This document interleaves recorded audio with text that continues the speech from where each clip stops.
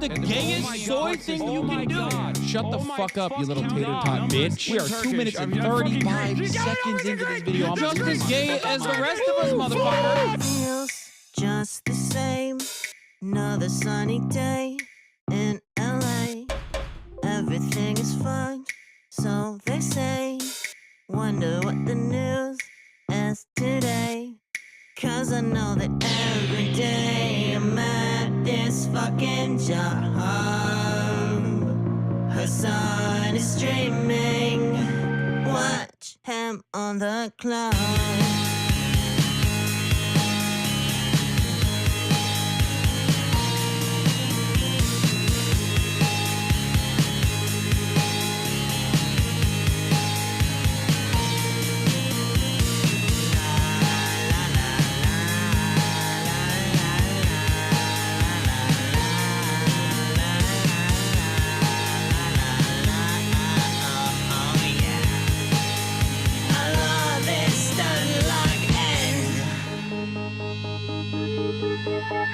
Listen, bro, the Lyra does not need this. Trans people love playing Hearts of Iron 4. Eating pussy is the basic bare minimum thing you can do. You can be like, you Where have a do they fucking fat find these penis, people, dude? and women want to have sex. Your job is posting, you're gay. Okay? God, I hate women so much.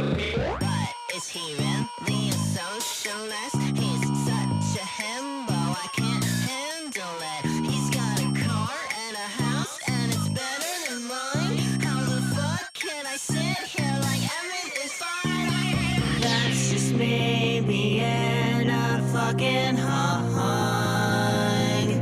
Hasan is streaming. Watch him on that club.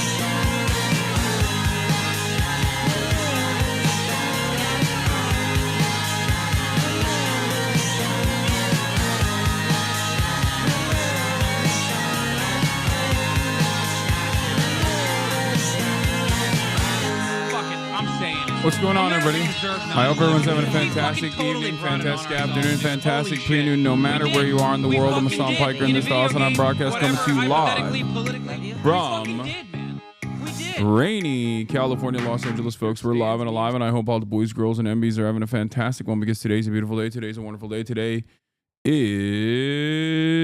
a very special day. Why, Hasan? Why is it a very special day? Is it because you're back on U.S. soil on the U.S. of A? Is that the reason why it's a very special day?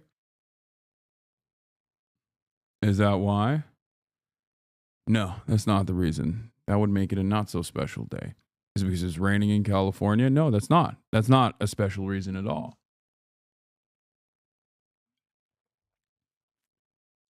Or is it because of something else? Something that makes this day special every single week. Sunday, what? That's right, ladies and gentlemen, it's Friday. It is freaking Friday. It's Freaky Friday, ladies and gentlemen, boys, girls, and MBs. We're back. We're back. I'm in Los Angeles, so obviously I had to do it for the one time. I had to do it. Celebrating the accomplishments and the long battles that our forefathers fought long and hard for to make sure that we can enjoy the weekend and have a sense of autonomy, a sense of purpose, and once again, feel like a human being. We started off the Friday hard as hell with the hype train at level 4 already. God damn. 23 seconds left on it. But yeah. It's freaking Friday, and we're frickin', okay? Frick. Anyway, ladies and gentlemen, boys, girls, and MBs, I am live. I am alive. And it is... Okay, I'm having some issues with the focus here on my cameras. I don't know why that happened, but... Focus on me, please. I hope you're all freaked up, as I am.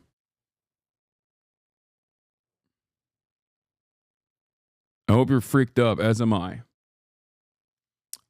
This is the part of the broadcast where I tell you about my personal news about what's going on in the world of Hasan, Hasanabi, Piker, in between the time period where I press the stop streaming button and press the start streaming button.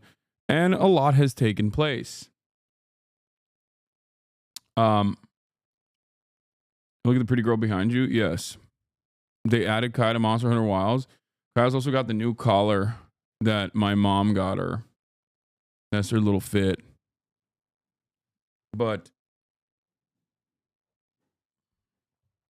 ladies and gentlemen, you know, we have a lot to talk about today. Okay? We have a lot to talk about. But before we get to that, let me start off by saying, personal news-wise, ended the broadcast yesterday. Was getting kind of tired by the end of this. Okay? Was getting kind of tired by the end of the broadcast. And decided, you know what? I'm gonna call it quits. I'm gonna chill out. And maybe watch a little bit of anime, which I did. Which was fun, which was great. Denims raid. Hey, Denims. Shouts out to Denims. Thank you for the raid. Hope you had a good stream. All things considered, I hope everything is going all right. This camera angle is high up and interesting. I know. It's so that you can see Kaya. Also, it's because my main cam is kind of busted, as you can tell. It doesn't autofocus on my face. It has autofocus issues. It has some lighting issues. So in the interim, I'm just using the secondary because I feel like it's a little bit darker. It's a little bit better in general.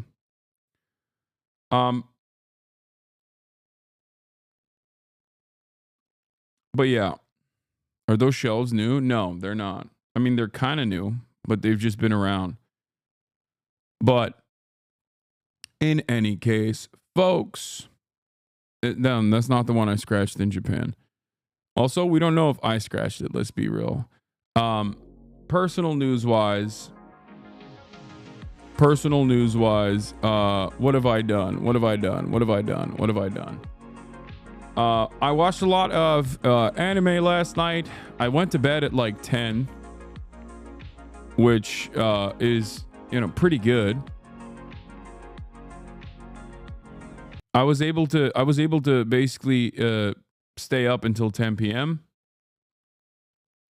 And then I woke up at like around 3, watched a little bit more anime, and then went back to sleep. And basically woke up early in the morning, went to work out, and we're freaking back. Can you please address the criticism here? What is this? Stream and talks at the same time. Okay, but that's based. You're just based for that. Like, you're literally just based. Okay? What? Like, you're right about that. And you should say it. And we should all keep saying it. What? And he should stop pulling a Kamala by saying, I am speaking. Sorry. I'm speaking. We should keep saying it. I don't know what's going on here. Maybe if enough of us push him, he will stop doing it. Okay? What? Maybe. Great clip that cuts off the initial context. Yeah. There's criticism here, but I don't even know what it is. Denim's on Hasan speaking with his mouth full. Yeah, I'm not going to stop. Yeah, I will never stop eating on stream, and I will never stop speaking with my mouth full.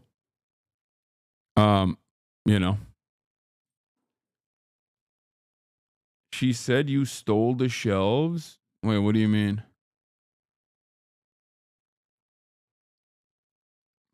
You got to blame my mom for that.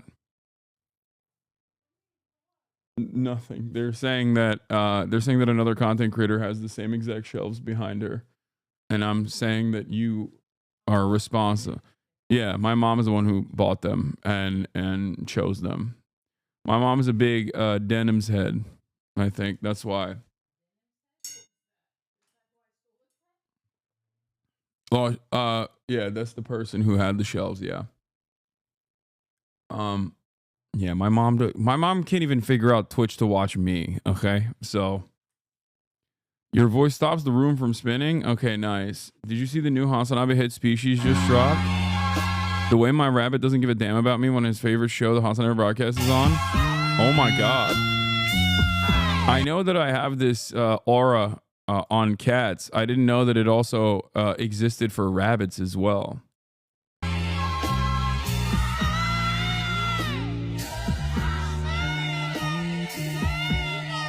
That's so funny.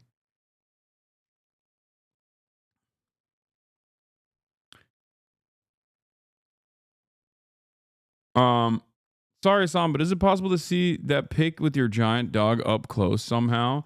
I can't stop looking at it, but it's too far away, and I'm curious if it's painted or computer generated or whatever. Do you have it posted somewhere? Maybe it's painted, and no, there's no way that I can take a picture that is framed, a painting that is framed on my wall, and bring it up closer to you. My cats sense your cat hating aura and sit in front of my screen all the time when I'm watching it. They want me to stop. It's really an awful noise, though. I literally have to turn you off when you eat. Not saying you should stop eating on stream, but like, could you at least try to eat away from the mic? Misophonia is a real thing, dude. Yeah. Suck me is my answer to that. And the reason for why I say suck me is because I have the greatest, strongest noise gate in the game, and you very rarely ever hear mouth noises. So, you know, that's it. That's literally it. Guess Hasan can't watch the video now? What is this? And it'd be a shame if somebody was, well. Oh, is he going to claim he's going to sue? Is he implying he's going to sue Denims for violating his Oh, please. That's insane. He's like up and down the timeline begging for people to watch the video because it's so damning. And now he's implying that he's going to hit a copyright strike.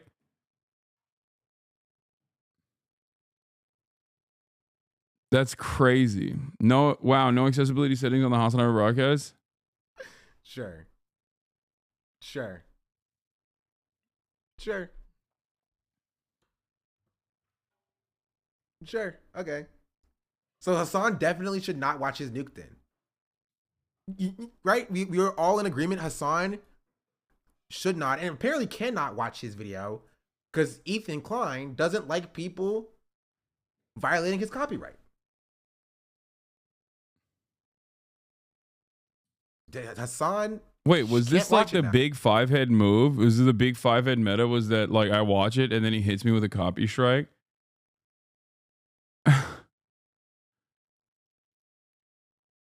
Like, what is happening? Anyway, I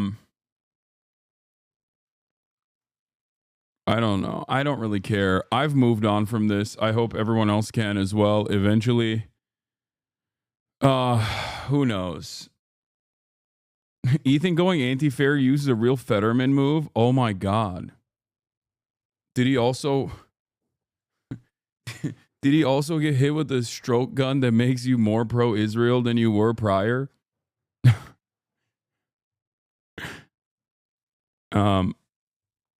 He didn't move on. I mean, I'm moving on. I'm moving on once again, and I hope he can move on as well. And, you know, that's it. I don't know what else to say.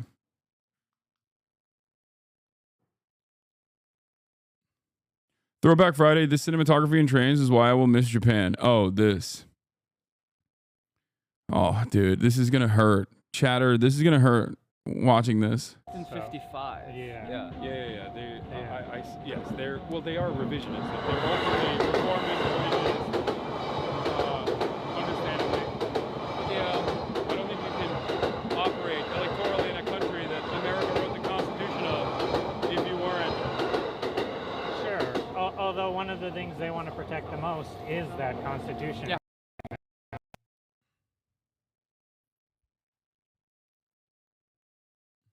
Did you read the JCP newsletter? They love the Constitution. Yeah. That's again fascinating, and I want to hear more about. Yeah.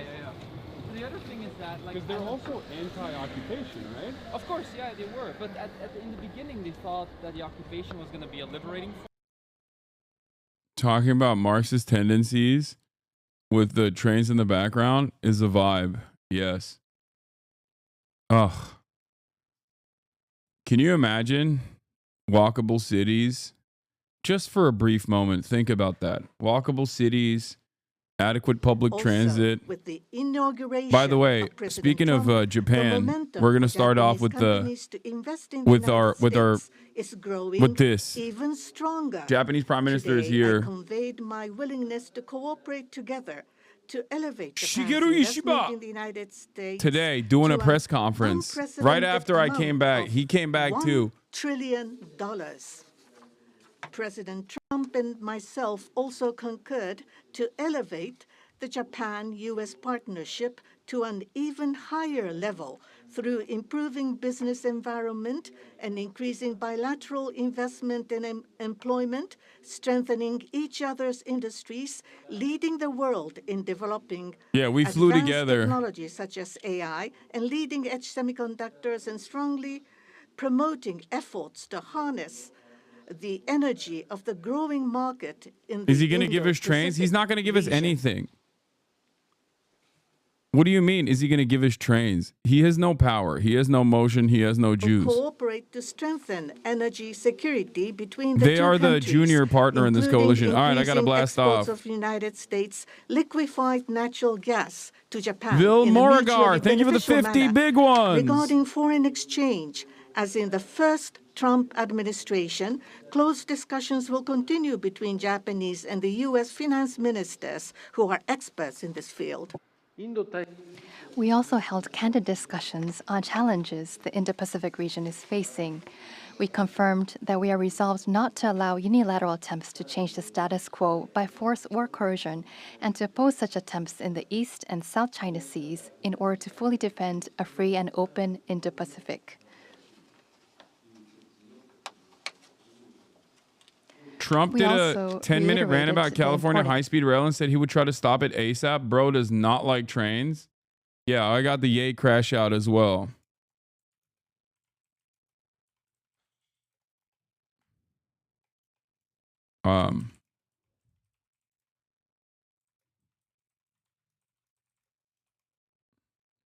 Hold on, Freaky Friday. Please continue to age. I conveyed my strong sense of urgency and determination directly to President Trump and gained his renewed strong support for the immediate resolution of the abductions issue. While this was my first face-to-face meeting with President Trump, we were able to openly and frankly exchange views. Do we have and our meeting turned out do we have to a be blast very off meme? productive and meaningful. As a result of today's meeting, which marked a new departure for the Japan-U.S. relations, we are issuing a Japan-U.S. Joint Leader Statement. This document will serve as a compass for further cooperation between our two countries. On the basis of these deliverables, I just used the Prime Minister's I look forward to working together Trump with President Trump, glaze fit who I respect immensely, as a to blast usher in off. a new golden age of Japan-U.S. relations. He's so scared, by the way. I look forward to welcoming you to Japan. From what I understand, the Japanese politics is like Japanese politicians are absolutely terrified. They are so worried about Donald Trump basically exploding all different kinds of trade, which is understandable. I love Donald Trump as much as a straight man can love another man. What does the First Lady think about that? Oh, I think she'll be okay with it somehow. I'm trying to defend you in TikTok comments right now. I don't know how you do this every day. Keep up the good fight, soldier. Treasury's heinous The truth is the greatest answer to all defamation. files. They're saying that these systems are used to disperse trillions of dollars each year and contain everyday Americans' That was the question Trump was just asked. What does Melania think about this? bank accounts.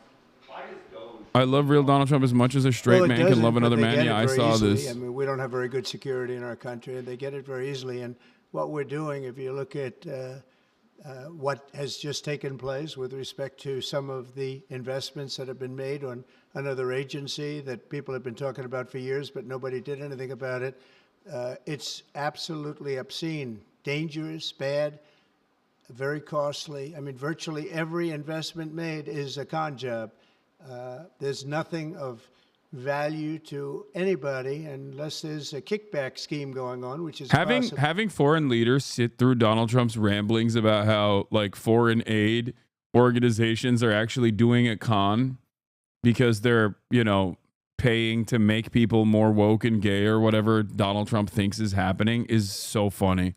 We're talking about trillions of dollars. It will be, in the end, trillions of dollars. Trump being just misses absolutely wasted, and perhaps the GOAT. illegally. I would say He misses certainly in Shinzo many Abe. cases illegally, That's what it but is. perhaps illegally overall. And I'm very proud of the job that this group of young people, generally young people, but very smart people, they're doing. They're doing it at my insistence. It would be a lot easier not to do it, but we have to take some of these things apart to find the corruption. We found tremendous corruption. On there. Department of Education, what did you think when you saw Democratic lawmakers trying to get into the Department of Education earlier today? Oh, I see the same ones. I see Maxine Waters, a lowlife. I see, you know, all these people. They don't love our country. They don't love our country.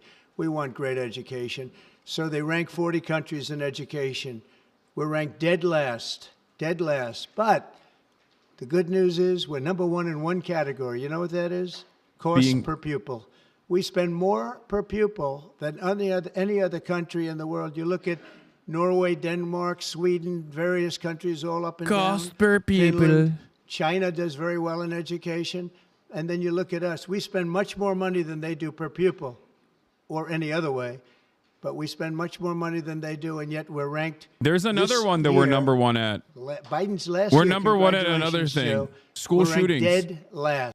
We're number one at school shootings per pupil and in totality too. Choice, but beyond choice, long beyond choice, I want to see it go back to the states where great states that do so well have no debt. They're operated brilliantly. They'll be as good as Norway or Denmark or Sweden or any of the other highly ranked countries. They'll be, you probably have 30, I figure 35 to 38 states will be right at the top. And the rest will come along. They'll have to come along competitively. And by the way, we'll be spending a lot less money. And we'll have great education. As part of this Doge talks about the cutting effort, one of the Doge engineers was fired for some inappropriate posts. The vice president says, bring him back. What do you say? Well, I don't know about the particular thing, but if the vice president said that, did you say that? I'm with the vice president. Thank you, Peter. Yeah, go ahead, please. Yes, red dress. Thank you so much, Mr. President. Just how strong do you want Japan's military to be? And do you specifically hope that their increased military spending will deter China and North Korea? What did you talk about that today? Well, I want our military to be the strongest. I also No, not your don't mind military. spending so much money. She's asking about the Japanese military. Also, that's like a child. Who is that person from? What organization is that journalist from? Because that was a question that was like a elementary student. Huh? Şey, kapıda paket var büyük. I mean, strongest military by far.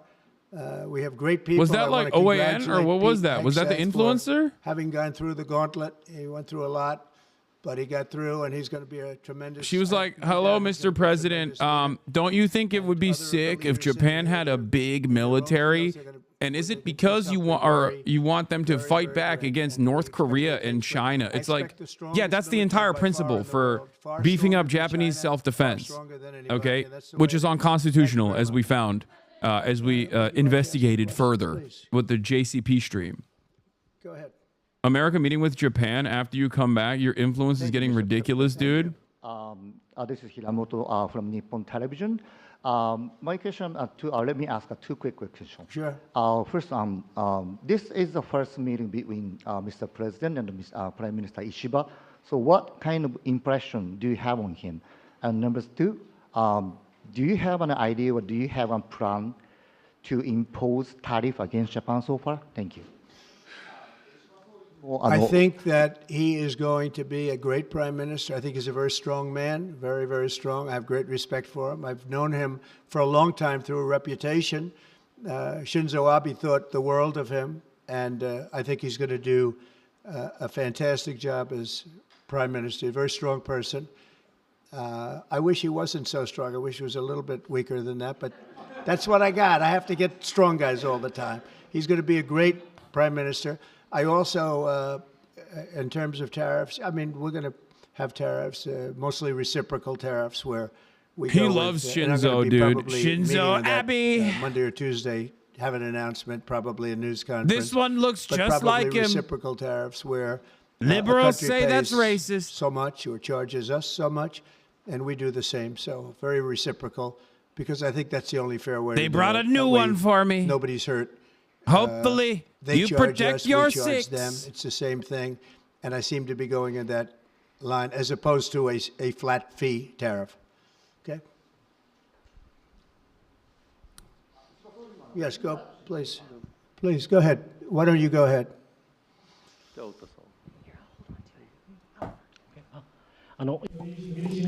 This is Ota from Yomiuri Shimbun newspaper. I have a question for Where's Prime Minister Akahata? Ishiba. So this is your very first summit meeting. What was your impression of President Trump? Were you able to build a good relationship of trust and confidence? In Northeast Asia, there are many challenges, China, North Korea, and so forth. And with President Trump, what did you appeal to him, and what kind of understanding were you able to 940, obtain? thank you for On the 20 economic gifted field, subs. There is the acquisition of U.S. Steel, the buy Nippon Steel, and there are expansion of import of LNG. What were the Why communication no tariffs against discussion did you Japan? have with President Because Trump? he loves Shinzo. For the $1 trillion of investment from Japan to investment, what was his reaction? What about your communication on tariff front? This is the first time that I met with President Trump in person. So this was the first time meeting face to face. But for many, many years, I have watched him on television. So it was quite I was so excited to see such a celebrity on television, to see in person. On television, he is frightening. And he has a very strong personality. What the fuck? But when I met with him, actually, he was very sincere and very powerful and with strong will for the United States as for the whole world. Bro. I was able to This feel that. This was the Shinzo method as well, This which is like aggressively not the glaze sort of Donald Trump polishing, and be or one of the trying only to like world suck up leaders to that will him. stand by his For side the world and hope that he peace doesn't and for roll the over your regional country. stability that both of our countries need to play our role. So he's and following the make Shinzo our method. endeavors and responsibility. As for the increase of our defense expenditures, it is not that we are told by the United States to do so. Japan, on our own decision, and on our own responsibility, we need to increase our defense expenditures. But of course, we need to communicate and consult with the United States. But the responsibility is with Japan, and the decision is with Japan. Now, on the tariffs, that if it is mutually beneficial, tariffs need to be set. And as for Japan, as Mr. President has introduced to us, an unprecedented investment will be made from Japan to the United States, and so many jobs will be created. So $1 trillion is the target. And this will be to the benefit of the United States, but also to the benefit of Japan as well. investment is mutually beneficial. So be it What's with happening? US Are you Steel, lagging or is it me? as Am I Mr. lagging? President says, it is not acquisition, it is investment. So the Japanese technology will be provided, and the better quality products will be manufactured in the United States, and the U.S. Your Steel audio is will out of make sync? products which Audio will contribute stutter? not only to the United States and Japan, but also to the whole world. It is not one-sided. It will be reciprocal. It will be mutually beneficial. And I believe we were able to share on this, and that is the biggest result that I have seen today. Thank you very much. Go ahead, please. Yeah. I wanted to ask you about that U.S. Steel deal. So you're saying that is this a restructuring of the deal that's happening, and then will you approve? They're doing it as an investment, no longer a purchase. Okay. I didn't want it Rand purchased, 940. but Thank you for the investment 10 I love. gifted. And they're going to do a big investment, subject to getting the deal done. Fluke, thank you for the 20 gifted. I'm okay with that, sure. And for the Prime Minister, what was your argument to the President? They're related to literally US like, Steel yo, and we will war invest so tariffs? much. We will invest a lot of money into the country. Please, please don't roll over us with global trade. Back and forth. What was the reception from Please, the no Japanese matter Prime what. Minister when you said that, or when you talked Well, about we it? didn't discuss tariffs too much. We really discussed many other things, including the pipeline in Alaska, which I think is going to be maybe the most exciting thing with Doug and Chris. We discussed that at length, the pipeline. I mean, it seemed to be of great interest to them. It's, Did I do we some have lobbying for Trump while I was out there? potentially, Yeah. More oil and gas than in Saudi Arabia, just in Chat. Alaska. We have It's time to tell you the truth. in the world. It's a big asset for the United States. I'm actually a part of the USAID. I'm a USAID recipient. I've been working for Donald Trump. I actually went to Japan for on a national prosperity and friendship tour. Were in charge of it. They had no clue what they were doing. It's time to come clean. Big problem. I went to Japan with one purpose, and that was to ensure our partners in trade that their security was of our utmost importance, and that they will play a very significant role as the bulwark against Chinese communism. You might answer that question. He's Yeah. curious about that himself, I think. I'm actually not only a liberal, but a liberal of the highest order, a Fed. If you want to answer that, you may, about LNG, that the United States wouldn't sell you LNG. The highest stage of liberalism is when you're a CIA member, when you're a part of the State Department, and that's what I am. That was a really unfortunate thing, but the current administration, the previous administration was not allowing the LNG to be exported to us. I believe that President Trump, on the day of his inauguration, allowed us to resume this importing. I think this is something that is really wonderful for us. And as the country of Japan, we are interested in importing not just LNG, but also bioethanol, ammonia, and other resources at a stable price. Listen, the only people that work for the State Department or are federal agents, or at least federal agent contractors, that criticize Israel as much as I do, are the ones who are overtly and openly anti-Semitic. Okay? That's it. Those are the only voices that are allowed for some obvious reasons. If you are not anti-Semitic, and as a matter of fact, aggressively against anti-Semitism and also simultaneously anti-Israel, you are the biggest threat. Because if you're an anti-Semite and you say fucked up shit about Jews and then turn around and say you also hate Israel, that's great. That's a great propaganda opportunity. You can go back and say, look, these guys hate Israel because they're anti-Semitic.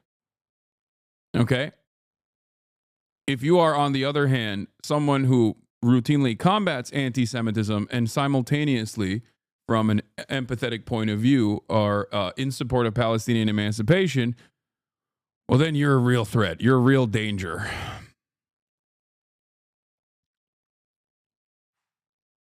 Right up in the front of the line. Yeah, go ahead, please. Go ahead.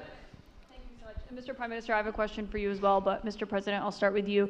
Quickly, to follow up on what Peter was asking, have you directed Elon Musk to review Pentagon spending, given it's the biggest discretionary spending Yes, in I the have federal Pentagon, education, just about everything. We're going to go through everything, just as it was so bad with what we just went through with this horrible situation we just went through. And I guess 97% of the people have been dismissed. It was very, very unfortunate. You're not going to find anything like that, but you're going to find a lot. And I've instructed him to go check out education, to check out the Pentagon, which is the military. And, sadly, you'll find some things that are pretty bad. But I don't think proportionally you're going to see anything like we just saw. FBI has turned over a list to the Justice Department of the FBI agents who worked on the January 6 rioters cases. Are you planning to fire the FBI agents who worked on those investigations? No, but I'll fire some of them because some of them were corrupt. I have no doubt about that. I got to know a lot about that business, that world. Rand 940 with another 10. We had some corrupt agents, and those people are gone, or they will be gone, and it'll be done quickly and very surgically. Did you have a question for the Prime Minister? Talk up. Are those the ones who worked on the January 6th? I don't know. I know we have some that are very corrupt and we don't like it. We're going to bring back the reputation of the FBI. Kash Patel is going to do a great job, and we're going to bring back the reputation of the FBI, which has been hurt very badly. It's been devastated over the last 4 years. You have just been meeting for the first time with President Trump. The last administration famously did not have hardly any, if at all, contact with North Korea. President Trump certainly did the last time he was in office. Would you like to see him resume that contact and also that in-person meeting that he had with the North Korean leader, Kim Jong-un?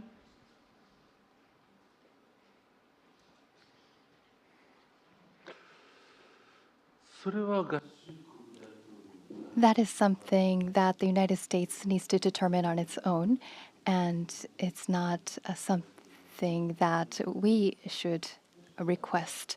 Having said that, but for example, in Vietnam or Singapore, the President of the United States. Do you have to be a moronic idiot to be on Trump's cabinet? Yes.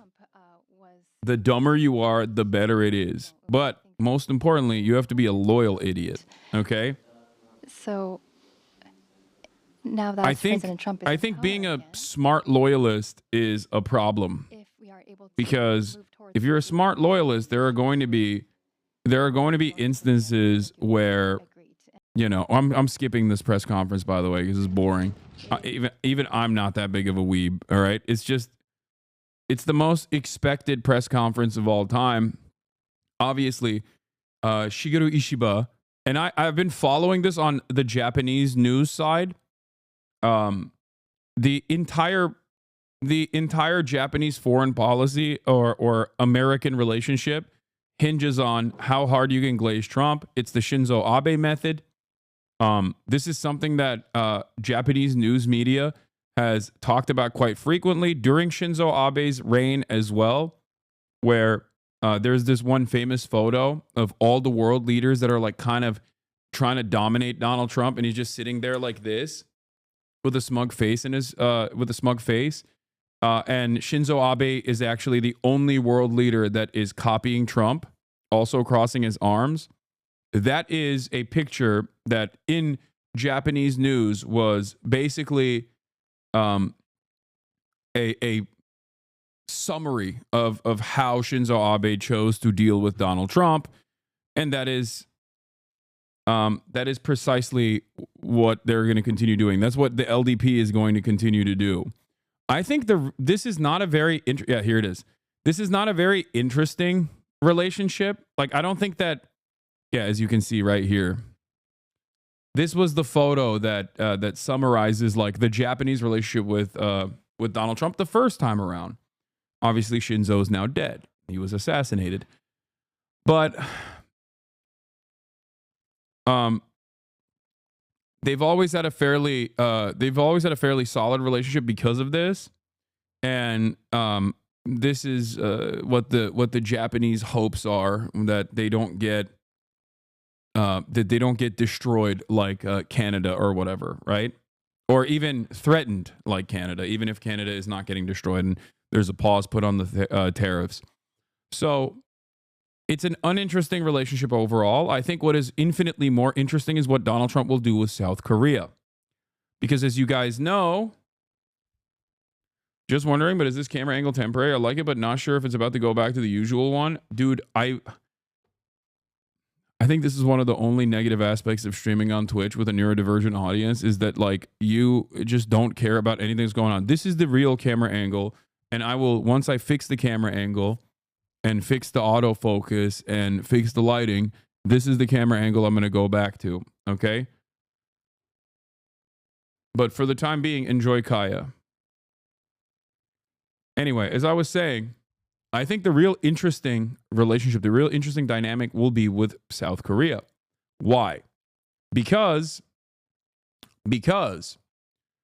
South Korea is a place where there is a lot of instability. The LDP's power and influence has diminished over the past couple of decades, and it's pretty significant because for the most part, Japan has been a one-party rule leadership, even though there's a lower house and upper house, there's a theoretical democracy, but ultimately it's mostly just the one party that has dominated the country's politics in perpetuity post-World War II. Having said that, however, despite its influence diminishing a little bit, the LDP's influence diminishing a little bit, what's really interesting is South Korea. South Korea has real instability right now. There was a martial law and a false coup that failed. And Donald Trump's relationship with South Korea has also always been interesting. Is the audio still not synchronized? If it's not synchronized, it's on your end. You might have to refresh. Okay, you are a fucking racist as fuck. Team Asiad? What? Oh, is it because you wrote in Arabic and it auto-tagged Fawzabot? Yeah. Sorry, Team Asiad. You can't write in Arabic. The reason why, or any other languages really, and the reason why is because, you know, I don't speak either of those languages, so I can't moderate adequately.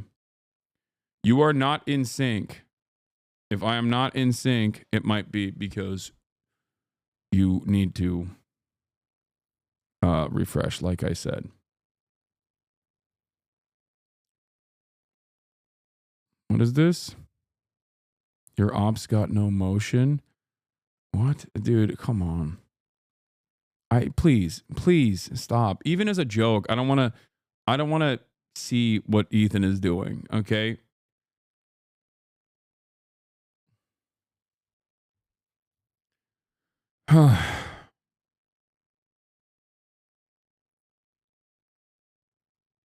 I'm over here trying to explain foreign policy.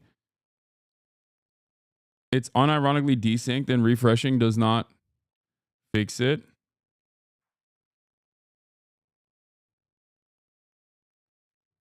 Okay, I don't know.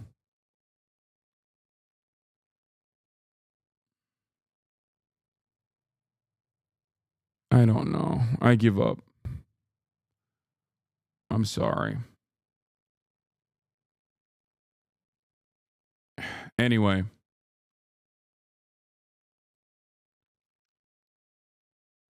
What Donald Trump will do with South Korea and North Korea will be more interesting than Japan. Japan is going to be business as usual.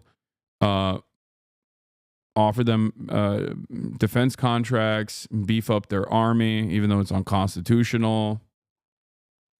Okay? And that's it.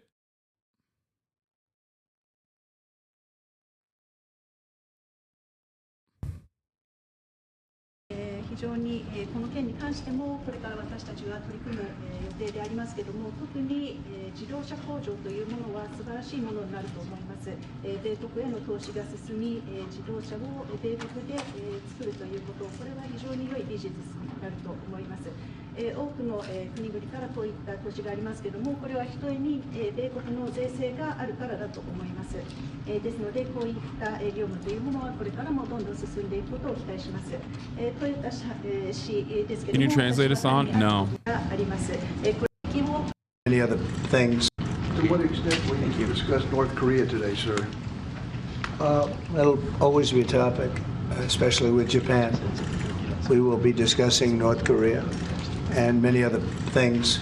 We'll be spending pretty much the day, but that's always a topic. Mr. President, have you changed your mind about the sale of U.S. steel? No, I think we're going to be discussing that today. No, I haven't, and I hear we'll have some pretty good information on that. You might want to go. Tariffs an option, Mr. President? Have you? Okay. President, are tariffs an option if the deficit doesn't get to equilibrium or to equality? Yes, they are. Mr. President, can you discuss what your plan is for reciprocal trade? Are you signing an EO on that today? I'll be announcing that next week, reciprocal trade, so that we're treated evenly with other countries. We don't want any more or any less. So I'll be announcing that next week. And many other things having to do not even with trade, but other things. But I'll be talking about reciprocal trade sometime next week. We'll have a news conference and we'll lay it out. Pretty simple. Every single country? It affects everybody, yeah. Reciprocal, yeah. We'll be talking about that next week. 伺いたいんですけれども、今関税を課すっていう話になってるんですけど、関税が課されることについてはどのように考えていらっしゃいますか？お互いにそれが利益になるようにということが重要なことだと思っております。合衆国の発展、そして日本国の発展、そのために有益な制度となることを期待をしておりまして、具体的なことについてはまだこれからということになります。I understand that the key point in this regard is to make that for mutually beneficial. That means that would benefit the development of the United States as well as the development of Japan. And I do hope that whatever measures and actions should meet this criteria, meaning that serving the interest of both countries. But as to specifics, I understand that we are going to have further discussion. Correct. Mr. President, are there any specific concessions that you will be asking for from Japan that you can share? We'll be having, I think it'll be very easy for Japan. We have a fantastic relationship. I don't think we'll have any problem whatsoever. They want fairness also. それはうまく進むと思います。日本は素晴らしいパートナーですし、彼らもことがスムーズに進むことを期待していると思います。これは双方にとってです。Mr. President, do you have a reaction to the new Time magazine cover that has Elon Musk sitting behind your Resolute desk? タイムマガジンにイーロン・マスクが大統領の机の後ろで No, don't translate that. Don't translate that. That's embarrassing. He does not like it. That's the type of stuff. That's the type of stuff that actually does get to Trump. Like, yeah, sure, it's silliness, but Trump is silly. That's it. That is exactly the type of stuff that Donald Trump actively gets annoyed by. ありますけども、それに関するコメントは何かありますか？ Is Time magazine still in business? I didn't even know that. まだタイムマガジンは廃刊じゃないんですか？ Elon is doing a great job. Yeah, they're like forcing themselves to laugh at this. They're like, ah ha ha ha, you are so funny. You are so funny, Mr. President. Yeah, we also hate Time magazine. It's like, bro, you're Japanese. What are you talking about?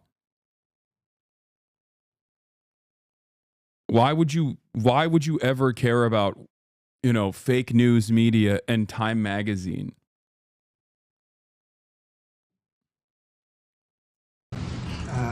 He's finding tremendous fraud and corruption and waste. You see it with the USAID, but you're going to see it even more so with other agencies and other parts of government. He's got a staff that's fantastic. He's wanted to be able to do this for a long time, and everybody else knew it was existent, but I think never so much when you look at USAID. That's a fraud. The whole thing is a fraud. Very little being put to good use. Every single line that I look at in terms of events and transactions is either corrupt or ridiculous. And we're going to be doing that throughout government. And I think we're going to be very close to balancing budgets for the first time in many years. I think we're going to be very close to, in addition to monies coming in from tariffs, et cetera, et cetera. But no, he's doing a very good job. I'm very happy with it. Will you put Elon Musk up on the podium for us to ask him some questions, Mr. President, at any point? Will you put Elon Musk up on the podium for us to ask him some questions? Oh, sure. He'll be. He's not shy. Elon's not shy. Any further deliberations on Gaza, sir? The timetable for a takeover? No deliberations. It's been very well received, where basically the United States would view it as a real estate transaction, where we'll be an investor in that part of the world, and no rush to do anything. We wouldn't need anybody there. It would be supplied and given to us by Israel. They'll watch it in terms of security. We're not talking about boots in the ground or anything, but I think the fact that we're there, that we have an investment there, I think would go a long way to creating peace. We don't want to see everybody move back and then move out in 10 years. This has been going on for 50 years, much more than that. We just want to see stability. That would be having us have that particular piece in that particular location, I think would show great stability and would lead to great stability in the area for very little money, very little price, and we wouldn't need soldiers at all. That will be taken care of by others. And the investments are taken care of by others also. So for no investment, I mean virtually no investment whatsoever, it would bring stability to the area, and others can invest in it later on. But we're in no rush on it. There's absolutely no rush. President Trump, do you believe DeepSeek is a national security threat, and how do you plan to collaborate on AI initiatives? On where? DeepSeek, do you believe it's a national security threat? No, I think it's happening. I mean, it's a technology that's happening. It's actually, I think we're going to benefit if it's correct what's going on now, that it'll be a lot less expensive. The AI we're talking about will be a lot less expensive than people originally thought. That's a good thing. I view that as a very good development, not a bad development. Mr. President, on autos specifically, in your first term, you tried to tariff autos. Is that on the table still? Are you trying to do that in your second administration? Auto tariff? Auto tariff? Oh, yeah, sure. That's on the table. That's always on the table. It's a very big deal.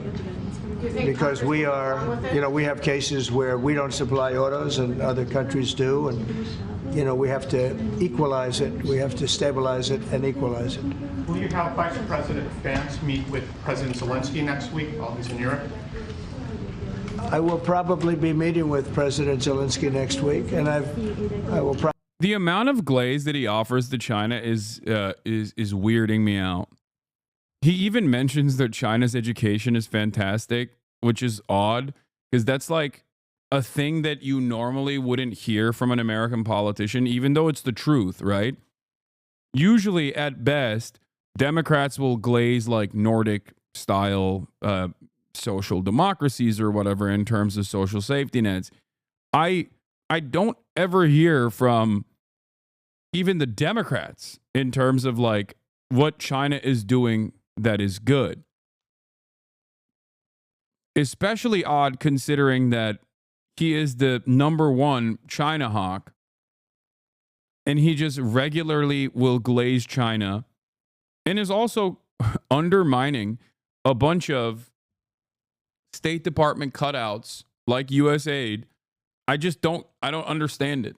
I will readily admit, I suspect that it's because they want to, like I said, centralize USAID and stop with soft power and only go after hard power initiatives and just try to like bully countries rather than like offer any aid whatsoever. But it truly doesn't make sense. To President Putin, I'd like to see that war end for one primary reason. They're killing so many people. You're losing millions of people on a battlefield. In this case, mostly the battlefield. You have 800,000 or 900,000 Russian soldiers are dead and very badly wounded. And the same thing with Ukraine. You have probably 700,000 with Ukraine. The numbers they gave are a little bit lower than that, but I believe those numbers aren't correct. I'd like to see it end just on a human basis. It's terrible what's going on. They have open fields with no protection. The only thing a bullet can hit is a human body, and the human body dies as soon as it gets hit. Now, I'd like to see that end. It's a ridiculous war. It would have never started if I were president. That war would have never started. Putin would not have started that war if I were president. And by the way, you wouldn't have had October 7th if I was president either. That mess would not have started. But no, I would very much like to help out. One of the things we're looking at with President Zelensky is having the security of their assets. They have assets underground, rare earth and other things, but primarily rare earth. And we want to have security. Really, we want security because, as you know, Europe is putting up. Again, quiet part, but out loud. He's like, yeah, we want their rare earth minerals. We must secure them. Like, and it's not, I don't think it's rare earth minerals in general for Ukraine, but it's still like state-owned assets. I'm sure that there's like some mining contracts that they could get out of it too, but it's virtually every single state-owned asset or every single asset sold off to foreign investors. It's just like when he said, "Oh, we're pulling out of Syria, but also we're maintaining security over the oil rigs." That's it. Or when he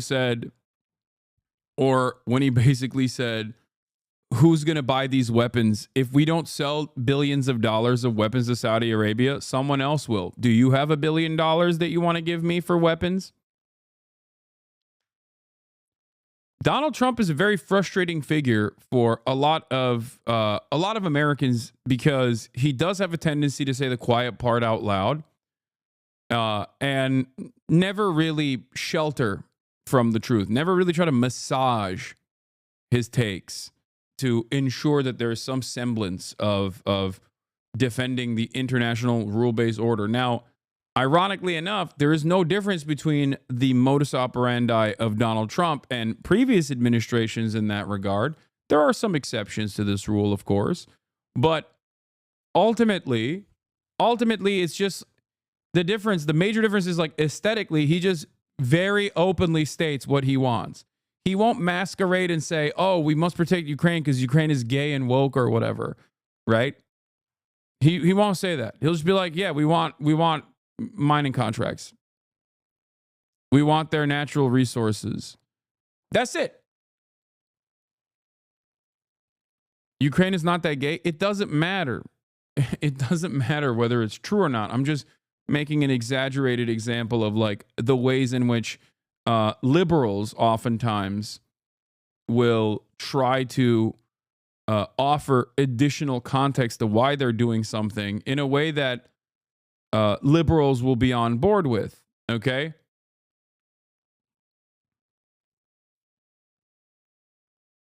And the reality of the matter is people don't respond positively to that because when they are faced with the indecency, when they're faced with the cruel actions of the American state, they're like, "Oh, but I don't like that because it doesn't make me feel good." Right? That's it. Why is Hasan audio so delayed? I don't know. For some people, I'm still delayed, it seems. But for others, I'm not. So I don't know what's going on, honestly. I can't tell if people are memeing or not. Much less money than us. Much. NATO, Europe, call it whatever you want. And we're at probably 300 billion plus, and they're at probably, the real number is 100 billion. That's a lot. Do you want to do this real quick and see if it fixes I checked off on properties on my desktop audio. I checked off use device. Yeah, I don't think I have that right now. Like, I don't think it's. Yeah, it's not. It's not. Device timestamps is not on right now. So I don't know why there's a delay. Timestamps.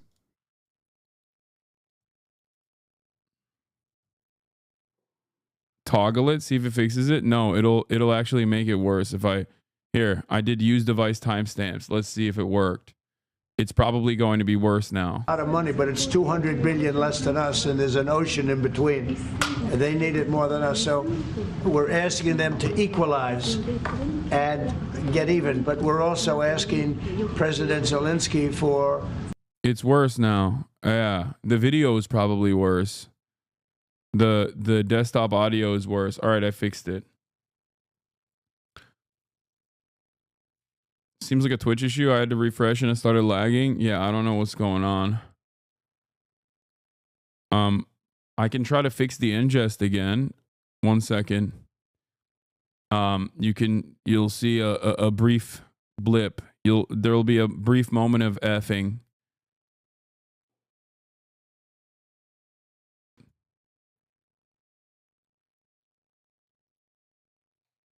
Let's see. We're back. Is it better? Why does everybody say F? I know. You don't have to refresh. I'm changing the ingest.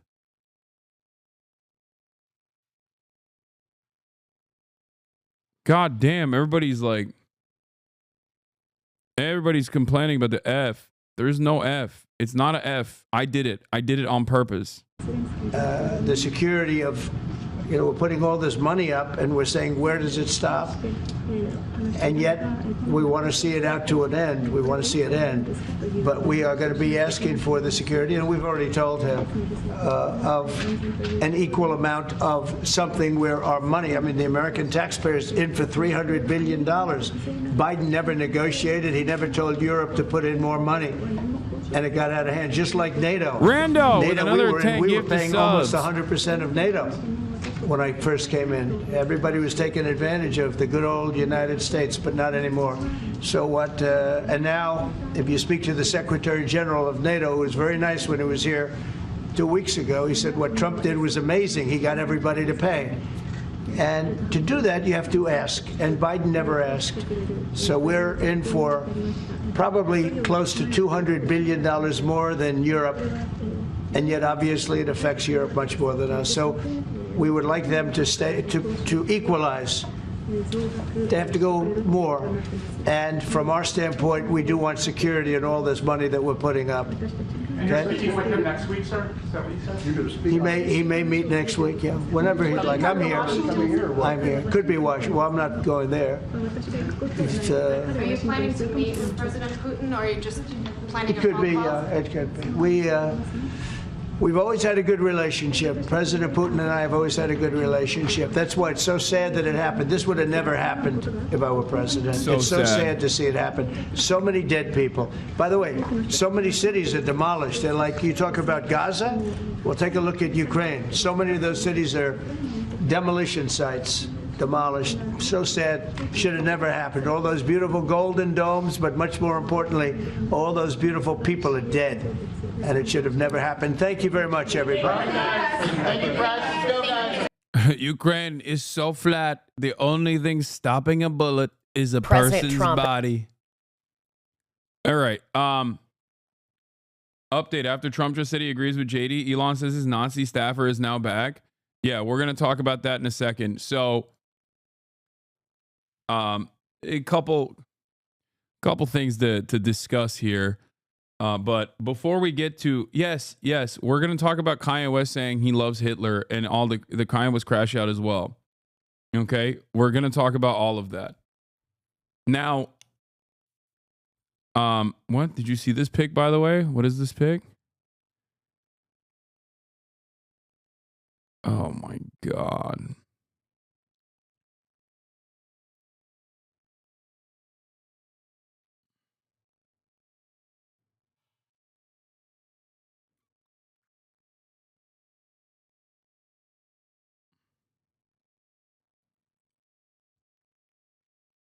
When I checked the Internet Archive an hour ago for URLs associated with their account, there were 20 pages of results. Now there are only 2 total saved URLs left, and the archive tweets I still have in my browser cache are excluded. Yeah. They're purging everything from the Wayback Machine, which is something I suspected would happen as well. They want to take out the Wayback Machine in general. They want to take out the Internet Archive in general. There's been an initiative to do that, which is obviously devastating.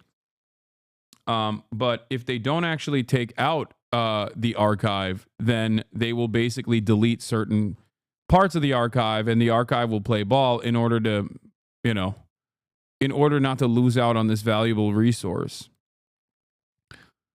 It is pretty gross. It is pretty... It's pretty disgusting.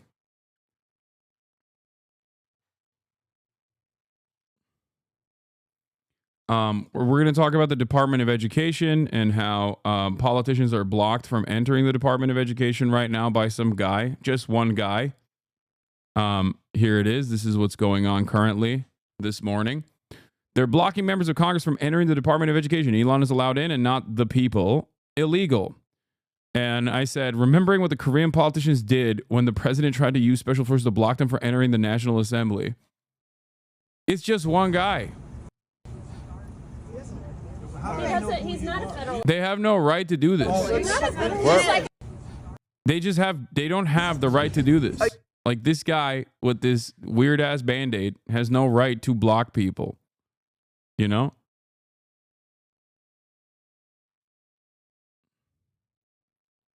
Classic Democrat resistance. State the obvious, do absolutely nothing, demand applause. Yeah.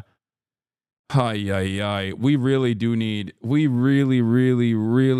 better politicians, man. We really need better politicians.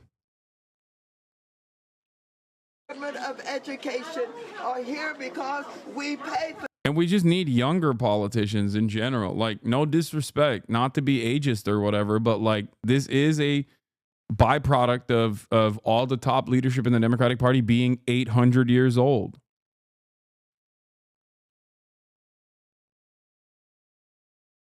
For them to be here. He's standing here today, blocking the door, and he can't give us a good reason why he's blocking this door. Make sure they see right here, all access entrance. Well, and I think it should be clear to parents in the United States, if you want to advocate on behalf of your children, you are not allowed to come into this building where you pay taxes. Parents who have children who are disabled, access is being blocked. You voted for members of Congress to advocate on behalf of your children with disabilities, for young women who have been victims of sexual assault in our classrooms, on our school grounds. Members of OCR are fighting for your children. We are not allowed in the building to talk to them. We are not allowed to advocate on behalf of America's children. America, we have a problem. Now, everybody stand. Department of Education. Like, even with Greg, he would become instant legend status if he just like said, hey man, you have no authority here. I'm just going in. There's not really much you can do about it. And then what? Okay, the cops arrested him. All right, so what? What do you think will happen? Like, what do you, this is how you're supposed to obstruct. Like, this is what you're supposed to do. Yeah, people are saying, oh, all right, there's cops inside. Okay. It is an illegal action. It is an unenforceable illegal detention. Yes, there are going to be some penalties in the process. What are we talking about? Okay, yeah, you get arrested. Do you know how much, first of all, as an elected representative, if you get arrested in that process for doing something that is within your rights, doing something at the behest of the public, okay, instead of sitting there and trying to say like, oh, look at this, this is so unacceptable. Yeah, you're actually getting a lot of momentum and more attention to your cause. It's a part of how you're supposed to do this.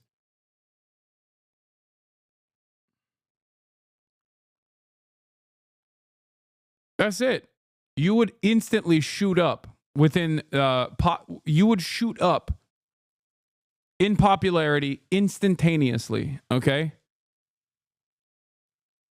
Instantly.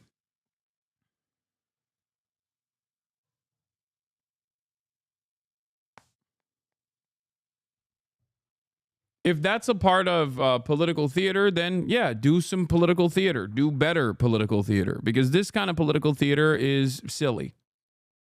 It's not enough. I'd like to speak with someone who works here. So what are you gonna do? You gonna beat us up if we go in? I mean, you're gonna, We want you to move out of the way. We're not steamrolling you. Get out of the way. This says all access entrance. but we can't. Stand what? aside, sir. This says all access entrance. Please stand aside, sir. I'm not standing aside. Why not? Because my role is to make sure that. What authority do you have to block members of Congress from the oversight? We don't have oversight responsibilities.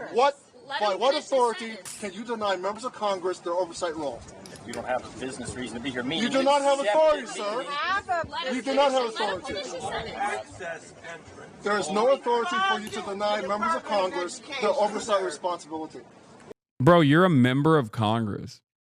You are an elected representative in the United States of America. That's just a guy. What is going on? Like, that's just some guy. What are we doing? Do you know how powerful you are? Did you guys forget? Did the Democrats genuinely forget what this looks like? Like, when you take a step, you are not just taking a step on your own. You are taking a step for all of your constituents. Okay? I don't get it. I don't understand it. I want to see some momentum here. I want to see some motion here. I want to see Democrats push back.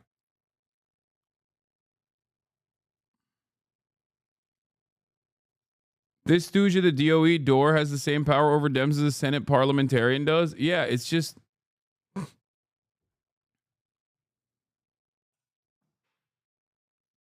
It doesn't make sense.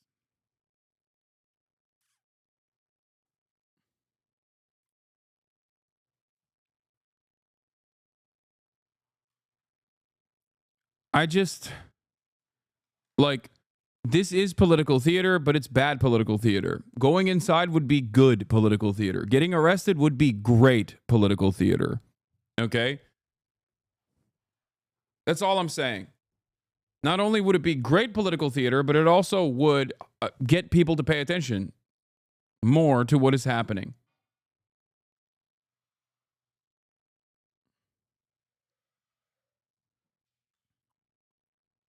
This is the perfect visualization of democratic resistance. When someone does something outrageous and illegal, you just stand there and yell, "You're actually not allowed to do this." Yeah, and then, you know, demand fealty from the voters.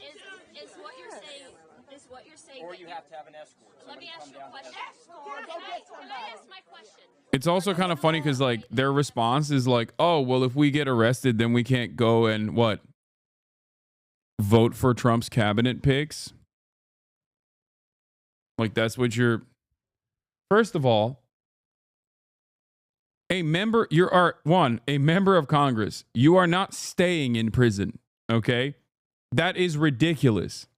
That's like next level, we have officially moved on to full-blown autocracy nonsense, which we're kind of getting there.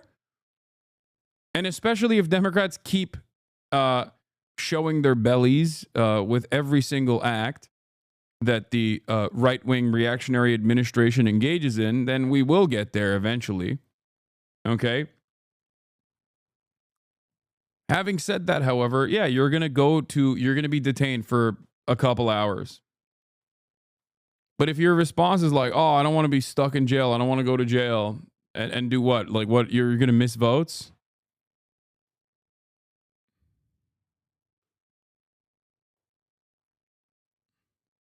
Like, what votes were you going to be voting for?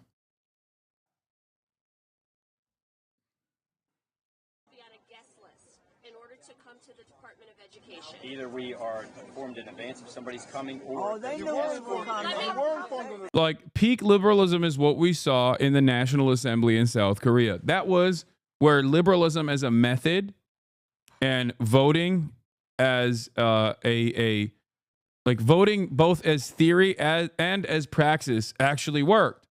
But that required politicians to actively not abide by whatever kind of illegal standards was being set by the administration in charge. Okay? Straight up. That is peak liberalism is what happened in South Korea. Yeah, here, remember, look at this. That's a member of the National Assembly grabbing the gun of one of the special forces soldiers. Like, that's insane, dude. Like, think about that.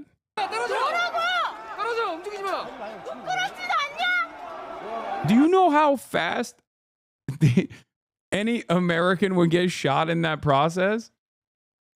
They would get shot before it got there, okay?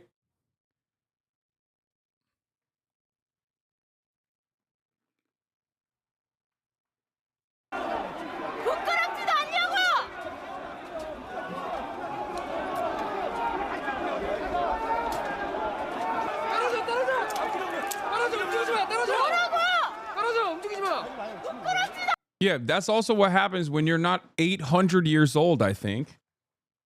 But then again, Greg Kazar was there, Maxwell Frost was there, and they're young.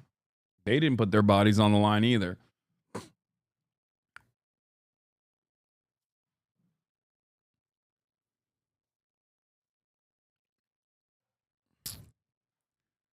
Just a sad state of affairs to watch, where liberals that present liberalism as the alternative, showing once again that liberalism, as a matter of fact, is not going to be enough to not only defeat, but even obstruct the Trump agenda. Because, like, breaking into the Department of Education, or getting into the Department of Education is not going to, like, solve this issue at all, but at least you are presenting a fight. You're presenting a fight and putting yourself on the line. You're showcasing that, like, you're showcasing that you're not afraid of sacrificing something. Hasan's chair is the hardest worker in the room. Yeah. This is true. Holds my fat ass up. My ass is very fat, chatter.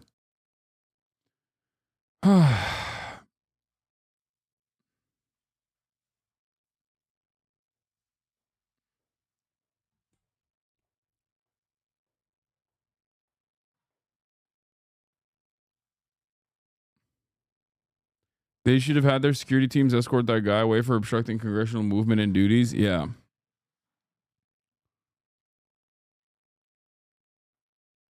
Anyway, God, I can't stand how corny these guys are. Speaking of how corny these guys are, here's what Elon Musk said today. I love @real Donald Trump as much as a straight man can love another man. Hey, not gay though, okay? Pause. No homo.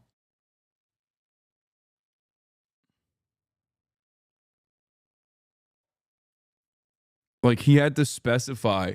He couldn't just say, I love Donald Trump. He had to specify. He's like, I love Donald Trump, but, like, not in a gay way, okay? Yes, I'm dick riding, but in a way where I'm not going to let him finish, you know, inside of me at least. That's what he's saying here. He's like, look, I'll ride it till the moment, all the way to completion.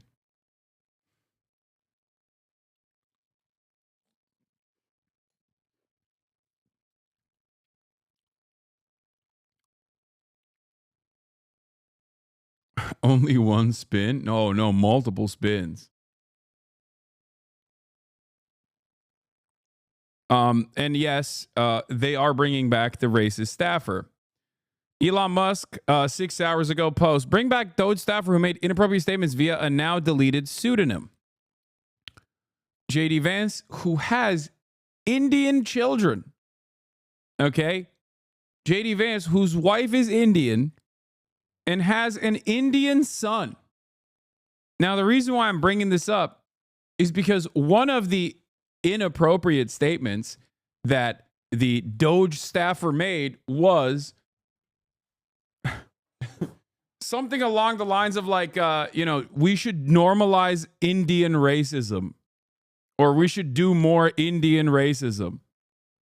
Something along those lines. Okay. Yeah. Normalize Indian hate. I was racist before it was cool.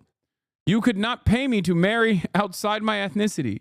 99% of Indian H-1Bs will be replaced by slightly smarter LLMs. They're going back. Don't worry, guys. That guy is now being defended by J.D. Vance, who has an Indian son. Okay? It's just like, I can't. Like, the only level higher, the only way you can be cucked even more on this issue is if you yourself were Indian and were like, yeah, this is actually pretty sick. I, as an Indian guy, also think we should normalize Indian hate. You know? And Ro Khanna did hit him hard on this. He said, are you going to tell him to apologize for saying normalize Indian hate before this rehire? Just asking for the sake of both of our kids. For the sake of both of our kids, grow up. Racist trolls on the internet, while offensive, don't threaten my kids. You know what does? A culture that denies grace to the people who make mistakes. A culture that encourages congressmen to act like whiny children. What do you mean? Dog, this dude is 25 years old. He's not a child, okay? While also simultaneously you're saying he's a kid for saying racist shit. He said it like 2 months ago. It's not like he was 14 when he tweeted that. He said it 2 months ago, you fucking asshole.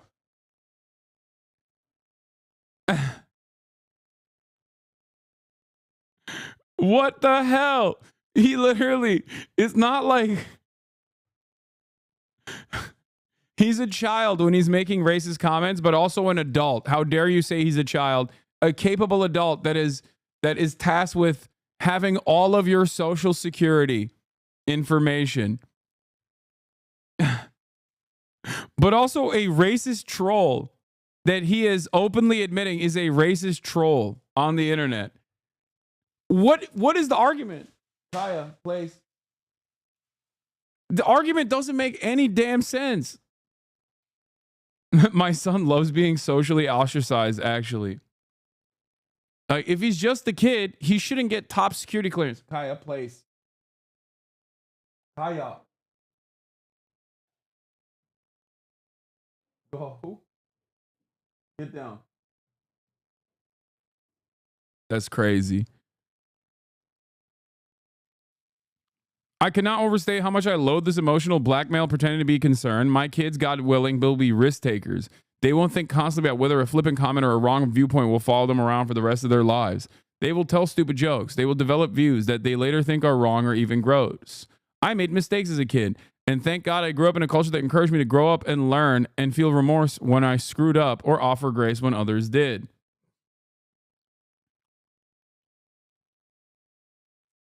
Yeah, he said he wanted eugenic immigration policy and to repeal the Civil Rights Act 6 weeks ago. Okay? That is crazy. He's just like, come on. He's got a lot of growing up to do. But also, he's grown up enough that he should command the Treasury Department. Okay? He should have control over the Treasury in its entirety. He's grown up. But also, he has a lot of growing up to do in terms of his racist trolling.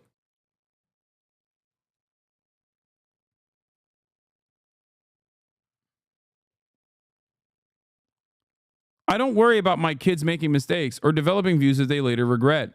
Like, this kind of trolling old comments is incredibly stupid and unproductive when it's 10 years old, or when it's someone who said it when they were like 15.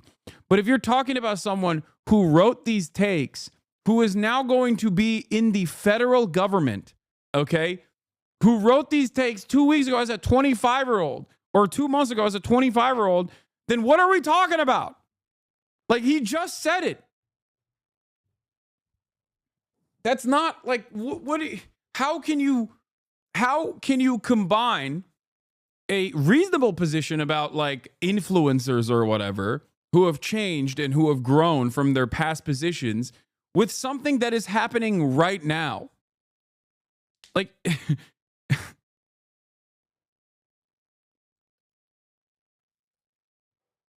it's so crazy.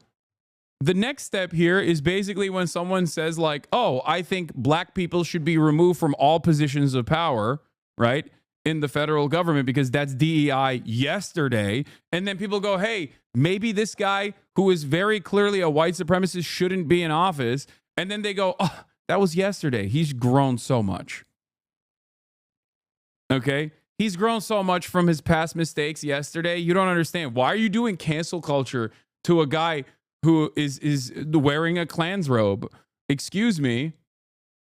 We all make mistakes. Nobody's perfect.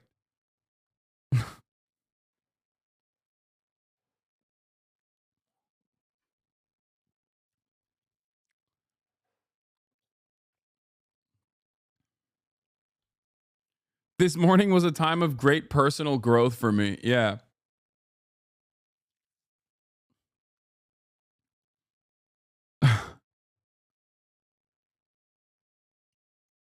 Why is the vice president airing beef on Twitter? Because that's just how it is nowadays. They'll grow up to be a U.S. congressman who engages in emotional blackmail. They'll grow up to be a U.S. congressman who engages in emotional blackmail over a kid's social media post. You disgust me. A kid? So if he's a kid, then maybe he shouldn't be in a federal agency. He shouldn't have control over a federal agency. Like, which one is it? He's not. Is he a kid? Is he a racist troll kid? Then maybe he shouldn't have this much power.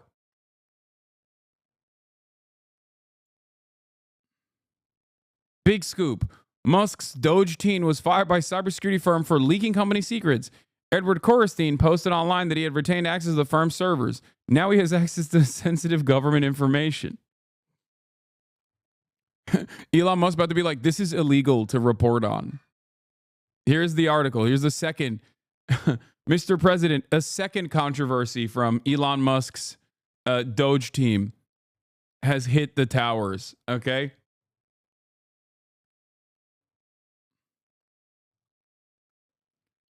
Edward Korestein posted online that he had retained access to the firm's servers.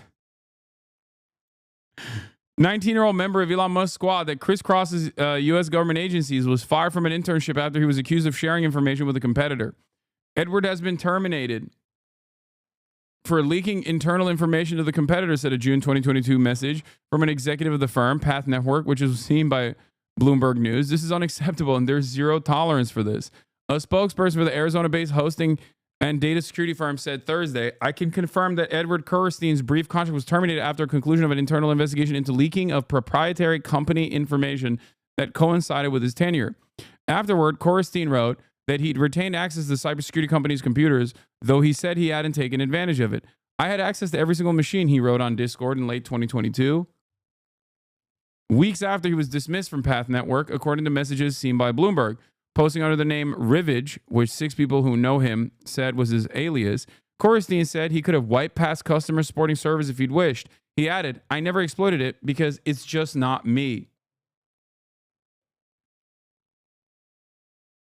Amazing. Anne?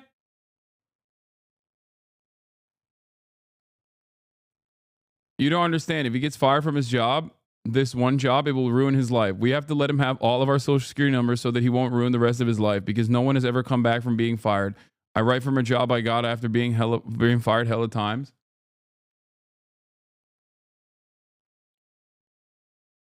Yeah. Yeah, woke journalist Catherine Long, who doxed Doge staffer, has ties to USAID. Catherine Long, a Wall Street Journal reporter with connections to USAID, just doxed Doge team member Marco Elez and got him fired conveniently after targeting him as a Doge audits her former agency. This isn't journalism. She should be fired immediately. First of all, doxing is revealing private information about random citizens, okay, about private citizens. Journalists that are uncovering the names of government employees is not doxing, it's just reporting. Okay? And also mentioning their past behavior that is from the not so distant past, such as 2 months ago, is also ridiculous. Like, that's not, like, what are we doing here? This is a public servant. Do you want public servant? I mean, I guess I don't want to hear the answer to that question. I was about to say, do you want public servants to have like overt, openly racist attitudes? And the answer for Elon Musk and the right wing is yes, absolutely.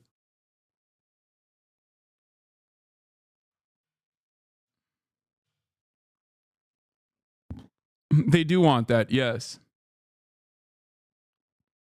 Also, wasn't it Wired, not Wall Street Journal, that dropped their names first? Yeah.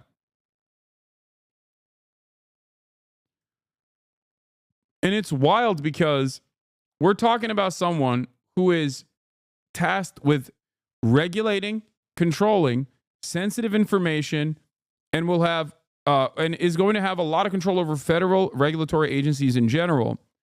Whereas Elon Musk's favorite account on his neo-Nazi website Twitter is Libs of TikTok, who literally does this deliberately, knowing full well that they'll get bomb threats to like random teachers that she claims falsely are pedophile groomers.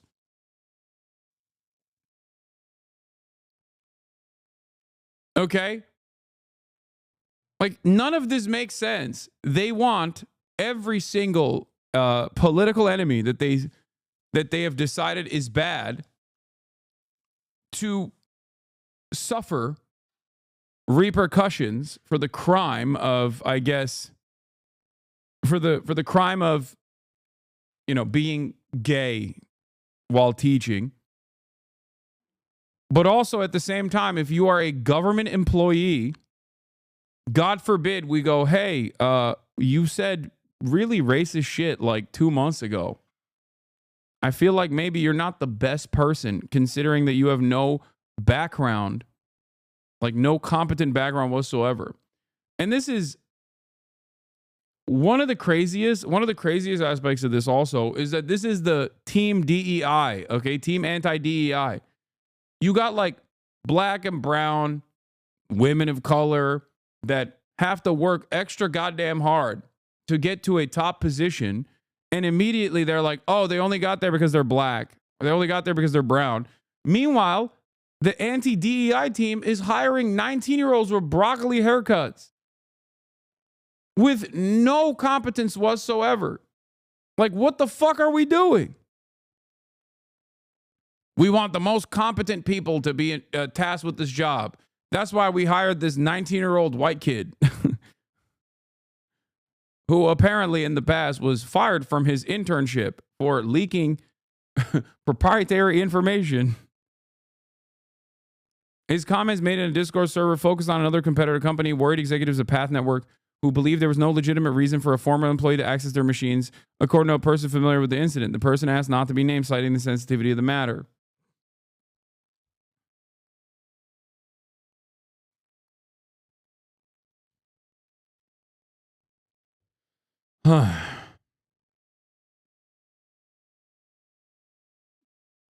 Several of Korstein's online peers and former coworkers said they were surprised that the teenage friend they knew has been brought into one of the most high-profile teams in the Trump administration. His 2022 dismissal and the circumstances surrounding it add to questions about how he arrived in his new job with Musk's Department of Government Efficiency and how he'll handle sensitive government information that comes with it.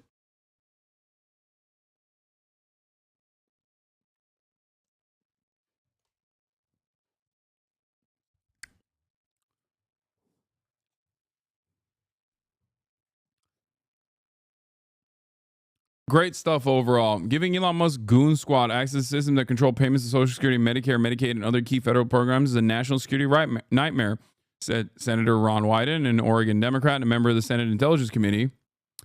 Every hour, new disturbing details emerge to prove that these guys have no business anywhere close to sensitive information or critical networks. Yeah. We hate DEI. That's why we hired Pete Hegseth. That's why we appointed Pete Hegseth to lead the second largest hiring body in the United States of America. Okay? Even though his past experiences being the weekend host of Fox and Friends.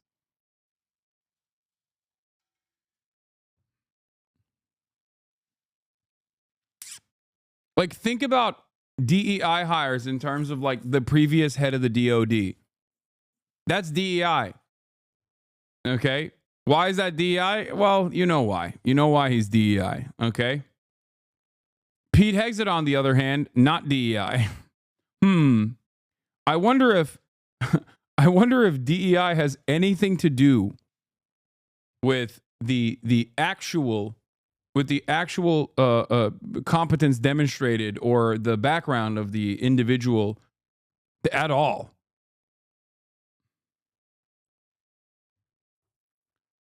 Just like everything else, DEI is, lo and behold, shocking to absolutely no one, at least in this community. DEI just means like they want to do what they think DEI is, but for white people. It's not merit-based at all, unless the only merit you care about is being white. Or being racist, really. Or being a troll.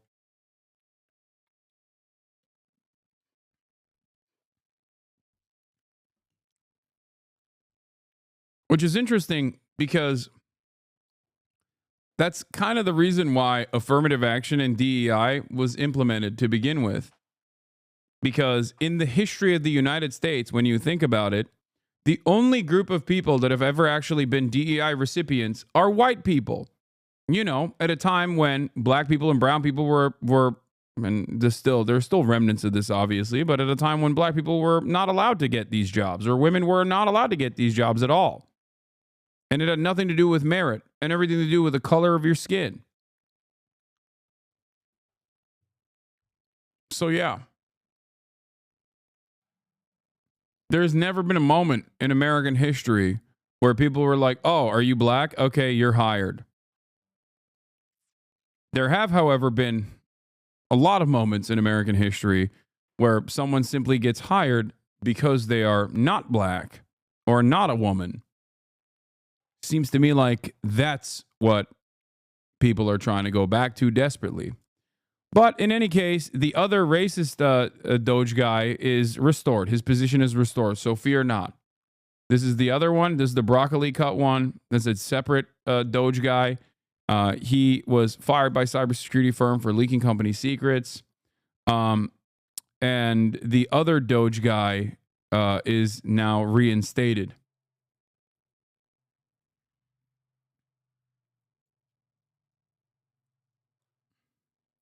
Elon said it's criminal for the reporter to be a reporter. What the hell? Certainly improper, possibly criminal. Catherine Long, the journalist of the hit piece that got a Doge employee to resign for a spicy post, is a U.S. aid employee. How is this not a conflict of interest?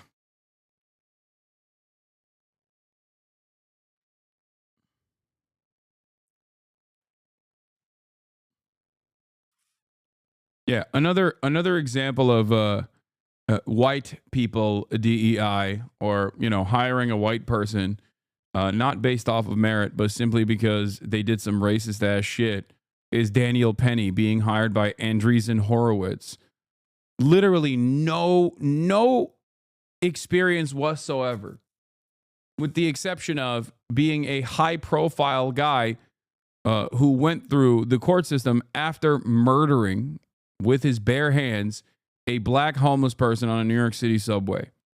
And now he's got a job at Andreessen Horowitz. I wonder why he got hired there. The irony here, of course, is Elon Musk talking about a conflict of interest being possibly criminal, when now he is, for the price of $256 million, he is now in charge of every single government regulatory agency that has either active court cases against many of the companies that he owns, all of them, or have prosecuted him in the past for impropriety. So, I don't understand how this is a conflict of interest when a journalist is doing journalism. Okay? Wait, what? Have you covered that in the past? What?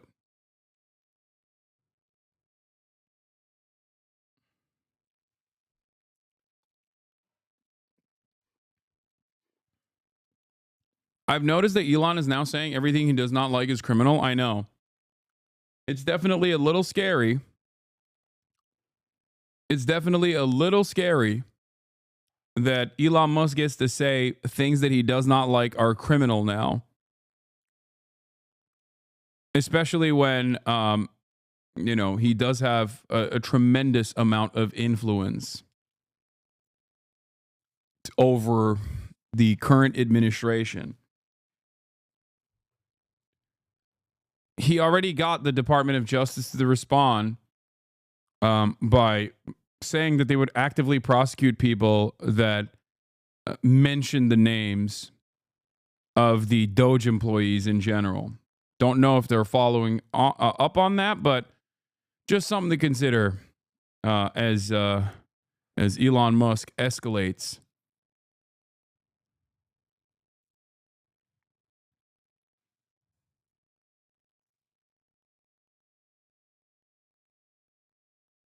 Anyway. Here's Ezra Levin from Indivisible, co-founder of Indivisible, reporting on Hakeem Jeffries. Jeffries, after holding a House Dem leadership presser focused on Musk Doge concerns, does not commit to Dems withholding votes on government spending deal or debt ceiling over issues with Musk's efforts. At a presser minutes ago, Jeffries says he's powerless. Journalists asked, to what extent will Dems withhold votes in negotiations? Jeffries responds, Republicans control the trifecta. It's their government. What leverage do we have? We're going to continue to try to find bipartisan common ground. I'm Brian Kilmeade, and this is the collapse of America, okay? I'm Brian Kilmeade. Let's find bipartisan compromise, bipartisan common ground. What are you saying?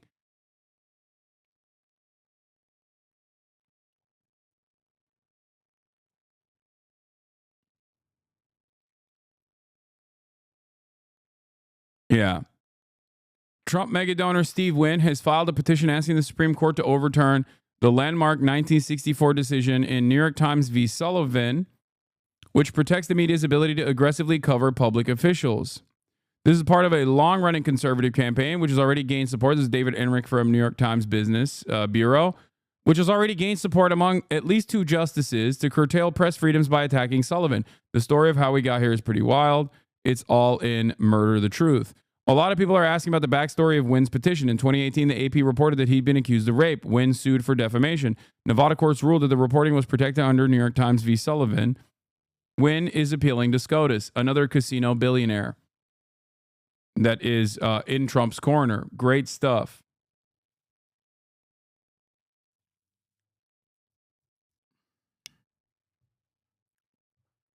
Great to see Democrats complaining about the filibuster for 4 years when they're in power, but when they can't be bothered to use it themselves. I know.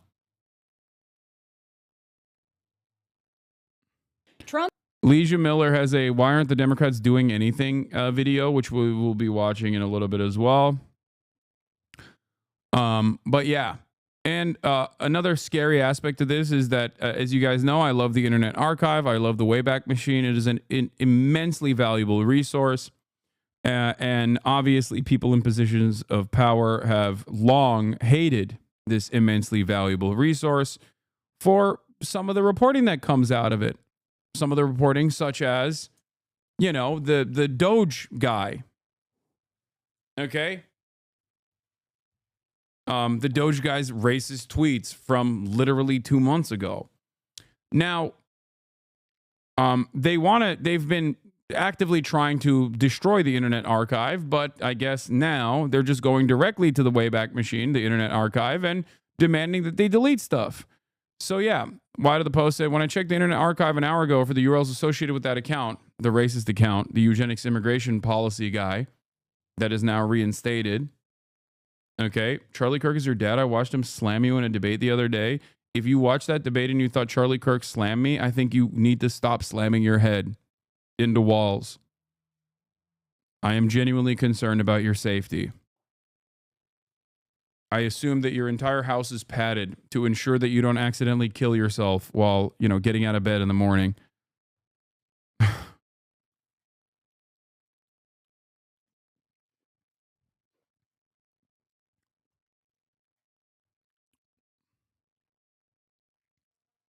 Anyway, now there are a total of 2 saved URLs left, and the archived tweets I still have in my browser cache are excluded. Everything referenced in the Wall Street Journal reporting has been purged. This is all that is left visible. They're rapidly scrubbing the record on this, so all that's left is a Wall Street Journal recap that everyone references and can't verify. It's great. Great stuff happening on that front in terms of, you know, destroying the truth. Yeah, we already covered this MHUD, the other Doge kid who leaked potentially proprietary information when at a cybersecurity firm. Rand 940 with another 10 gifted subs. Yeah. I obviously disagree with some of Elez's posts, but I don't think stupid social media activity should ruin a kid's life. We shouldn't reward journalists who try to destroy people ever. So I say bring him back. If he's a bad dude or a terrible member of the team, fire him for that.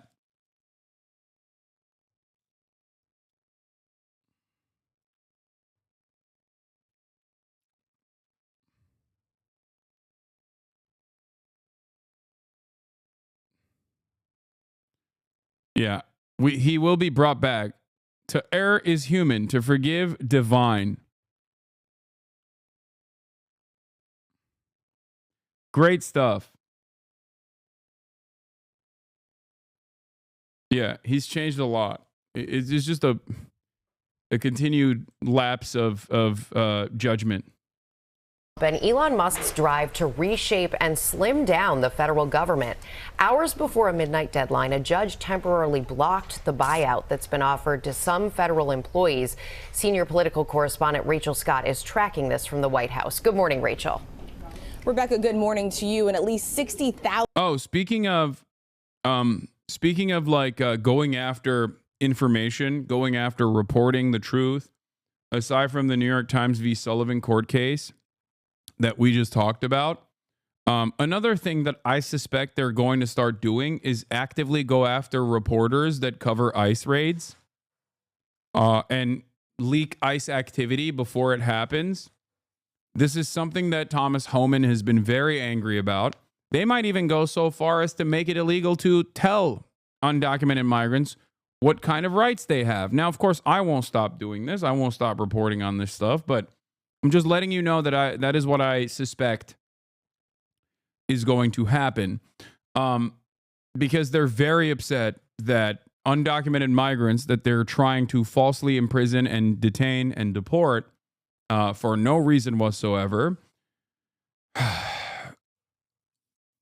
are actually aware of their rights, and that is very frustrating because they can't easily violate their Fourth Amendment rights.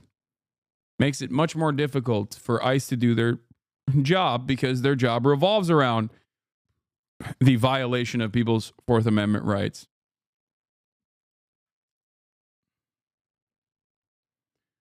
Anyway, here's a judge that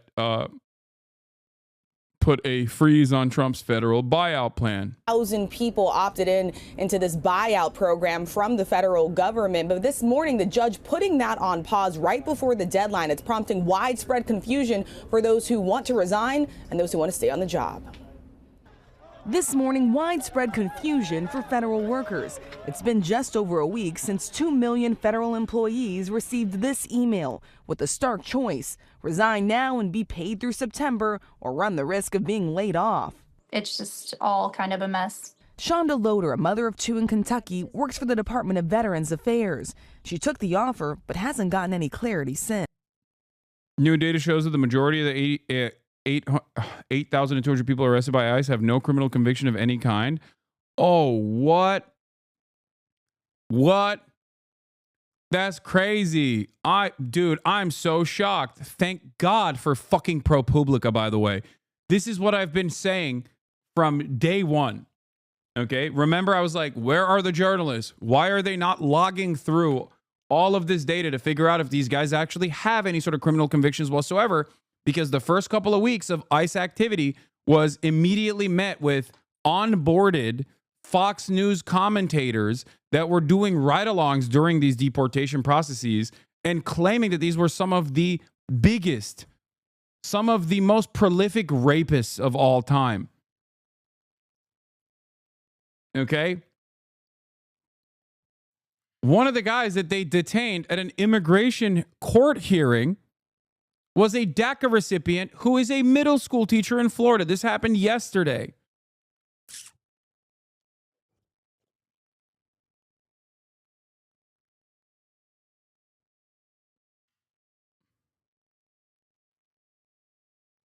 All the most prolific rapists work at Fox News or own it? Exactly. Yeah, I told you.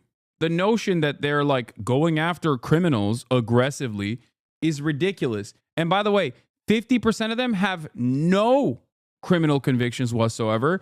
And I'm willing to bet that the remainder, okay, the overwhelming majority of those who have any sort of criminal acts in their past are probably for minor things, like the guy we saw in Guatemala who literally was in the country for 15 years and they got him on trespass. Like, he was deported for trespassing. Okay?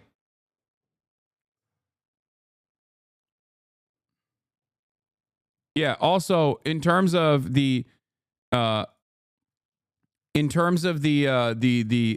criminal prosecutions that are coming down for reporting on ICE activity, okay? The FCC is now investigating San Francisco radio station that shared the location of undercover ICE agents. Wonderful stuff. The Federal Communications Commission has launched an investigation into KCBS radio after the San Francisco station broadcast information on live locations of undercover U.S. Immigration and Customs Enforcement agents in San Jose. FC Chairman Brendan Carr told Fox News the commission had sent a formal letter of inquiry to the station in response to its January 26th discussion of ICE operations, which he called really concerning. He said that the station had a matter of days left to explain how this could possibly be consistent with their public interest obligations under the FCC license. You had ICE agents undercover doing operations in East San Jose and part of the town known for violent gang activity, and you had this radio station broadcasting a live location identifying the unmarked vehicles that they were in.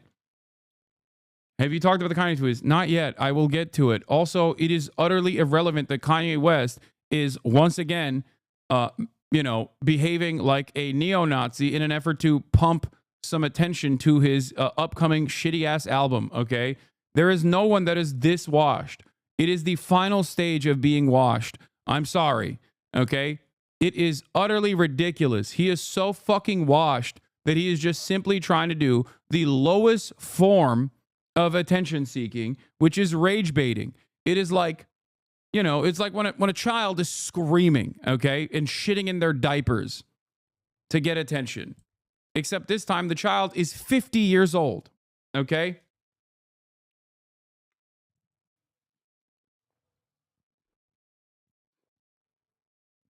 I think he's just a Nazi now. He has psychosis, not rage bait. Yeah, it's weird that he wasn't tweeting about being a Nazi in the interim.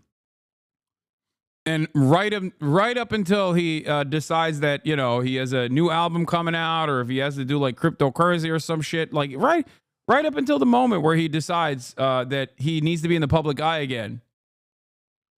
Is he manic? Yes. Okay. Did that make him more vulnerable to believing ridiculous conspiracies or becoming a neo-Nazi? I'm sure it did. Having said that, however, the timing of this is awfully suspicious. Okay? Jesus Christ. Let's get back to this for now, okay?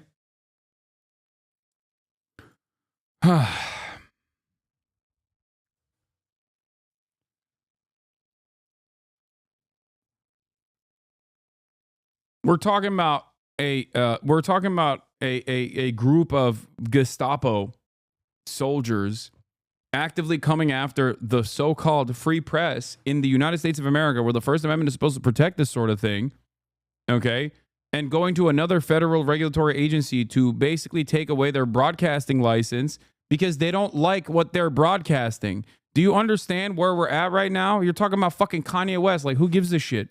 Is Kai still collaborating? Again, doubly who gives a shit? Like, this is what I mean. You just want drama. Okay? I don't know. Why would I know that? Why would I know the answer to whether or not fucking Kai is going to still collaborate with Kanye West? Like, what a stupid fucking question. Democracy is falling apart, or the theoretical democracy, what is remaining of theoretical democracy is falling apart, and you're like, is Kai still collaborating with Kanye West? I don't know. What the fuck? Go ask him when he's live.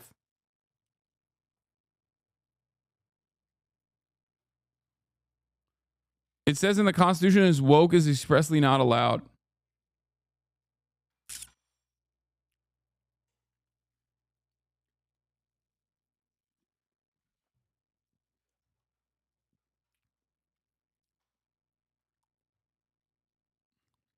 Anyway,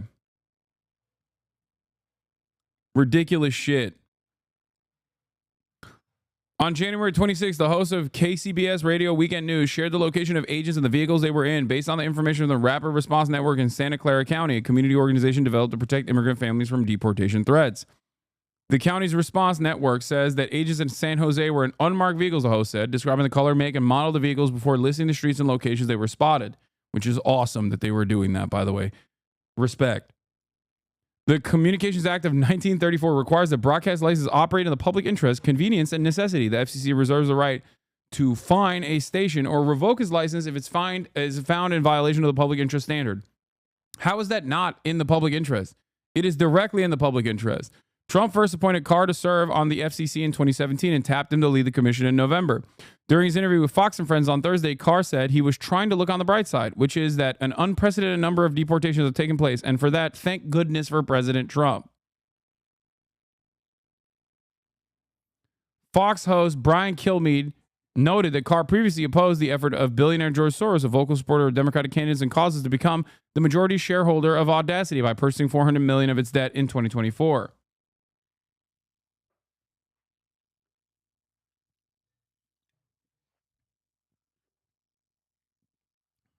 The FCC approved this restructuring of Audacity in September.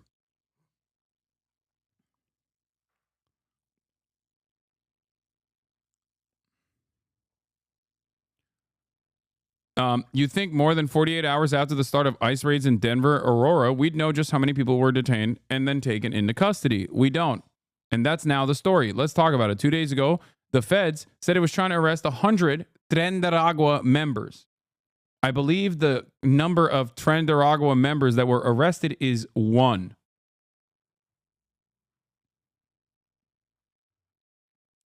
Yesterday, we asked ICE how many were detained. Seems like a simple request. Fox News, after all, had reported 30.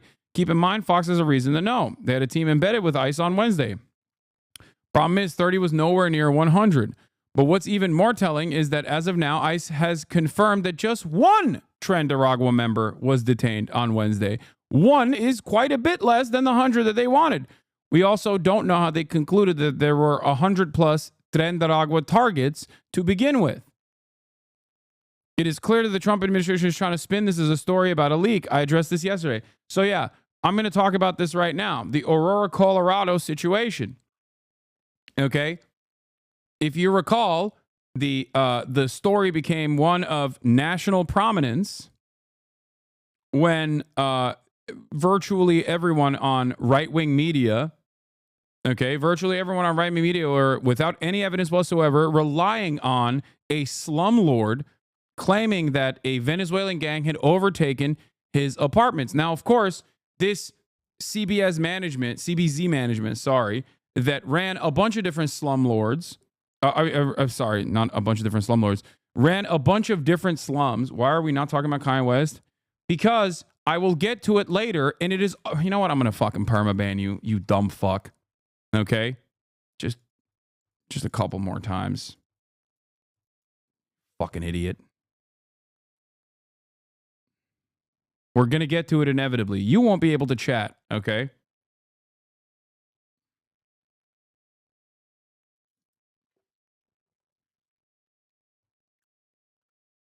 Because I'm a political commentator. And there's more pressing matters to cover, like the one I'm talking about currently.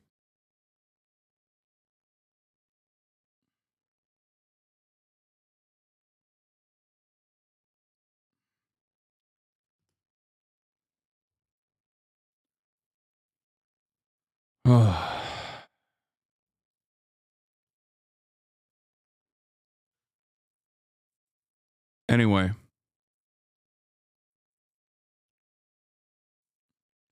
So they try to do this thing where they try to make a big show of this falsehood initially. Initially, it was built around a slumlord who managed a bunch of slum properties, low-income housing,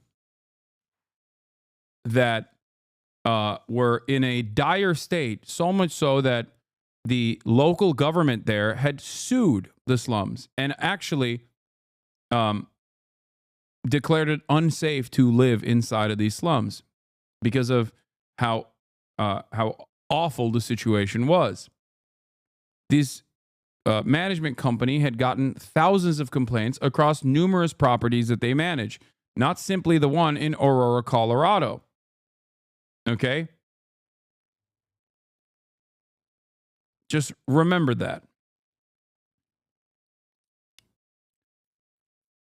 But it did not matter. It didn't matter. They still kept going with this narrative that, like, oh, well, despite the fact that another one of the properties was actually investigated and found to be uninhabitable years before Venezuelans actually even came to Aurora, Colorado. And the second court case that came down for this famous property came down before Venezuelans actually, quote unquote, took over this Aurora, Colorado slum, right? But everybody went along with it. You don't treat the people who bought you that house well, do you? No, I don't. Okay, Stalin, I don't. And the reason why I don't, and the reason why you permanently got banned is because you're selfish. There are 33,540 people in here, okay? You're being unimaginably selfish and going, me, me, me, me, me, me, me, me, me. Please, cover me. Cover what I want. Cover what I want you to cover. Okay? Yeah.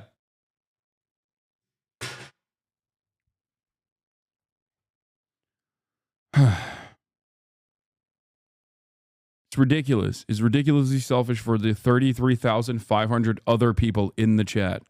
Okay? Narcissistic.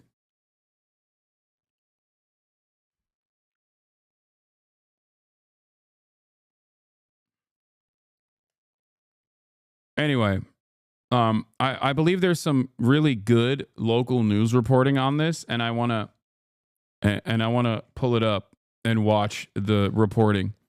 But basically, Fox News is straight up, like, doing even more nefariously than in the past. Fox News is just doing straight up propaganda. Okay? Now, the difference here, unlike in the past, is that Fox News is doing this propaganda under its objective reporting wing. Okay?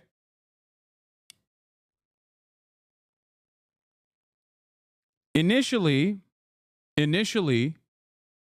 Fox News used to do this on the editorial side, but now they're doing onboarding. And they're supposed to have an objective news reporting side. And their objective news supporting side is also doing egregious propaganda. Okay? It's ridiculous.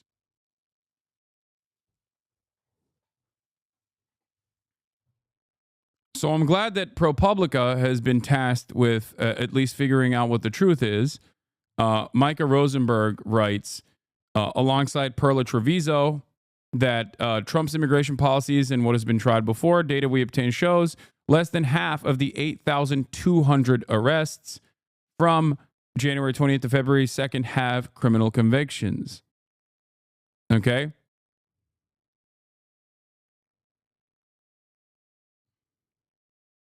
Cool Denver article? No, I want the specific Denver local news video coverage on this because it was pretty good. I don't care what side of the debate you're on. If you're in favor of the raids, you should want to know if there are more than performative acts. Here Oh, this is the one. Yes, thank you. The local. Head of Here, look at this. Homeland Security Investigations Denver office framed raids across the metro area in simple terms. These actions were targeted operation focused on violent criminal aliens. Bro, why does he also sound like... Why does he also sound like Tom Homan?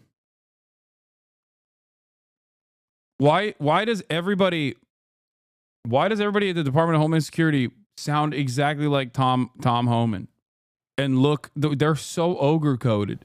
TDA members and those who are a threat to our public safety. What he would not say was how many people they arrested, how many were wanted for serious crimes, how many were members of that Venezuelan gang. We know more about a raid 11 days ago in Adams County, where federal agents said they were looking for dangerous criminals with guns and drugs and handed out video of the arrests. I think the people in the city of Denver woke up today to a safer city. The Drug Enforcement Administration's top Denver agent hit the airwaves. These are dangerous criminals. You've seen from those videos that came out of Aurora a few months ago, these guys are carrying pistols and AK-47. These are serious bad guys. Now, 9 News Investigates has confirmed that no criminal charges have been filed against anyone in that case. None by the U.S. Attorney. Dangerous criminals with AK-47s. And all they did basically was go door to door, harass and try to detain random people that they suspect of committing the crime of being brown while living on U.S. soil. None by the Adams County District Attorney. It should surprise everyone that we're using government resources like the DEA to go and round up people who have no criminal legal case against them. Laura Lunn is an attorney with the Rocky Mountain Immigrant Advocacy Network, and she says there's a very big difference between facing a criminal charge and being held for an immigration violation. Immigration detention is civil detention. Civil detention, where people seemingly disappear. Without a name, there's no way to find out who's being held or what they're accused of. I think it's very intentional that people in immigration proceedings are detained so that folks don't have access to them to gain information about what their experience is.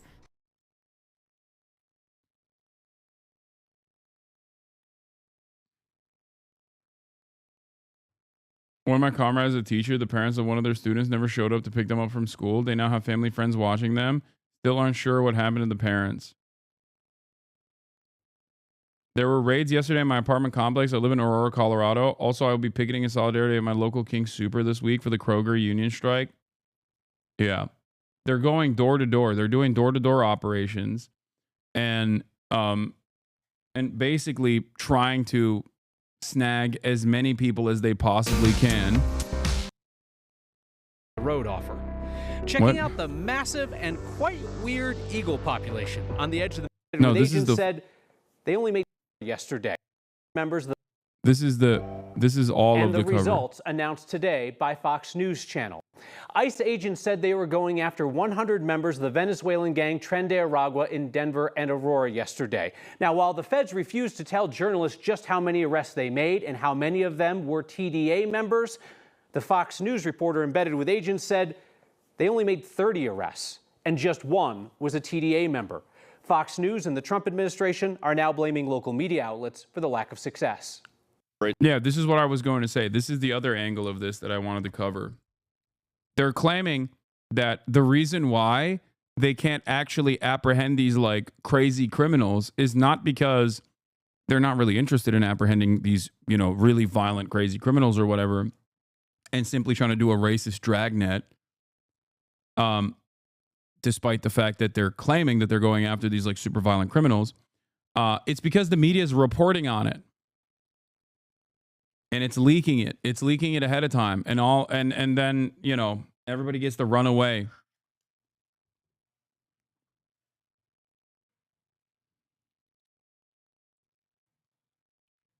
It certainly felt like everybody knew this was coming, including the targets and the local media. There were some leaks from local media that tipped off the local activists on the ground, and it made your jobs difficult. We've already identified how this operation got leaked. I'll deal with that today.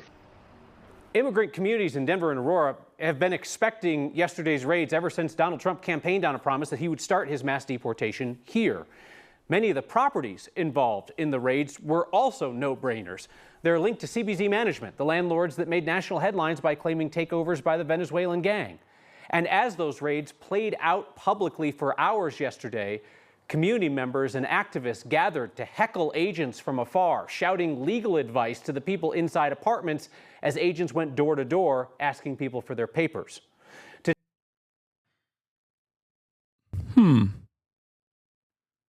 Interesting. I can't seem to put my finger on what this reminds me of, you know?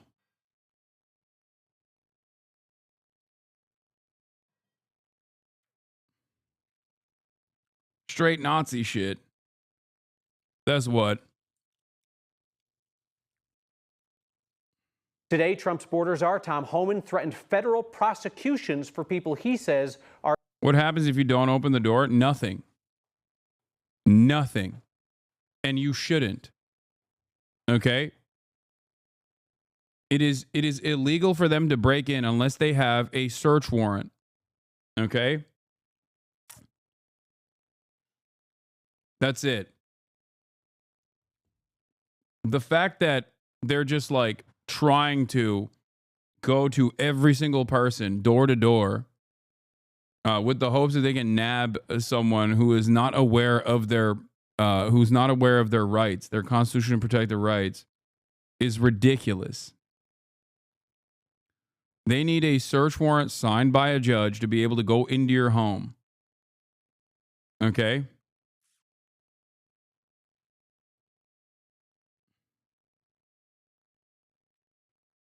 Are impeding their operations.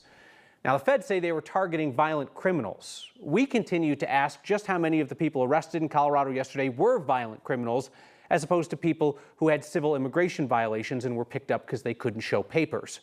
Why are you adding Zach Rohr in my chat? Zach Rohr, why are you saying that like it's not literally what MAGA believes? I think you're in the wrong chat. Chatter. Suggested today that the lack of success in this week's raids means more non-criminals will be arrested in the future. We go on these operations, the operation got leaked somehow, it makes us less successful. Again, when you leak an operation, it means more bad guys are not being arrested, which means more bad guys are walking the streets. So as we address that, you're going to see the arrests increase. As the aperture opens up beyond the criminals, you're going to see more arrests. So let's look more closely now at the Trump administration's claim that this week's ICE raids failed because the local media in Colorado leaked the operation. You may recall that multiple national media outlets reported that these raids were supposed to happen last Thursday. That operation was apparently pushed back after it became widely known ahead of the fact.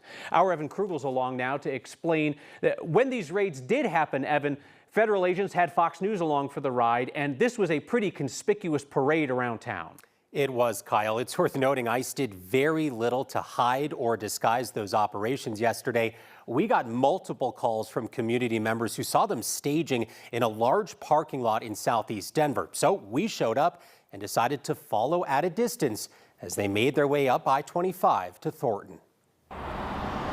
This local reporting is fantastic, by the way, and I'm so glad that there are still people out there doing real fucking journalism. Holy shit. It was clear even before sunrise Wednesday that ICE operations were underway. Agents gathered with buses and armored vehicles in high-traffic retail parking lots, including one in southeast Denver, where a photojournalist and I found a convoy and followed it more than 20 miles down I-25 to Thornton, where officers spent another hour prepping an armored vehicle as a cable news channel tagged along for the ride. It didn't take long for people to see them and for activists to show up at the park. And what is happening with President Donald Trump is that he is, and his administration is, creating a spectacle. Kareem El-Damanhouri is a journalism professor at DU and says he was not surprised to see such a visible operation and to see select national media invited along to showcase it. He says look no further than President Trump's campaign promise in October to target Colorado. We will have an Operation Aurora at the federal level. NBC reported the operation was supposed to start last week, but it was pushed back after the plans became public. The operation was leaked. And again, we're going to hold those people accountable once we find out what those leaks occurred. This isn't a game. Border Czar Tom Homan said Wednesday's operation was less successful because of supposed leaks. We may have to stop the media ride-alongs because I'm not pointing the finger at them, but the less people that know about these operations, the safer it is for our agents. Some leaks can be harmful to certain operations, some leaks aren't. So it's just a matter of social responsibility in a way, both by the politicians and by the media. So it applies both ways. Eldam Houri says journalists will play an important role in the weeks to come as we wait to find out how many people were actually arrested and why. People tend to forget, or certain things tend to dissipate. So this is, again, role of the journalists to try to follow up on those type of stories and find out, what has been going on, what are the updates of people who might have been caught up in the midst of that. To be clear, we as an organization are not accepting any invitations for ride-alongs with immigration officials at this time. We will, however, continue to respond and report on what we see at those operations. Kyle. Another thing that I heard today on Fox News was surprise that when the immigration agents got to some of these infamous apartments in Aurora, that they were largely empty. I mean, we've been talking about in the local media for months now that a lot of people have moved out of those problematic apartments. That's been going on for some time. Yeah, they did this specifically. They did this specifically because they wanted to make a show of it. Most of the immigration enforcement actions that you're seeing, all the way from the messaging surrounding it, constantly claiming that these are like really, really violent criminals and whatnot, is all done to basically beef up the Trump agenda and to justify increased enforcement. Okay?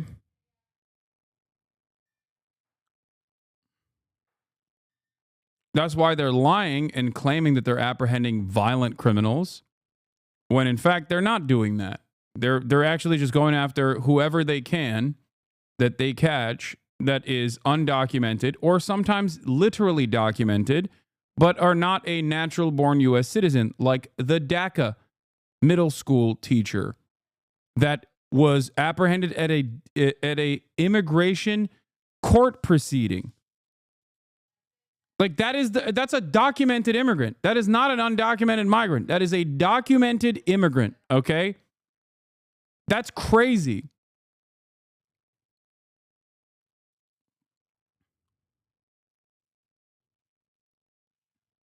They're also detaining people for speaking Spanish and not having paperwork on them.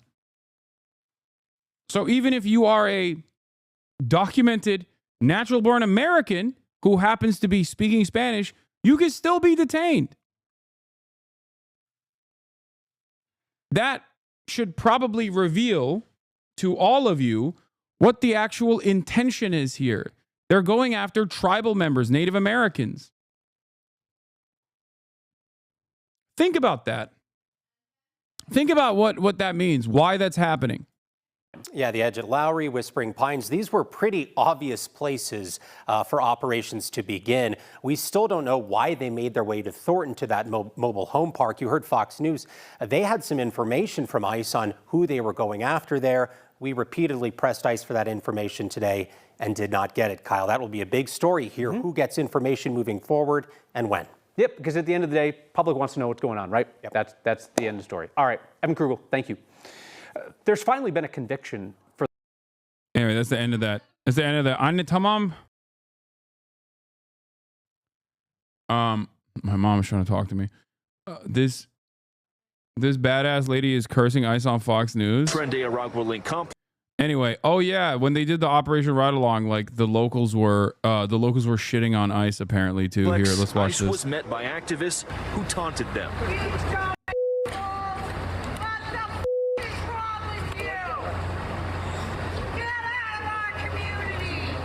others who used megaphones to coach those living inside. Por favor, permanecer en silencio.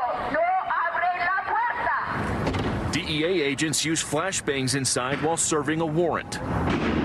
That led to a handful of arrests, but no TDA gang members. A stop at another apartment complex netted no arrests. That first woman in the parking lot holding her coffee cup and cussing them out, they described her as an activist.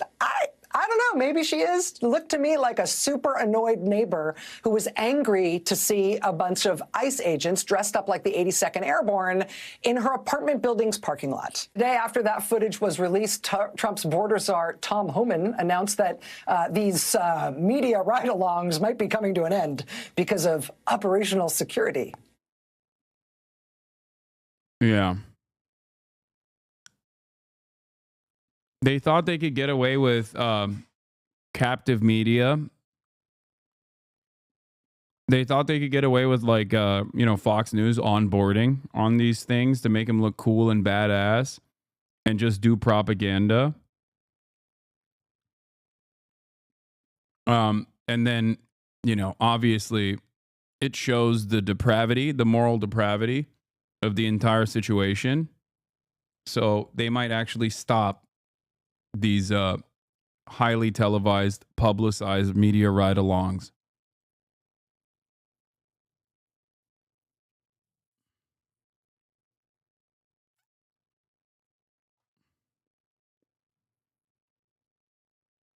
Ugh.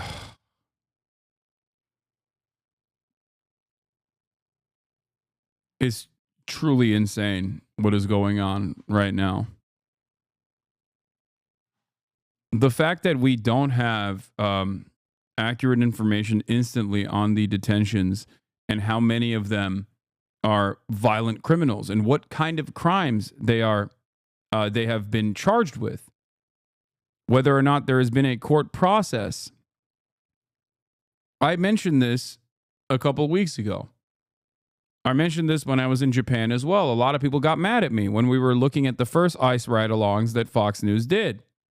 If you recall, the question I had was, who are these people? And if they are truly violent criminals that went through the court system and were convicted of doing crimes, why were they walking free? I don't want violent rapists, no matter what their background is, whether they are of Venezuelan origin or homegrown white rapists, to walk freely on the streets after they have been charged. Okay? And especially after they've been convicted. So what happened here? Because if the Republican administration's propaganda on this matter was correct, okay, they would have a significant upper hand. Okay? They would have a tremendous opportunity to propagandize by saying, this guy is a convicted rapist, and Joe Biden's activist courts and Joe Biden's activist judges allowed him to roam freely because he was undocumented. If that was the truth and not simply a lie that they present, then, oh my God, that would be a fantastic opportunity. You can't even find one? You can't find one guy? That's all you guys claim. That's what that's what the right wing is claiming. That activist judges allow undocumented migrants to walk freely after being caught doing heinous crimes. Okay?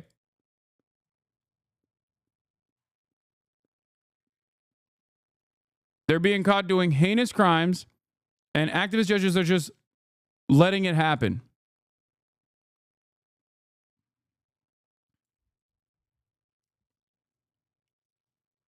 And that there are 20 million migrants, undocumented, living on U.S. soil, that are all responsible for death and destruction. And for some reason, they're just walking away free. Okay? If that was real, that would be an insane revelation. That would be massive. So why is there no evidence to show that? Why is the only thing that we have to rely on Fox News onboarding and doing ride-alongs with ICE where they basically put the camera on someone and claim that they're a rapist? Why is there no paperwork that we can look at? That's why I think the ProPublica reporting on this is very important. They actually dove into the data and found that with the increased ICE immigrant raids, they've actually detained 8,200 people so far for deportation, and more than half of them had no criminal records whatsoever. That directly contradicts the argument that the Trump administration was making, that they're only going after violent criminals. Except 4,000 plus were not criminals at all.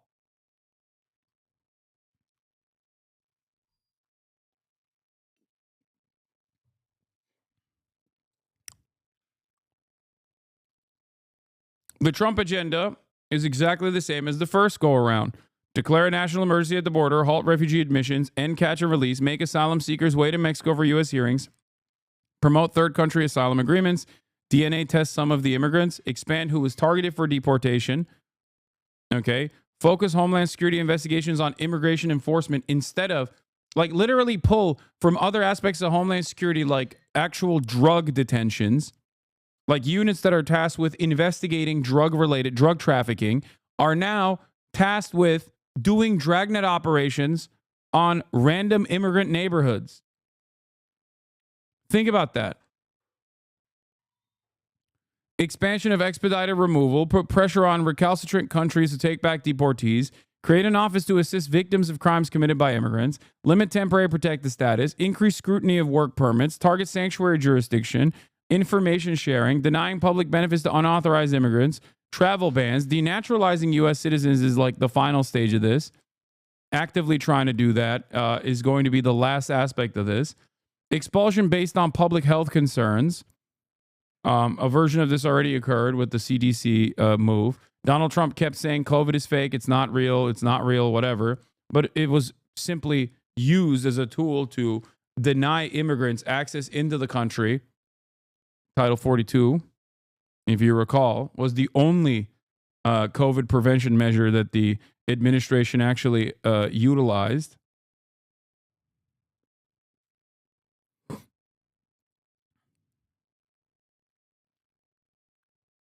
Deploy military troops to the border, build border barriers, land acquisition for border barriers, ramping up criminal prosecutions of people crossing the border illegally, expanding detention, local cooperation for immigration enforcement, increase immigration agent hiring, and enhance vetting.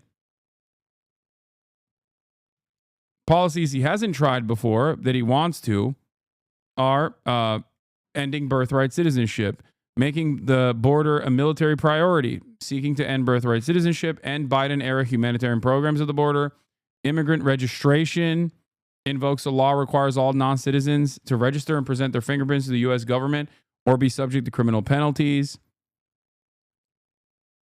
Ending and clawing back funding from organizations that support migrants, designating international drug cartels and gangs as terrorists so they can further deny habeas corpus, deny due process to the people that are being prosecuted for criminal activity. And, then you can fucking torture them and stuff too. The problem here always, as is the case with all matter of criminal enforcement, is that once you take away those constitutional rights, you are going to apprehend people that you claim are gang members, and now you're treating them like terrorists. Terrorism already is a vague designation created specifically to deny people their human rights anyway.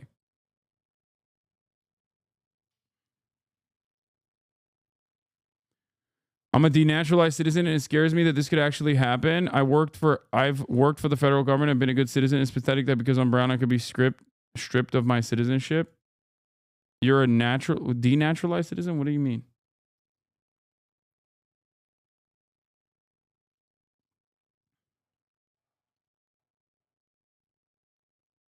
How do you reason with those that don't have a problem with deporting even people without criminal backgrounds because of an impression that they're taking a decent money out of our taxes? It's incorrect.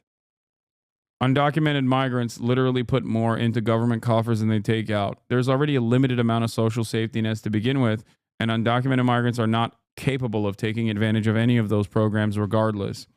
The only burden that undocumented migrants have on government resources is actually emergency rooms. When they get, in the off chance that they get any sort of health care whatsoever, and they go into an emergency room and then they don't actually pay. It's just factually wrong. Yes, it is. Philly D right-wing turn. What? USAID Why? has been propping up sites like Politico, giving them media stealing. Walk through it. This whole debacle, it started. I doubt that he's saying he's anti. Wait, what? Yeah, no, you're crazy if you think that Philip DeFranco is going to do right-wing misinformation on USAID. You're on crack. No, he's baiting you in.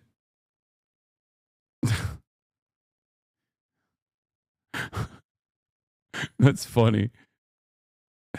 Politico, giving them $8 million in taxpayer funds in just one fiscal Philly D is a massive lib, chatters. year, meaning the Politico is state-funded media stealing from you, the taxpayer. Except that isn't really accurate. And the truth, it turns out, is much less sinister. So let's walk through it. This whole debacle, it started when Politico was late with the payroll this week. And that, thanks to what they said, was a technical error that was resolved by the end of the day, so everyone got paid. But then what we saw is that with that, you had posts including screenshots from a government website tracking federal spending showing that Politico received $8 million from the government in the 2024 fiscal year. With former Fox News producer Kyle Becker sharing these screenshots and saying, fun fact, Politico received USAID funds. Dude, this is such a funny... I think this is such a funny cope. USAID does pay journalists, okay?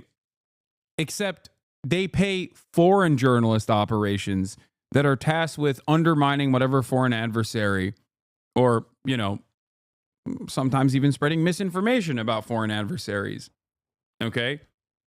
They don't need to pay American journalists to do the bidding, okay? They don't. American journalists literally do it because that is the profession.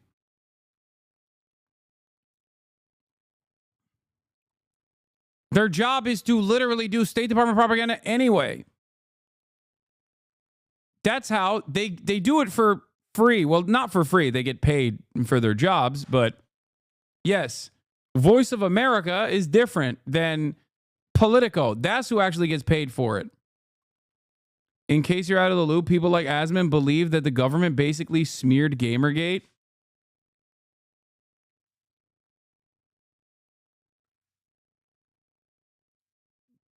What?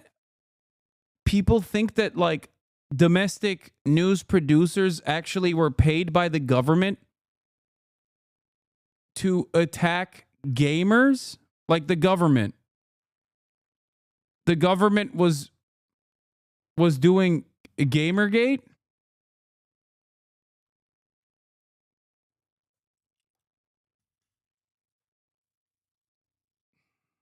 I quit.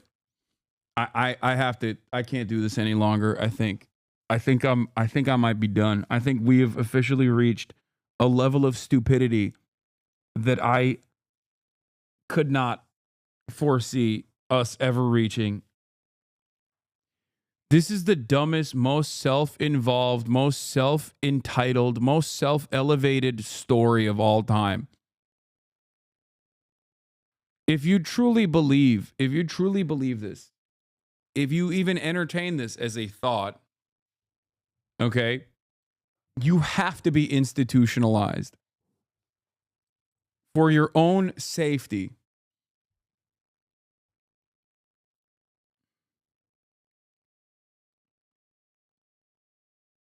This is the dumbest thing that I've ever heard.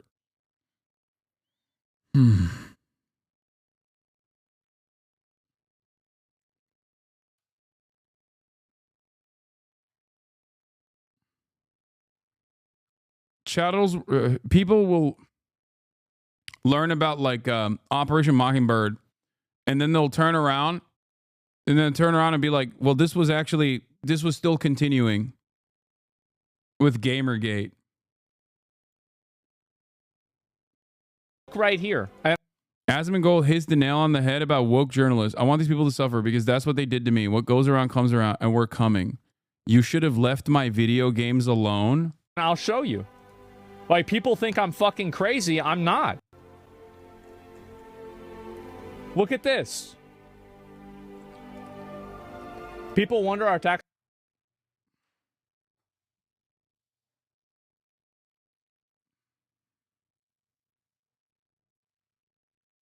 Oh my God. Oh my God. Dude, what's ironic is something, dude, if you ask me one more time if something is going on with YouTube, I'm just going to end the broadcast. I don't know what the fuck you're asking. Why do you keep asking this? Is YouTube being hacked right now? I can't open it. Something going on with YouTube? Is something going on with YouTube? Am I Google? Do I look like Google to you? Why do you keep spamming? Is something going on with YouTube?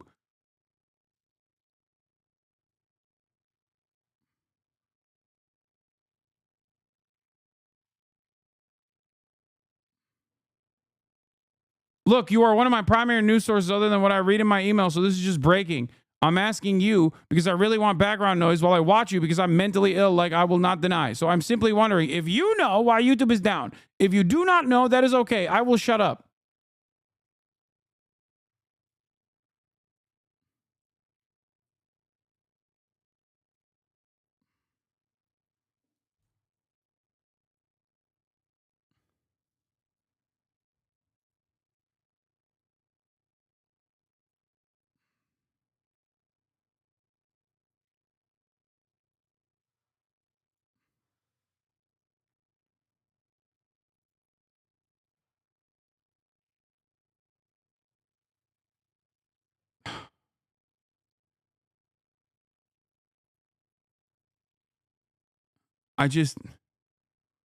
That's a sincere answer. It's still stupid. Please. I am not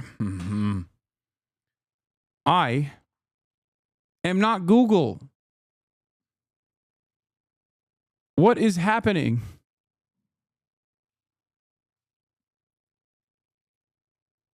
Chatters will have like a personal issue with their own computer and will come in here and be like, can you please answer my question? Should I turn my computer on and off?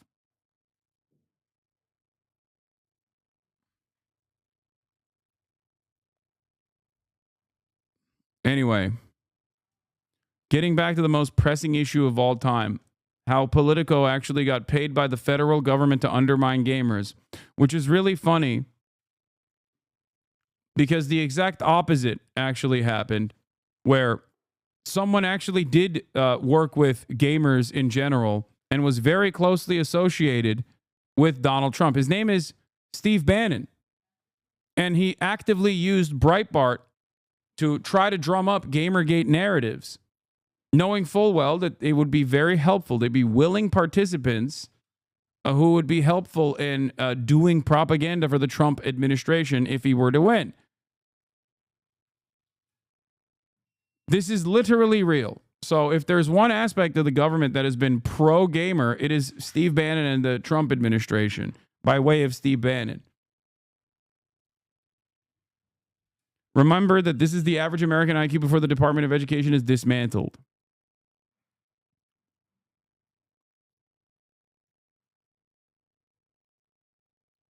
Gamergates being freaks and then being mad at people covering them being freaks. Yeah, how could they have done this to me? People wonder are tax dollars used to promote wokeness in video games? Answer is yes. USAID paid Politico millions of dollars a year to write pieces like this one, which promotes diversity and describes Gamergate as... Dude, oh my God. This is just wrong, man. I don't know how to explain it. It's just fucking wrong. Okay? The worst part about it is that things like what they are suspecting with USAID have occurred in the past in terms of like the State Department aligning itself with media directly, the CIA actively infiltrating American media as well in an effort to manufacture consent. Nowadays, it's more nefarious. Nowadays, there is no direct involvement, especially when it comes to domestic media, okay? Or the direct involvement is out in the open when you have a guy like John Bolton speak on CNN, okay? And say things like, yeah, I've done a lot of coups. In terms of USAID, they paid for a subscription-based service similar to a Bloomberg terminal, okay? Politico Pro. It's real-time. It's a real-time newswire. That's it. They don't. It's worse than what these guys suspect. They don't need to pay Politico to do pro-State Department propaganda. Okay? Dude, who is even on your side amongst political streamers? Are you on your own? There's plenty of awesome political content creators and political streamers in general that recognize the truth. Okay? How is he so popular, man? Is it that easy? Yes, it is that easy. Straight up. Claiming that the USAID actually funded Politico to write articles and influence articles, specifically targeting gamers, by the way, okay, is like saying they actually funded Microsoft to also target gamers because they bought Excel. They bought Microsoft Word subscriptions. I can't believe it. How deep does this rabbit hole go?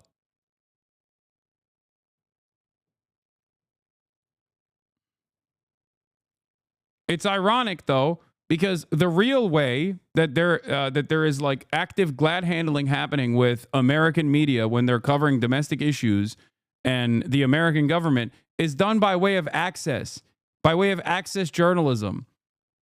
There are a million different ways in which the government could also actively fund these outlets as well, whether it be giving them grants or whether it be, buying advertising space if they chose to do so. And they do that sort of stuff anyway. Doing it through USAID would be one of the silliest ways to do it. As disinformation and harassment campaign. So this is the thing, guys. Yeah. They covered Gamergate because USAID has a designated task force in between trying to, I don't know, undermine the Cuban government by setting up like a fake internet, okay? Or I don't know, another failed initiative where they try to like task rappers in rapping about how Fidel Castro sucks or whatever, on Cuban soil. They're actually on the weekends spending time attacking gamers. Nobody gives a fuck. In the grand scheme of things, nobody cares about gamers. If you think that there's this level of interest in the government oppressing gamers, you are out of your mind. I don't know what to tell you. I cannot believe that this is like actual commentary on the realm of politics, and it's getting a lot of motion. It's 700,000 views. Yeah, the U.S. government made Stellar Blade's titties smaller. We must investigate. We are the most persecuted minority. I can't believe that we've gotten here. This is reality now. With the glass ceiling broken, all the oppressed groups shall prosper, especially the most oppressed group of all, gamers. That's where we're at now. Like, low key. This is not even something shit that we used to joke about in terms of like, oh no, you came after gamers, is like unironically a rallying call now. Okay? It's no longer a meme. It's reality. People do legitimately believe this. It's crazy. Yeah. Asmongold is the Fred Hampton of Gamergate, okay? A real threat to the established order is gamers. The American government does not want you to jerk off to big-tittied main characters, okay? They do not want that. They will do everything to stop that. these people to suffer because that's what they did to me. I want to set an example. What did they do to Asmongold? Like, what is happening? What have they done to Asmongold?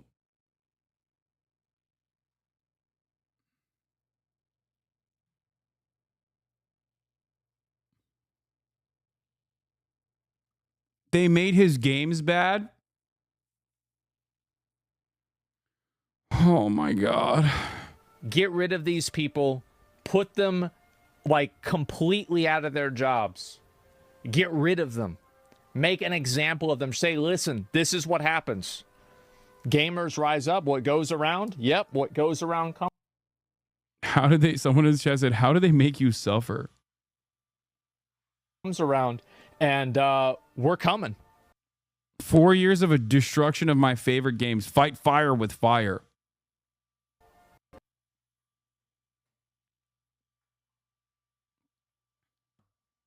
Like, this reads as a parody.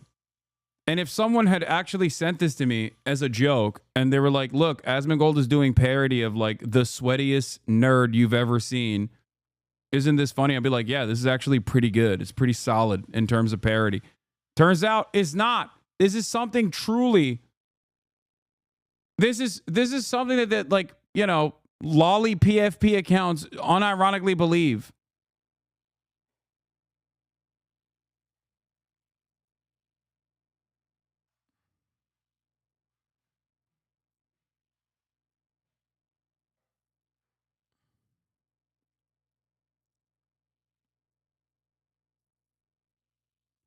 I don't know.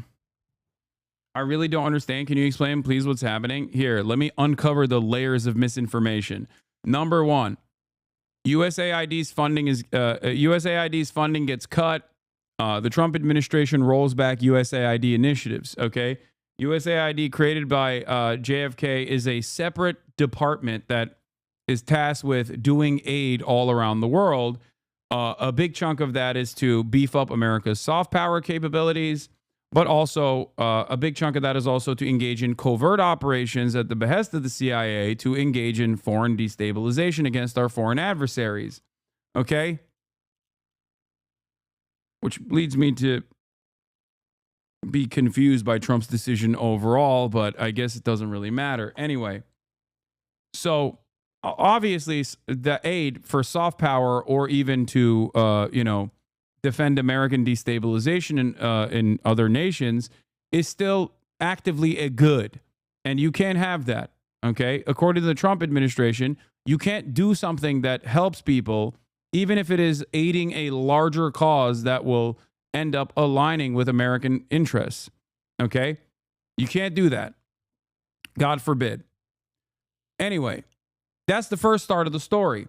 And as Philip DeFranco also correctly explained here, there was a technical error with Politico paying their staffers, but that kickstarted the story of people claiming, oh, it's because U.S. aid was funding the entirety of Politico. Let's take a look. Shots from a government website tracking federal spending showing that Politico received $8 million from the government in the 2024 fiscal year, with former Fox News producer Kyle Becker sharing these screenshots and saying, fun fact, Politico received USAID funds, or seemingly claiming that the $8 million came from USAID alone. And then, in a follow-up post, he connected Politico's late payroll with the recent crackdowns on USAID's spending. And from there, the situation just exploded, with big names on the right chiming in and spreading this far and wide. And even had Trump on Truth Social this morning saying that... Yeah, that's the other aspect of this, that Donald Trump is just straight up saying that this is fact. It's not. I just want to reiterate, this is incorrect. Okay? Which is crazy. I fucking don't like Politico. I'm not the biggest fan of USAID. And here I am having to seemingly defend it because I'm not defending either of these institutions. I'm simply defending the truth.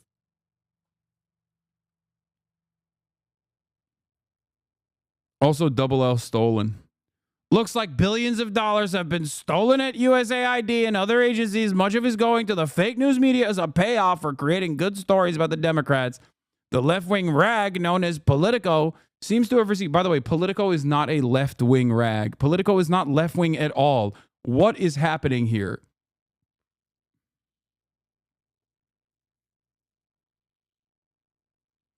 Asman is currently doing a deep dive into the clip of you showing the Houthi war music to Nick, and Chad is eating it up. Yeah, I don't care, man. Yeah, okay. Great. Yeah, I need to get banned. This guy must get banned.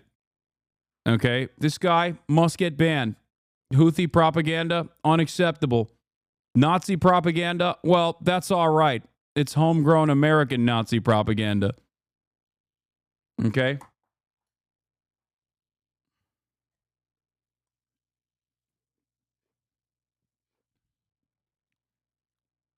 Saying that Politico is a left-wing institution is insane. It's owned by a right-wing German guy. Okay? And not only that, but also, it's just not left-wing at all. Their coverage is not even remotely left-wing at all.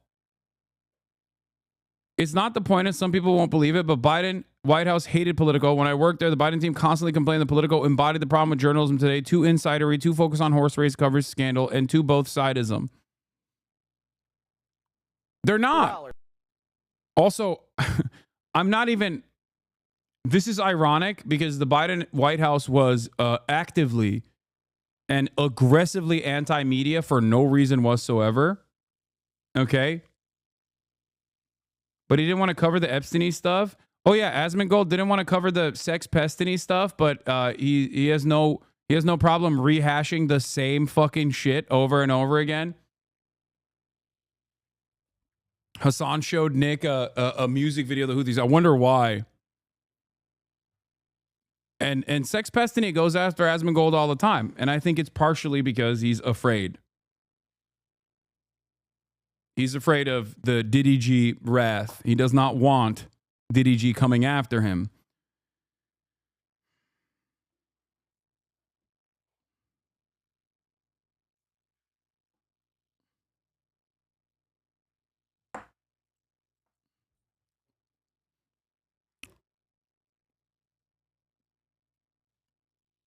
Anyway.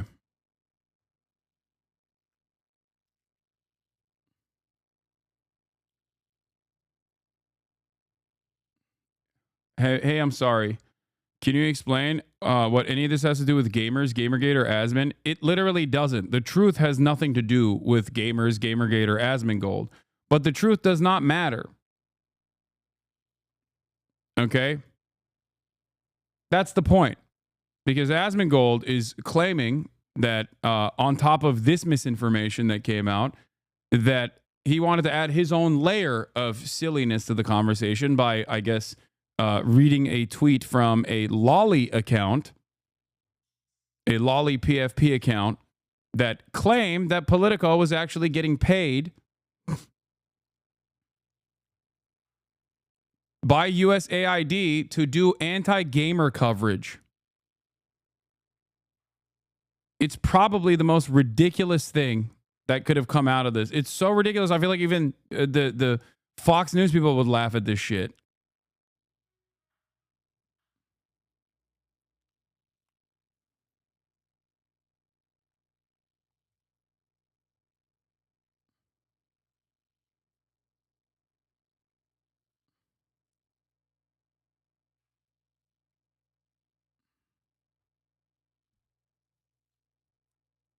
You spending all 2025 on media literacy of your colleagues? What do you want me to do, man? What do you want me to do? One, you guys sent me this link. And two, Asmongold is currently the biggest political content creator on this platform. Okay? Billions have been stolen from federal agencies like USAID and gone to, quote, fake news media as a payroll for creating good stories about the Democrats, and then adding, this could be the biggest scandal of them all, perhaps. Also, it still stems from misinformation coming from the fucking president. So it's not like Asmongold is just like making shit up on his own. Okay? He's adding on to the pre-existing fake bullshit that's running around. biggest in history. But then, with all this, there's been a whole lot of pushback against this narrative. With, for example, the Washington Post pointing out that if you look deeper into the government spending website, you'll see that USAID gave Politico only $44,000 during the fiscal years of 2023 and 2024. Right, and that was reportedly for subscriptions to an energy and environment publication that the company produces. And then that $8 million, right, the amount the entire government spent on Politico last year, most of that reportedly came from contracts from subscriptions to their premium services. In fact, you had the Post reporting that just days ago, the White House's Office of the National Cyber Director signed a $35,000 contract for a Politico Pro premium subscription for 15 users. With that service tracking, analyzing, and providing updates on the entire public policy landscape. I mean, for example, the Post reports that committees led by Republicans dropped $500,000 on Politico subscriptions in the first 9 months of last year, with 38 Republicans in the House reportedly spending $300,000 for subscriptions within the same time period. But follow to stay in the loop. Yeah. That's it. USAID is not funding Politico. Politico does pro-State Department propaganda because that's what the American media is tasked with doing. They don't need to get paid directly by the government. They don't need to be incentivized in that way. The incentive structure nowadays is simply elevating people who already get that level of access. The incentive structure revolves around access. They play ball with the government and beef up government narratives and rarely ever undermine the established hierarchy because those are the people that get elevated to the top. Okay? They are stenographers.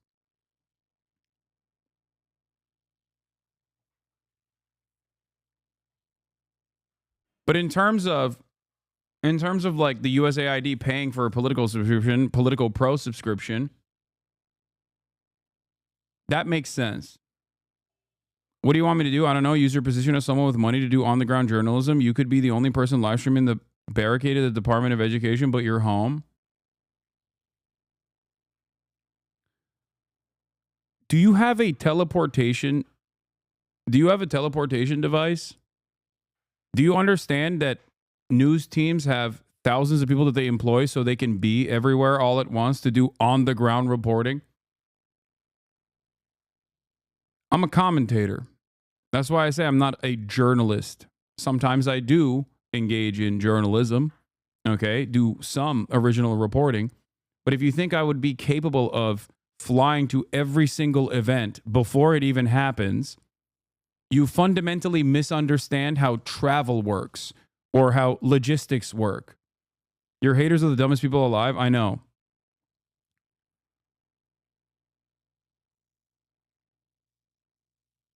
This is not my issue. I don't think you understand how any of this stuff works.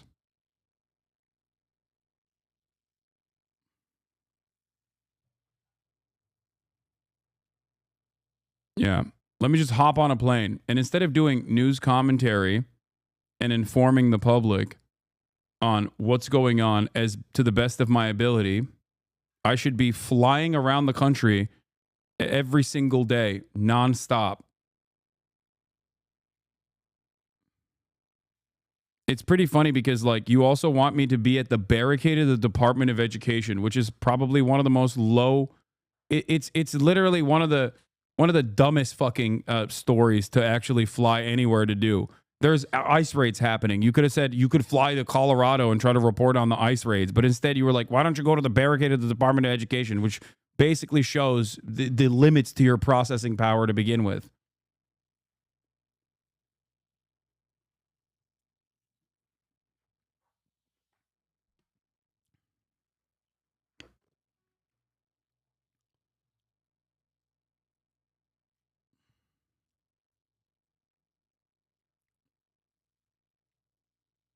Anyway.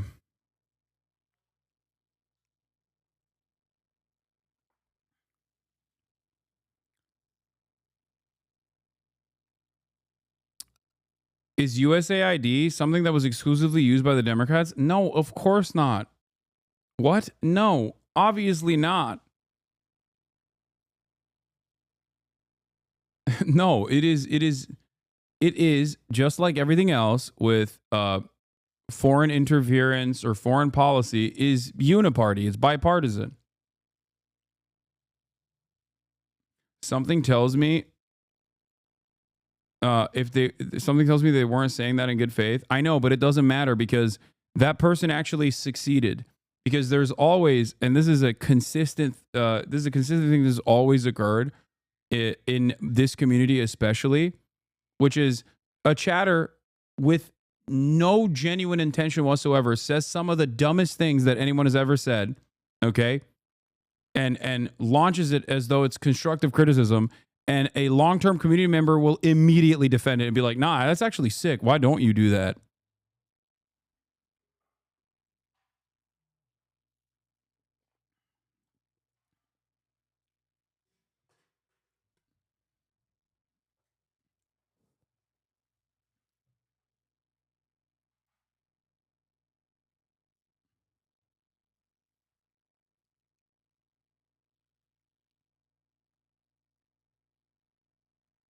Anyway.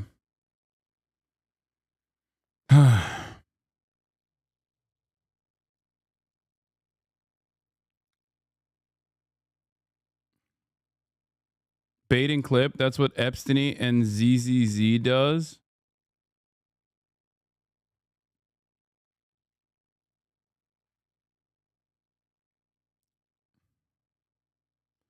All right, let's continue.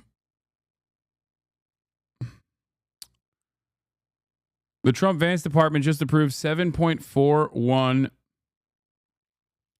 billion in weapons sales to Israel, $6.75 billion in bombs and weapons guidance kits, $660 million in Hellfire missiles. This sale will increase interoperability with U.S. forces, the administration writes. Good thing we're taking money out of like cholera medication or, combating famine on the U.S. aid stuff so that we can open up our coffers for unlimited funds to Israel more. I think they were being genuine and you're being defensive because they're right. I love you. See, this is what I meant. I love you in the stream, but you're kind of spinning your wheels here. If you want to call out the useless Dems not pushing through that guy, maybe it's time to be the person to encourage. Protesting a little too much, man. They're kind of right, though. Love you, but like this is spinning your wheels. Why not? Remember what I said? That's why that chatter said that thing, because there's like a bunch of schizophrenic losers in the chat that will immediately go, actually, I do agree. The logistics of this is virtually impossible, but I think you should be doing that. This doesn't work, okay? What you're describing is logistically impossible. There is a reason why news media operations and newsrooms hire journalists literally around the fucking planet. What you are describing is impossible. Please. You respond to bait, I know. I respond to this kind of stuff because I want people to open up their minds a little bit, okay? And try to comprehend, like, the limits. I understand you can't take a supersonic flight there literally right now. Okay, let's say tomorrow breaking news occurs in Washington, D.C. Should I be flying to Washington, D.C. tomorrow as soon as the breaking news occurs? What do you think? How do you think this would work? Walk me through this. Fast travel is not within my capability, okay? I stream 8 hours a day for 7 days out of the fucking week. I flew to Japan and I still kept up my news coverage in Japan. I came back the next day and still kept up my news coverage the next day. How do you foresee me flying to every area where news is happening in real time? Do you think I have teleportation capabilities? Do you think I'm clairvoyant? Do you think I can see the future, for example? Can I see the future and predict where news is going to occur so I can fly there in real time as fast as I can? How am I supposed to do that?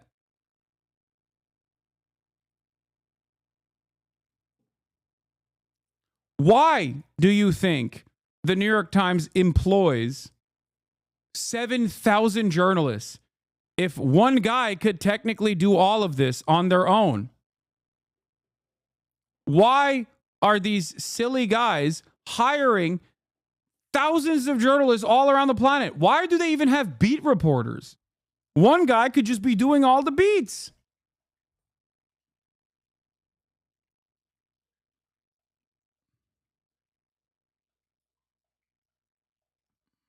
You're extra grumpy today? Yes, because I'm back in the United States of America.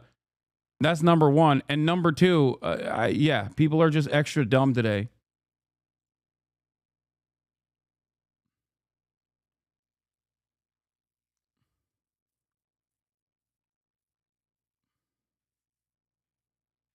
Like, please, dude, I am a political commentator. I am not a journalist. That's number one.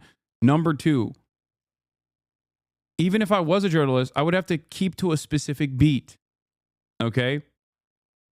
I would also not be able to do this thing that I'm doing, informing as large of a group as possible. Okay?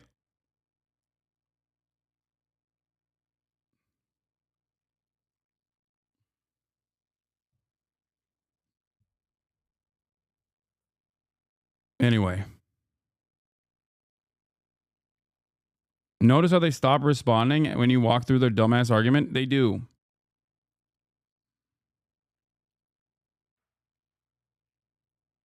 I feel like people are just getting dumber and dumber every single day.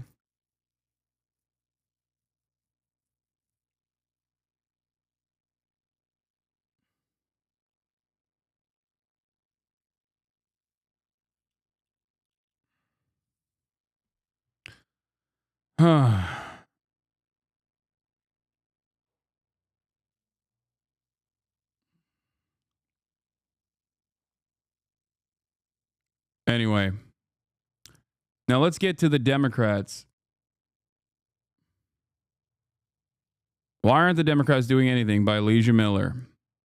Trump and his cronies, including unelected, deluded, low IQ, ugly, socially awkward, loser dork billionaire Elon Musk, are stripping people of their rights, placing people in camps, invading our privacy, and gutting the federal government. And to those of you in my comment section saying personal attacks and name-calling undermine my arguments, no, they f***ing don't.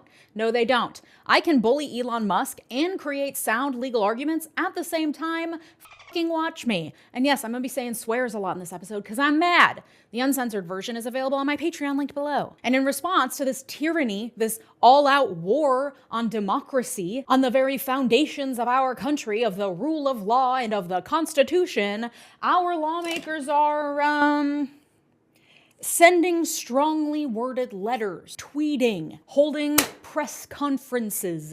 I don't know about Hasan, you're playing dumb. It's not about teleporting. It's about scaling up your operations. Scale the logistics of Hasanabi Productions. That's all I'm asking. I'm still responding. Stop fucking ignoring me. Scale up your operations. That's all we're asking. Okay. I'm going to respond to this the last time. Okay. Considering that I am currently doing news commentary for 8 hours a day, 7 days a week. This is the only thing I'm good at, and it's the only thing I've done that I've actually been able to scale up within the bounds of reason, okay? When you ask me to scale up my operations, what you are demanding is that I go and I hire managers. I maybe go to private equity to actually go and get more capital and be beholden to a constant profit seeking by banks and other investors that are now tasked with growing this operation. I go and I hire journalists all around the country. I spend a good deal of this time not doing commentary, but instead management. I'm not good at management. I cannot do management, okay? You want me to become a corporation. I'm not good at that. I'm good at this. That is precisely why I do this, okay? Not if you're smart with contract law. What the fuck are you saying? Shut the fuck up!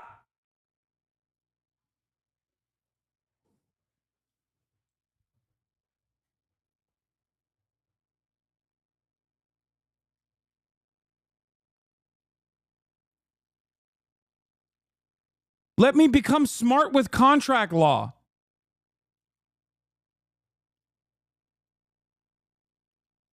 you, but it feels like, not enough. Today, we're going to talk about what the Democrats are and are not doing, what they should be doing, and what to do about all of it. let's get into it. But first, a very big palate cleanser. It's almost Valentine's Day, and whether you're partnered up in a throuple, single, and ready to mingle, or in a never-ending series of situationships, you deserve to celebrate. And listen, in these trying times, finding anything to celebrate is a major win. What better way to celebrate love than with the most comfortable underpants of your life? Thank you to MeUndies for partnering with me on today's video. MeUndies offers insanely comfy and sexy underpants and loungewear to buy or gift this holiday season. They have something for everyone, from basic black to fun prints, and you can get a matching set for yourself or get a set that matches your partner or even your pet. And they have loungewear too, including joggers, hoodies, onesies, and more. It's comfy, it's responsibly sourced, and hey, if you don't love your first pair, it's on MeUndies. That's how confident they are, and I am, that you'll love your MeUndies. But how could you not love them? Look at this sassy little Kiss My Peach set I got. We're keeping it PG here, so calm down, but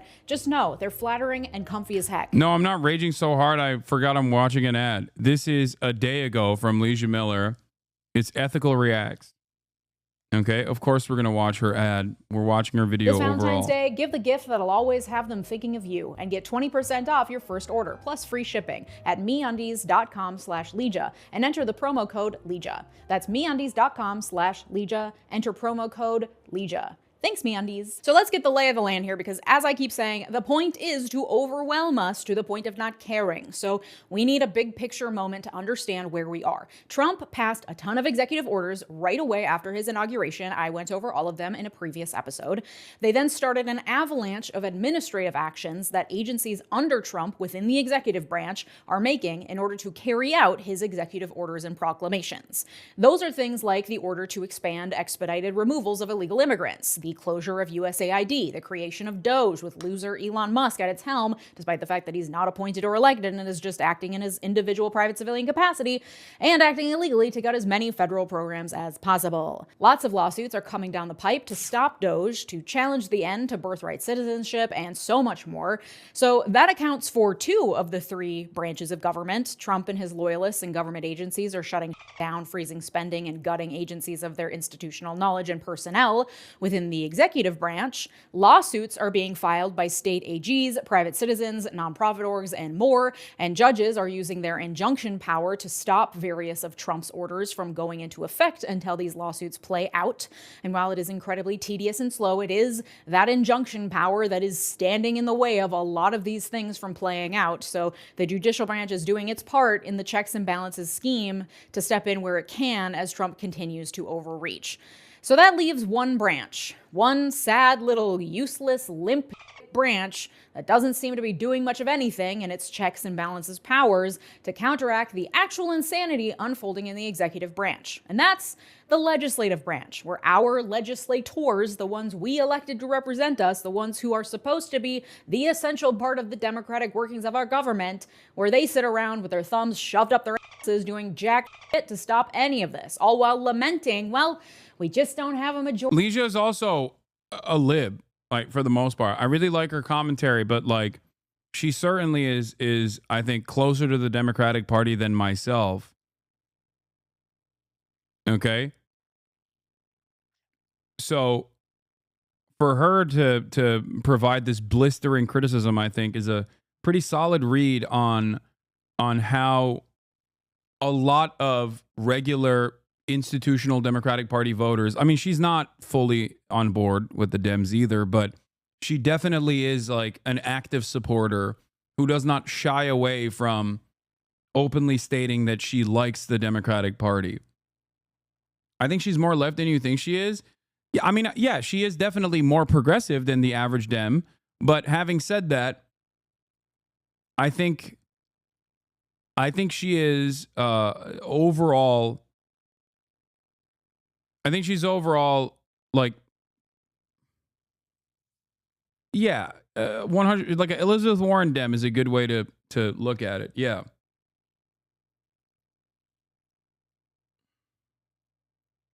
But regardless, her commentary is solid always, okay?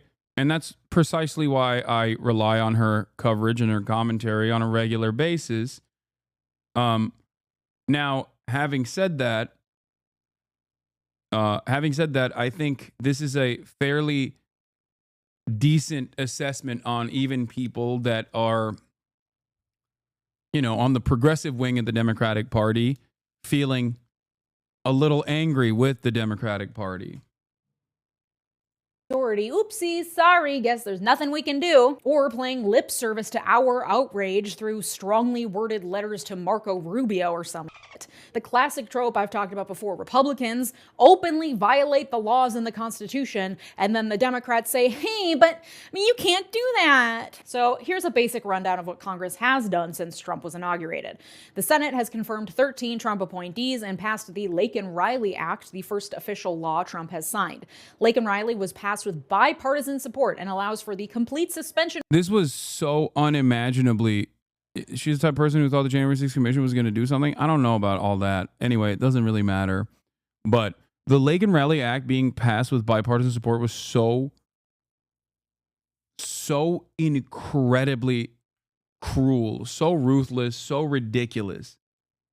Of due process rights for undocumented immigrants accused of crimes. Not just violent crimes, but also theft. Reminder that we give due process to everyone in this country, at least in theory, meaning notice and an opportunity to be heard by a judge, the right not to be held indefinitely without a trial and forcibly removed from the country. We give that to everyone, including those accused of even the most heinous of crimes in this country.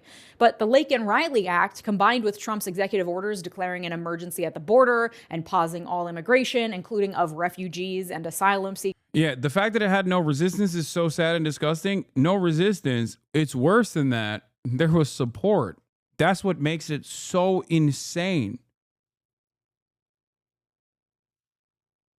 Support from the Democrats on the basis of something that the Democratic base cares about, which is bipartisanship for the sake of compromise and nothing else. The fact that this was presented as a bipartisan bill and the fact that Democrats passed alongside, like Democrats offered a veto-proof majority, a filibuster-proof majority by voting for it was insane. Why wouldn't they support it? First of all, they should support nothing that the Republicans are advancing. If Republicans, when Democrats are in charge and they advocate for bills that actually Republicans want, the Republicans still obstruct. That's number one. Why do they do that? Because there are only benefits for obstructing in this partisan way. Okay? But number two, for this bill specifically, it is an incredibly cruel bill that denies due process on the basis of your documentation. Okay? If you are suspected as an immigrant, both documented or undocumented, if you're an immigrant and someone suspects you of stealing, ICE can come and detain you permanently and deport you. Okay? This is unconstitutional. It is completely unconstitutional. Seekers and the resulting agency actions like the expansion of expedited removal all provides for a blanket suspension of due process rights for immigrants of all kinds, including those seeking and using legal means to be here. The elimination of due process rights is a key ingredient in fascist takeover because it allows for human rights abuses to go unchecked and tends to be directed at vulnerable minorities because people already hate their fucking guts, so it's easy to turn a blind eye, whether they're Jews in 1930s Germany or Mexicans in 2020s America. And the Laken-Riley Act passed with bipartisan support. 12 Democratic senators and 46 Democrats in the House voted in favor, along with every Republican in both houses. Here's the list of Democrats who voted in favor. If you are their constituent, you should be the most annoying person on the planet for them right now. Get to work. The House, for its part, has introduced a ton of bills, many of which are symbolic and will not even make it to the floor for a vote, 25 of which have passed and gone on to the Senate, and that's about it. Those Senate and House minority leaders Chuck Schumer and Hakeem Jeffries introduced bicameral legislation this week to try to challenge Doge and Elon Musk by preventing unlawful access to the Treasury Department's payment system, which Doge operatives took over last week, as we talked about in my episode on Monday. They called their new bill, wait for it, the Stop the Steal Bill. They were very proud of themselves when they announced the name and received some chuckles from the audience. We call our legislation Stop the Steal. And that's when it hit me. Oh yeah, part of the reason why Democrats aren't getting done is that legislators are a bunch of nerds in suits, and many of them are old as dirt. Of course they don't know how to talk to the American people or create a cool, engaging social. Yeah, the older you are, the more seniority you have in the party, which means the longer you have actually stayed in office. The longer you've stayed in office, the more out of touch you are from the average person. In theory, the longer you've been in office must mean that the longer you've actually talked to your constituents. Is the exact opposite. You get tunnel vision. You get bubbled into this. The only access you have to the outside world is oftentimes lobbyists that are there to push for a corporate agenda. So they are just completely delusional to the needs and wants of the average American. Okay? Social media campaign and are terrified of youngsters coming in and using unconventional tactics to get done. Also, they're probably sleepy because most of them should be in retirement homes at this point. Theoretically, they would hire PR people to make up for being big giant dorks, but I don't think they'd know relatable, cool messaging if it hit them across the face. And Republican lawmakers are also dweebs, but so are their constituents, so it works. I think I've solved the problem, guys. Everyone can go home. The literal only reason we thought Kamala was cool was because of some sweet fan cam edits on TikTok. She certainly didn't convince us on her own after literal decades in public office. It took some lefty weirdos getting control of her TikTok account to win any of us over. Did it get her elected? No. Obviously, the entire messaging problem on the left that has alienated a huge swath of the working class and other groups that would historically fall under Democratic umbrellas cannot be solved by a slick TikTok campaign. But as it is, these Democratic lawmakers are speaking to literally no one except for a few policy wonks and some boomers. A couple of younger representatives have come down the pipe and actually feel inspiring and know how to speak like humans. AOC, Jasmine Crockett, Katie Porter, but name me a single cool Democratic senator that can speak like a human and makes you excited about politics. I'll f***ing wait. They got Cory Booker on the social media game. Literally, Chuck Schumer confirmed, according to Mother Jones, that Cory Booker is in charge of the Senate Democrats' social media, with the New York Times reporting, and I quote, "Last week, Mr. Booker delivered a PowerPoint presentation to fellow Democrats about how to deliver their message online. In the slides, which were obtained by the New York Times, Mr. Booker offered his colleagues guidance on how often to post on each platform. Instagram once or twice a day, Facebook once a day, LinkedIn 3 to 5 times a week, X." This part is so crazy. Like Cory Booker is like an alien, dude. Like, no disrespect. Some people just don't have it, you know?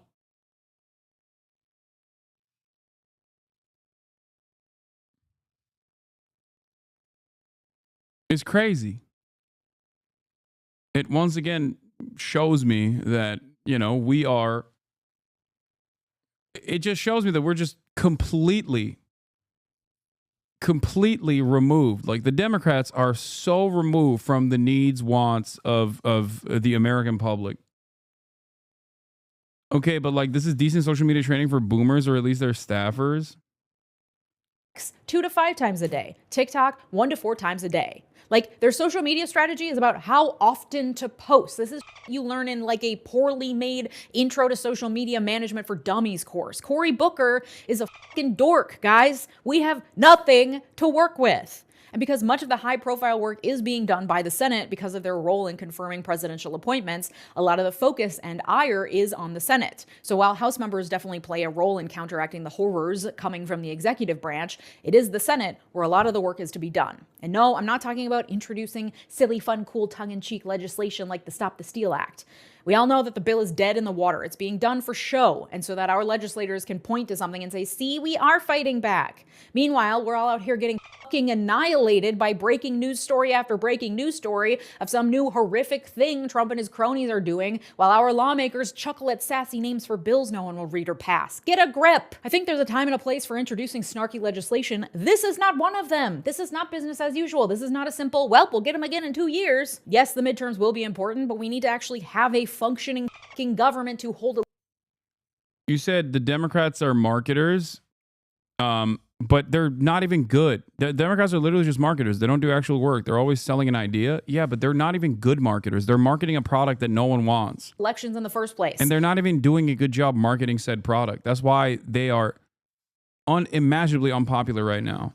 Trump is causing damage at breakneck speed that will cause years of chaos and rebuilding. This is mission critical, all hands on deck shit, and our legislators are sitting on their hands, shrugging their shoulders, despite the fact that Trump is following the Project 2025 playbook word for word, line by line, the playbook they've had access to for a year and a half at least, and yet they did apparently nothing to prepare for. I made an episode ringing alarm bells about Project 2025 in September of 2023. Why are they just now starting to realize that, maybe this is pretty bad? Literally just this week, I think they're starting to get the memo, with House Minority Leader Hakeem Jeffries sending out a 10-point plan to counter the hostile takeover of government we're seeing, and even that is pretty weak. One of the 10 points is the Stop the Steal Act I just talked about. They also include calls to increase efforts to communicate with the American people about how awful everything is, with zero concrete advice on how to do so. The only real tangible plan they have at this point is to challenge the appropriations process that they'll go through in March. Remember how the government almost shut down and they kicked the can down the road to keep it open?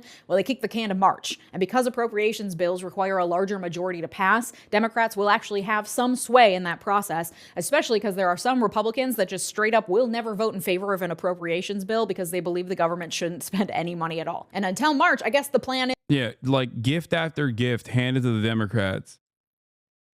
Like ridiculous executive orders that your job is to communicate how ridiculous they are, to get media coverage surrounding it. A group of Republicans that are in the party that refuse to abide by the wishes and the best interests of the party. You have all of these wonderful opportunities to make a big stink. I'm not expecting the Democratic Party to overnight become revolutionary Marxist-Leninists that are trying to build a militant vanguard. Okay? I'm just saying, be a competent fucking party. Be a competent liberal party. Right now, at this stage, they are not even a competent liberal party. That's crazy. Is tell people things are bad. Even Democratic governors hopped on a call with Chuck Schumer, according to reporting for the New York Times, literally begging him to get the senators to do something to stop the onslaught, suggesting better media and messaging strategies, and lamenting that they, the Democratic governors, are bearing the brunt of angry calls from constituents while also being the ones heading up a lot of the legal battles as well. And old Chucky Schumer was like, well, I can't force anyone to do anything. Plus, Cory Booker's doing a great job with the social media. Pathetic. Okay, so that's the lay of the land. Executive branch, fuck it up. Judicial branch, the one string holding back the worst of the onslaught. Legislative branch, dog shit. The good news is that at least in theory, the legislative branch is the one most responsive to the people. That's us. And as much as the moneyed interests do control our elected officials, the one thing they fear, probably even more than losing money, is losing elections. And if you understand that their main and all-consuming goal, the thing that they think about with every vote and every public move they make, is re-election, you can start to understand how to leverage that as someone who votes on whether or not they get re-elected. But we can't apply pressure if we don't know what to pressure them to do. So what could Democrats, especially in the Senate, be doing? Well, we know it's not passing legislation. Their minority status and partisan gridlock means that's nearly impossible. I think the first step is obstructing every step of the way, even if it's like seemingly a good thing. Okay? Just obstruct.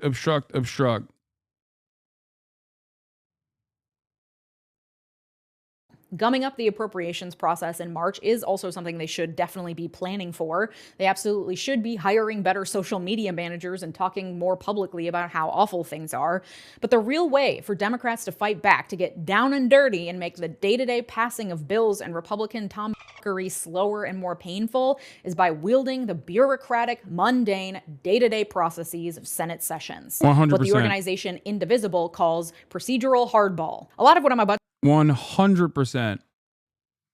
This is also part of the reason I am completely in agreement with Leisha here. This is also part of the reason why I get really annoyed with like liberal commentators, not Leisha. I'm saying like the liberal naysayers who will regularly just defend the Democratic Party instead of demand that the Democratic Party do more. Okay? Liberals who are tasked with defending the Democratic Party are always playing catch up. And they constantly will yell at people like myself. They'll say, Hasan, you just want like incredible pie in the sky ideas, right? You just want the Democrats to be socialist and radical Marxists or whatever. It's like, no, I'm talking about the minutia, the day-to-day operations, things that are within the realm of Democrats' possibility, things that are entirely in their control. Things that they're refusing to do. Okay? That's the difference. I understand process. And that's why I regularly criticize the Dems when they're in power or out of power for not utilizing the process or claiming that procedural hurdles sometimes undermine their agenda when they can so easily do away with it, like the Senate parliamentarian, for example. Okay? That's it. Those guys don't understand process. They don't know anything. They're just there to fucking defend the Dems, which is weird because even like MSNBC has a better understanding of process and will do a better job of talking about the Democratic Party than the average liberal influencer who is tasked with defending the Democrats with very limited knowledge. That's why they're wrong all the time. What to talk about is from Indivisible's explainer on how Democrats can play that hardball. It's linked in the sources in the description. The day-to-day functions of the Senate include huge amounts of standard protocols, business as usual rules and procedures that provide a veritable treasure trove of opportunities for Democrats to take actions that will provoke. This is why I love David Dayen's work initially at the American Prospect. David Dayen put out like a 150-point plan on what the Dems could do with executive orders. Like how far the Dems could take it. You know? Wait, what just happened? My chat broke. Something that I regularly pointed to as far as like what the Biden administration can do, right? Of course, they didn't really do it.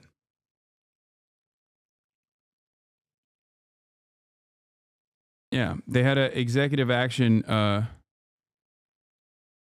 they had an executive action tracker. Like, this is boring process shit, okay? Out of 111 actions, there are 23 yes, 19 partial, 6 no, and 1 no longer applicable.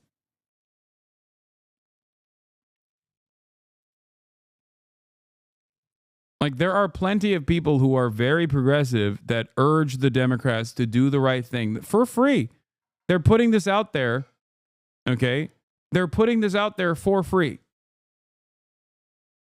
If the Dems would follow through on any number of these different suggestions, they would be infinitely more popular.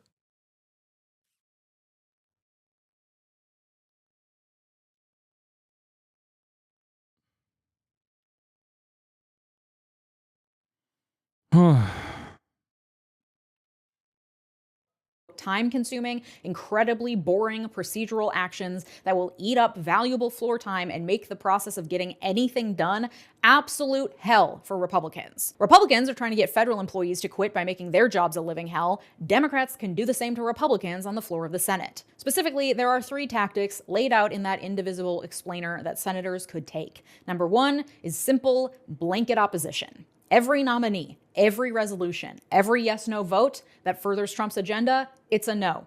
Even if the nominee seems like a reasonable Republican, they are still being put in place as a Trump loyalist, it's a no. Democrats have been voting yes on certain nominees, and there needs to be consensus among the entire Democratic caucus that it's a no vote every single time. Taking this a step further, there are ways for Democrats in their individual committee roles to muck up the process further. Democratic Senator Brian Schatz of Hawaii is doing just that. He's on the Foreign Relations Committee, and in response to the shuttering of USAID, he's placed a blanket hold on all of Trump's State Department nominees. Marco Rubio has... Repeating exactly what you said? Yes, because she's correct, and so am I. And this is... You know what this video is?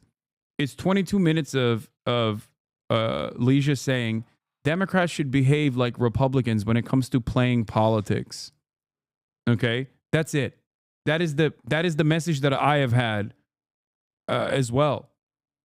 Republicans play politics all the time. They play hardball all the time. They do it very successfully. Okay? Democrats don't. They're constantly seeking out bipartisan compromise for no reason other than the concept of bipartisan compromise being a virtue in and of itself. That's it. There are no tangible policy goals attached to it. They just simply do compromise for the sake of compromise alone. It is ridiculous.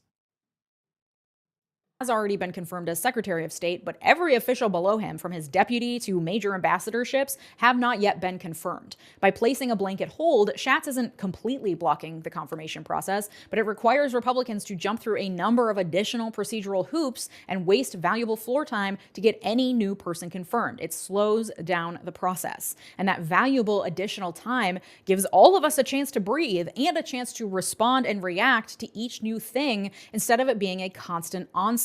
Blanket opposition, combined with tactics like blanket holds, will show a united front within the Democratic caucus and will help to slow Republican actions even if they can't stop them completely. Next tactic is weaponizing quorum calls. Technically, according to the Constitution, the Senate cannot conduct business unless there is a quorum present, meaning a majority, meaning 51 senators. However, in reality, there is hardly ever a quorum actually present, but typical Senate decorum, the friendly thing to do, is for senators to not ask if a quorum is present before conducting official business, because if it is officially established that a quorum is not present, the work of the Senate grinds to a halt. They can't do anything, and they have to either adjourn for the day, or the sergeant at arms has to literally call senators back to the Senate floor and forcibly retrieve them. What's fun is that any senator can call for a quorum check at any time. Calling for a quorum check forces the clerk to do a roll call of all 100 senators out loud. If the roll call is finished and a quorum is not met, the Senate cannot proceed. So Democratic senators can call for quorum checks, forcing Republicans to prove they have a quorum anytime they try to do anything. They can also stage a walkout, assuming that there are some Republicans. How can you stop Elon?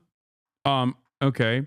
There are a number of different committees that Democrats sit on. They can use those committees to open up investigations into Elon Musk. Republicans have done this for infinitely sillier shit. Republicans literally did this to basically beef up the lie that Hunter Biden, for example, was somehow connected to Joe Biden, and the entire Biden crime family was doing crimes. This was a falsehood. They knew it was a falsehood, which is precisely the reason why they didn't do open door meetings. They did closed door meetings instead.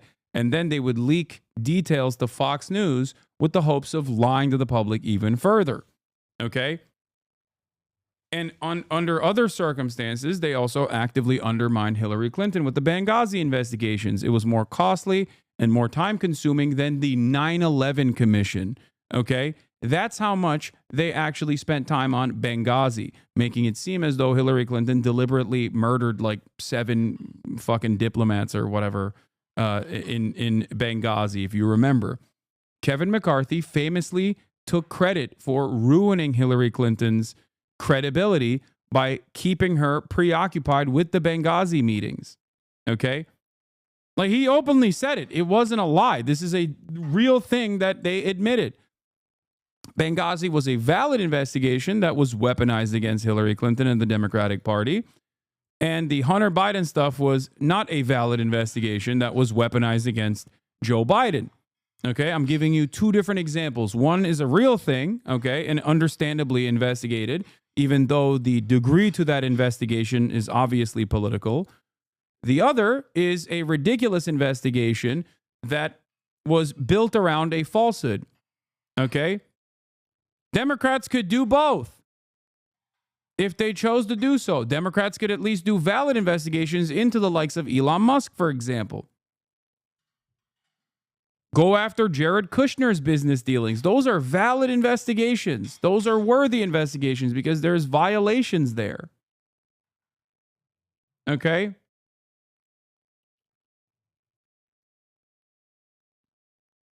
That's it. Not present, which usually some aren't, meaning that there would not be a quorum present if all Democrats leave the Senate floor. But even if technically there is a quorum present, they can still call for a check at any time to gum up the process. This will be incredibly boring. It will make Republicans' jobs really boring and bad. It'll be so annoying, and it'll go against decorum and protocol, and that's the point. And then the final tactic is blocking unanimous consent. Unanimous consent is used to skip over procedural requirements involved in things like setting dates, moving things on the schedule. Pretty much nothing can happen in the Senate unless there are no objections. But by saying unanimous consent, they're assuming there are no objections and they just kind of jump over that. Senators request unanimous consent for things to happen, and usually there's no objection and things move forward swiftly. I imagine you can see where this is going. Senators can object. Refusing to work with bolster Republicans and make them look like the good guys, that's so silly. You're so wrong. Walk out on quorum calls, the stupidest idea I've ever heard, respectfully. Yeah, we have to keep working with the Republicans because then they'll look like a bad guy. What are you saying? When have Republicans ever worked with the Democrats? They don't. The people are begging the Democrats to actually fight back against the Republicans. Even if what you're saying was completely unpopular, it would still be the right thing to do. But luckily, it's also not unpopular. It's a popular thing to do. Partisanship is the name of the game. Yeah, working with them on every single literal issue has been so fruitful so far. That's why their popularity is historically low. You know, like the bipartisanship on the Laken-Riley Act.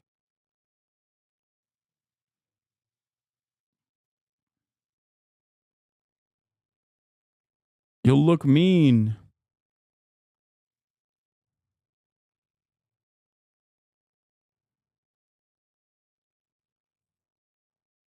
To anything, any procedural step, any request, anything a Republican senator wants to do, no matter how small, cannot move forward if a single Democrat objects. Things will probably eventually move forward if the objection is like frivolous, for example, but when a senator objects, it starts down a rabbit hole of further procedural hoops that must be jumped through, including, for example, roll call votes, debates, and delays. Democrats can take it a step further by using their entire allotted 30-minute debate time whenever it's available. It means zero fast-track confirmations. It means, again, making Republicans' jobs as hard as possible, as boring as possible, as tedious as possible. It's making their day-to-day work nearly impossible. Not completely impossible. They still have a majority. They'll still get things done, but the pace would be dramatically decreased. You know, we always complain about how it feels like Congress can't get anything done. Might as well make that fact work in our favor. Often, blocking unanimous consent and requiring quorum calls can go hand in hand. Typically, because senators need time to have informal discussions, negotiations, take time to figure things out, they will pause work on the floor of the Senate by... Like, the saddest part about it, this isn't even... Like, this is below bare minimum. Okay? Like, that's what's so crazy about it. It's below bare minimum. Like, this is what you should be doing already, and then we should get mad at the fact that you're not doing more of it, okay? Procedural hurdles and obstruction across the board is literally not even expecting the Democrats to do their jobs. It's to expect the Democrats to do less than what their job is. A competent party on top of that would be trying to find bipartisan compromise in areas that actually suit the Democratic agenda. What are your thoughts on Asmongold talking about you promoting a terrorist propaganda clip? I don't know the story. Yeah, that's me. You're probably wondering how I got here. By suggesting the absence of a quorum. This requires the clerk to then read out all 100 names and take a roll call. And the clerk will do that usually incredibly slowly on purpose, knowing that it's just being called to give senators time to discuss or until the next senator wishes to be heard. It's just part of the business of day-to-day operations in the Senate. You could go to senate.gov and click watch live Senate floor proceedings on any given day and you'll see this in action. A senator will make their statement. Yeah, here, look. Hakeem Jeffries met privately with Silicon Valley donors in a bid to mend the fences from Politico. Here's a remarkable quote that really gets to the heart of what mending the fences means in this context. There's a significant fear that these tech folks who have been with us for a long time will say, fuck it, we're going with the other guy, said Alex Hoffman, a Democratic donor advisor who works with donors across the country but did not attend the event. These donors are also pissed, watching former and current colleagues have unlimited unchecked power and getting richer off of this, and they're not.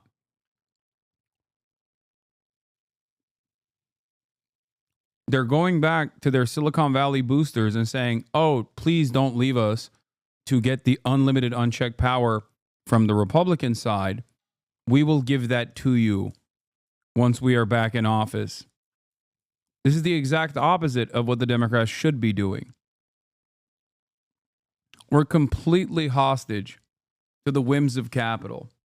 It is crazy.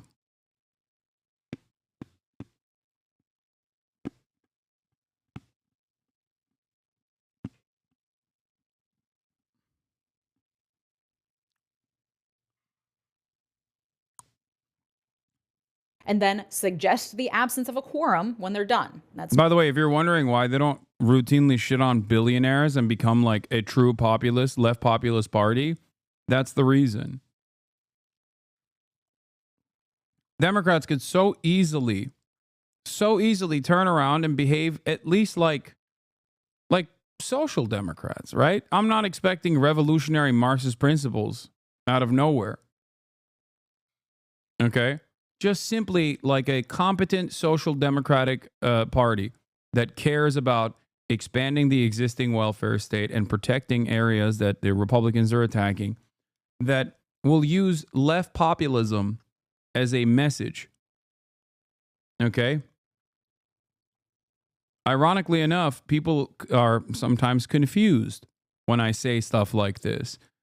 They're confused and think I am also a social democrat. I always maintain the position that I am perfectly comfortable and happy with social democracy in the interim, given how devastating American capitalism looks like and given how limited the American left actually is in this country, where people have an inherently reactionary attitude towards any sort of socialist initiative.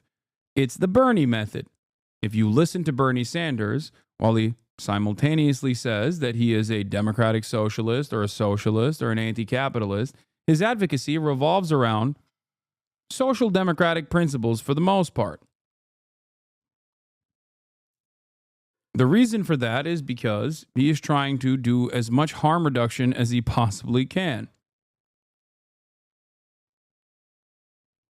That's it. And even then, he is treated like a radical. normal. The clerk will start calling names, but then when the next senator stands up and is ready to speak, they will request unanimous consent to end the quorum call. It will be granted, the senator will speak, and then they'll suggest the absence of a quorum again, and the clerk will once again start very slowly reading off the names. Anytime that unanimous consent is requested so a senator can speak, any Democrat can object, requiring a full roll call vote on whether or not to move forward. So they'd object to the senator asking for an end to the quorum call, triggering a full vote tally on whether or not to end the quorum call, which would require listing off every senator and taking their vote. And then if it's not unanimous, there could be a debate that follows. It could eventually lead to allowing the quorum call to finish, showing an absence of a quorum, grinding Senate work to a halt. Like, it would be so stupid and so boring. And they can just do that over and over and over. Anytime any Republican asks for anything to be done with unanimous consent. Again, things will eventually get done, but it will be so much slower and it will be so painful and so boring. The name of the game is block, delay, obstruct. The reason Democratic senators aren't already doing this, because you know that they could be, is the same reason why you wouldn't want to do it either. It's boring as It's also embarrassing because it goes against decorum and, the way we do things. So they'd have to make themselves look a little ridiculous by standing up and objecting to things no one ever objects to and that are actually pretty absurd to be objecting to in the first place. That's the point. Democrats always try to take the high road, to stick to the way things are, the rules and regulations, because they think it makes them seem more legitimate, more credible, because they're following the rules. That's Surely the Dems are doomed to terminal decline. Isn't that a good thing? I mean, this is something that I talked to Michael from Pennsylvania, Central_Committee, in the lead up to the election. He has a, I guess, more positive outlook on this process. I do not. I just don't think that when the Democrats perish, that there will be a Labor Party that is born out of the ashes. I think that when the Democratic Party perishes, we just have, fascism, which is what's going on right now.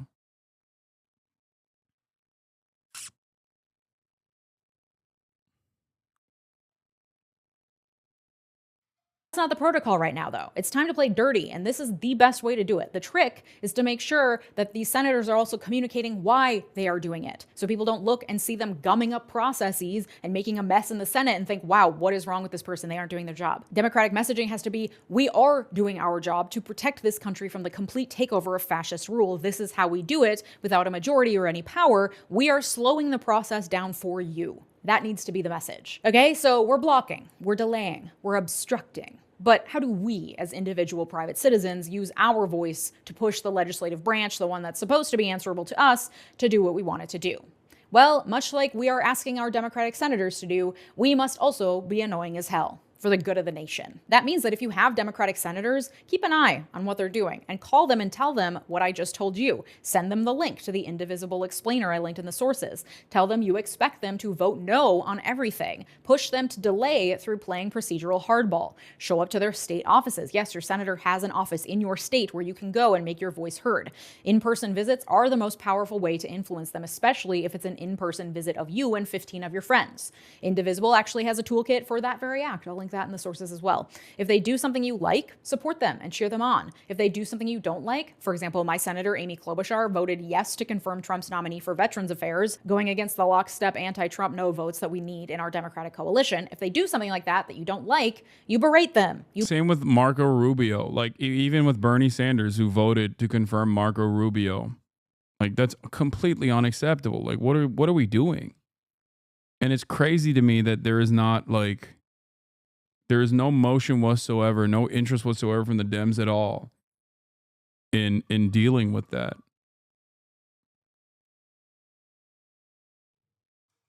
And doing anything. You'll be so annoying. Yes, I'm familiar with David Graeber. He's great. Rest in power.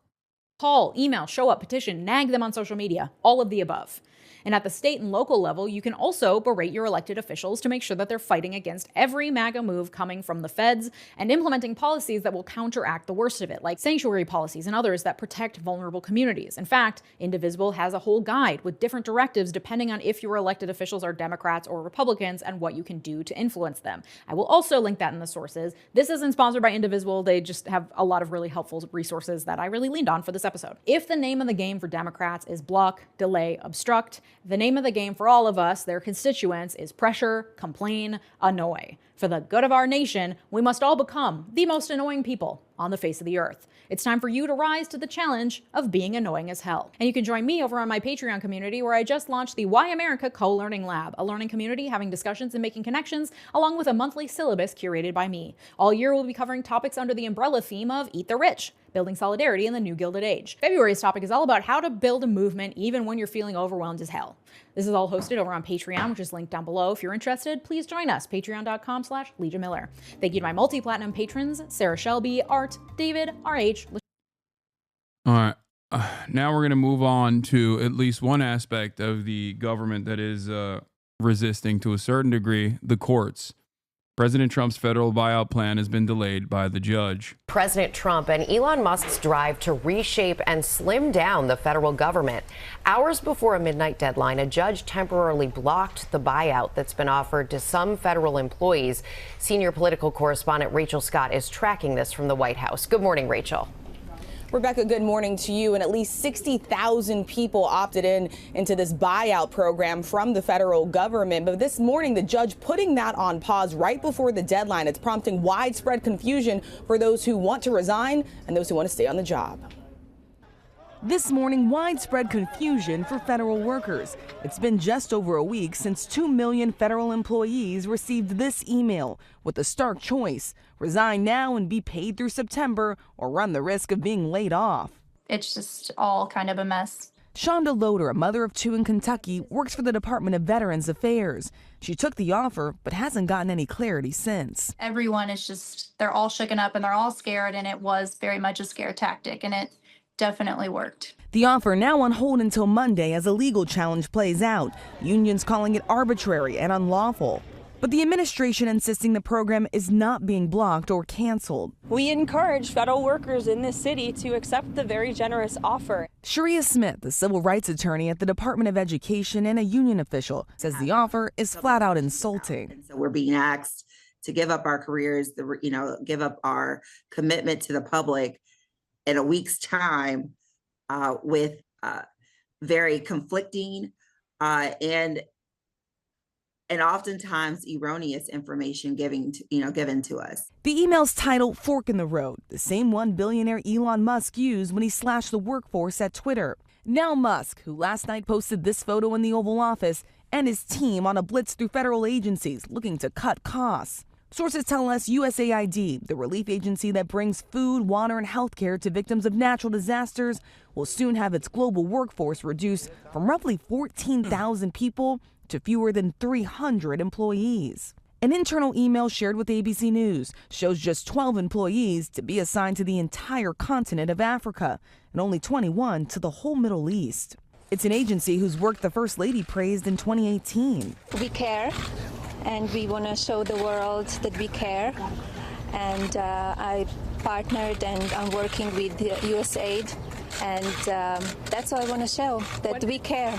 And this morning, the New York Times identified more than 30 studies that have now been frozen, from trials for malaria treatment for children in Mozambique to nutritional support for children in Ethiopia. A 25-year-old staffer connected to Elon Musk's Department of Government Efficiency has resigned after the Wall Street Journal reached out to the White House about social media posts they described as racist. ABC News has not independently verified those posts, which have now been deleted, but we are learning that staffer did have access to sensitive information over at the Treasury Department. So now all of this once again prompting questions about who exactly is working for Elon Musk and what they have access to, George. And whether what they're doing is legal. And in the latest, in a series of personnel moves that appear to be illegal on their face, the president moved to dismiss the chairman of the Federal Election Commission. Yeah, George, and the FEC was created by Congress to be this independent watchdog over our election system. Well, overnight, the chair of the FEC, Ellen Weintraub, says that she was fired by President Trump in a letter. She is a Democrat, but this is a bipartisan commission, and under law, the president is supposed to first nominate her replacement. In a statement on social media, she says there is a legal way to remove her, and this is not it, George. Rachel Scott, thanks very much. Elon Musk says it is, quote, a viper's nest of radical left Marxists who hate America. Supporters say it saves lives and projects American power and influence. So what is USAID? Well, the United States Agency for International Development was set up in 1961 by President John F. Kennedy. If we were not so heavily involved, our voice would not speak with such vigor. And as we do not want to send American troops to a great many areas where freedom may be under attack, we send you. By 2023, it had a budget of $40 billion, covering an estimated 120 countries. But on his first day in office, Donald Trump implemented a 90-day freeze on foreign assistance, taking quite a different view from JFK. The whole thing is a fraud. Very little being put to good use. Every single line that I look at in terms of events and transactions is either corrupt or ridiculous. Now, more than 10,000 people had been employed by the agency, but that workforce will now go down to a skeleton staff of just 611 essential workers. And the USAID website is now down with only this message saying, in order to be consistent with the president's executive orders, this website is currently undergoing maintenance as we expeditiously and thoroughly review all of the content.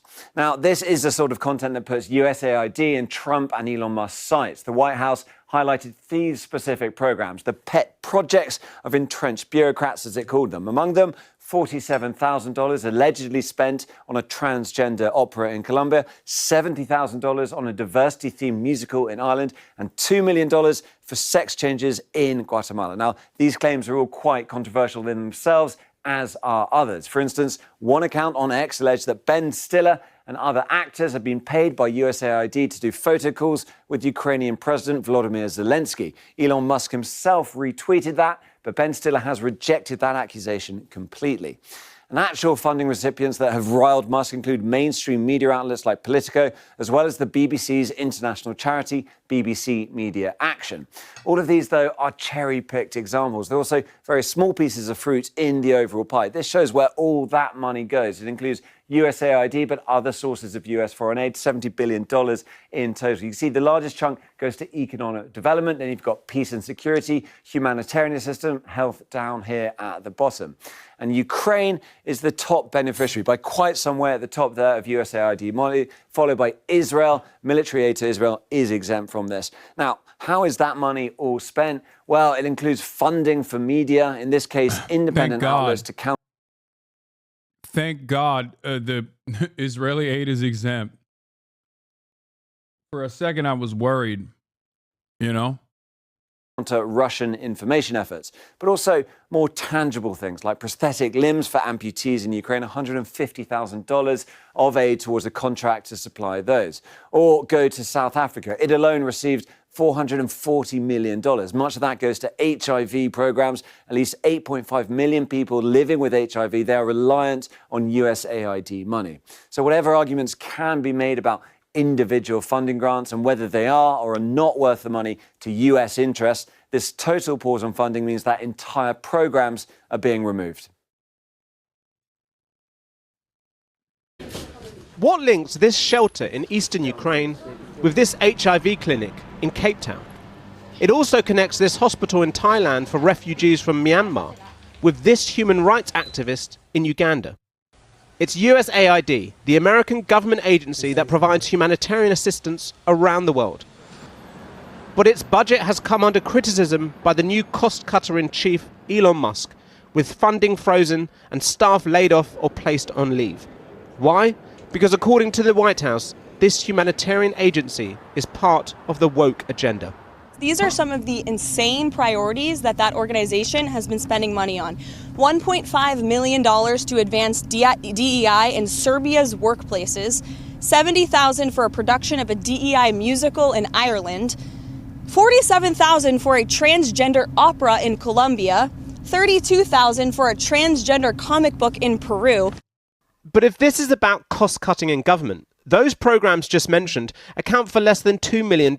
That's 0.005% of the USAID budget. And the USAID... Amazing. This is what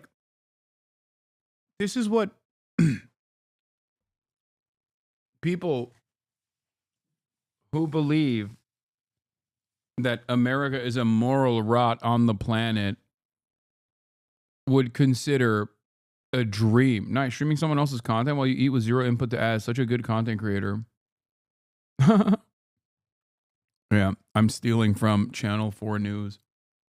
The small content creator, Channel 4 News. Anyway, ironically, while I was also giving input that you had to chime in. But having said that, this is like people that say America is an evil empire couldn't even dream of taking out the USAID.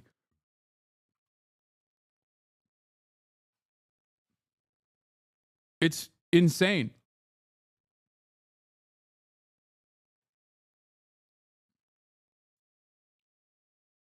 It's actually, seeing news as content says a lot about that person. Like, I don't understand, like, what the Trump administration is doing here. This is even dumber than the tariff stuff. Truly. The budget of $43 billion is itself just 0.7% of overall federal spending, which stands at $6.3 trillion. Reports suggest the USAID workforce will be cut from more than 10,000 staff to just 611 essential workers at midnight tonight. And key projects will be affected. What will happen to maternity and sexual health plans in Afghanistan, Pakistan and Bangladesh? Or the President's Emergency Plan for Aid Relief, PEPFAR, which ensures 20 million people receive HIV treatment, worth $400 million in South Africa alone. Thank you very much. The United Nations today warned that millions could die. So as UNAIDS, we estimate that if PEPFAR wasn't reauthorized between 2025 and 2029 and other resources were not found for the HIV response, there would be a 400% increase in AIDS death. That's 6.3 million people.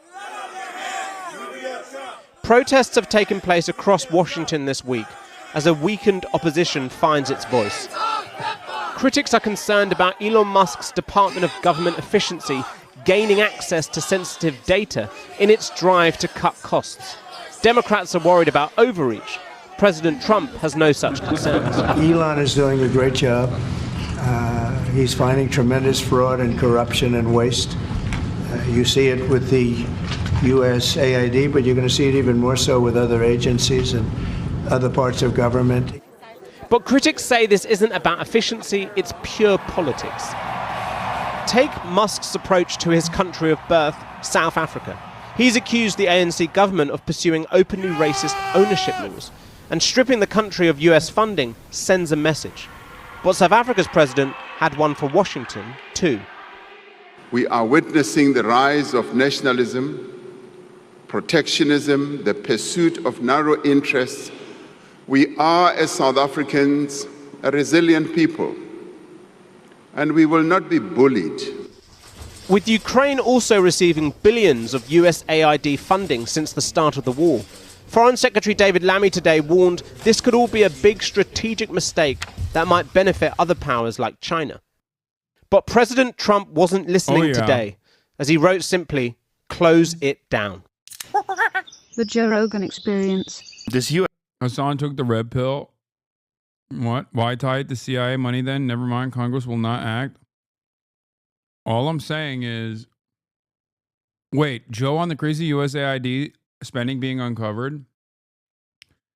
I just never thought I could spend years and years talking about US aid being utilized in incredibly inappropriate ways.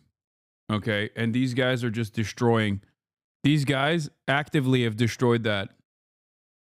They've undermined it. It's like saying the CIA is woke. We need to shut it down. Oh my God. Can you imagine? Like Joe Rogan starts talking about how the CIA is doing woke and gay in other countries and we have to put an end to it, you know? And then they do.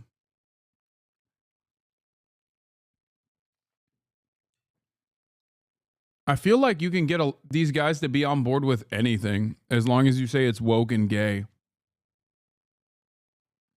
US aid thing that's going on. You know, Mike Benz has been on that like a pit bull. And I've been following him on X, and he's going to come back on here and kind of explain everything. But he explained it the last time he was here, and I don't think I really grasped it until Elon's 6 wizards. He brought in some young wizards to go in there and go over the books, and they are just finding crazy shit. It's great, and it's so interesting. I was listening to a left-wing podcast today. I like to mix it up. You know, I listen to all kinds of different stuff, and it was like I was listening to a different world. Like, they weren't even talking about all of this corruption and all this obvious buying of influence. Instead, they were talking about aid overseas and how people are going to starve. And I'm like, it's mind-boggling, and there's also, I have to say, I'm Yeah, because the truth is both.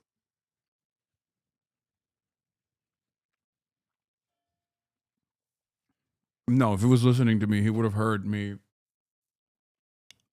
say that U.S. aid both works to do soft power with actually good initiatives like, you know, anti-famine initiatives or, you know, trying to stop the spread of disease.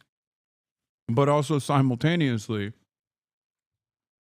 they do a whole deal of, I mean, they basically are a part of the State Department in general, not directly under it, but they work in collaboration with the State Department to advance America's agenda.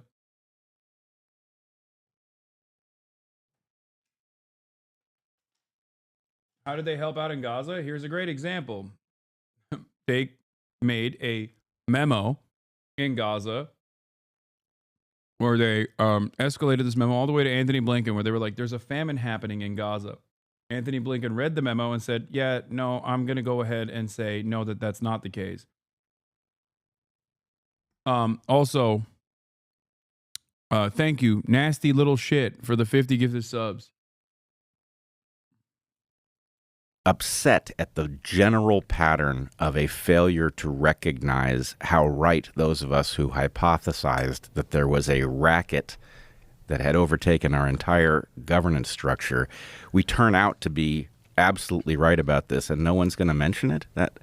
That's mind-blowing. It's very strange that the media is ignoring it, especially the left-wing media. It's just too big of a win for the right, and so they're just ignoring it. And then they're just highlighting the good things that USA did, which I'm sure it probably did. Probably had to do some good things to like at least justify its existence.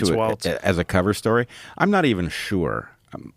Maybe it doesn't change anything. Obviously, this was a mechanism used to funnel money to all sorts of things that we didn't vote on, that don't make sense in light of our constitutional structure. And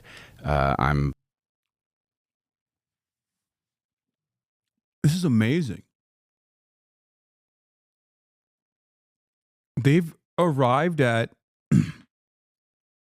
like somewhat of a correct conclusion, but from the opposite side.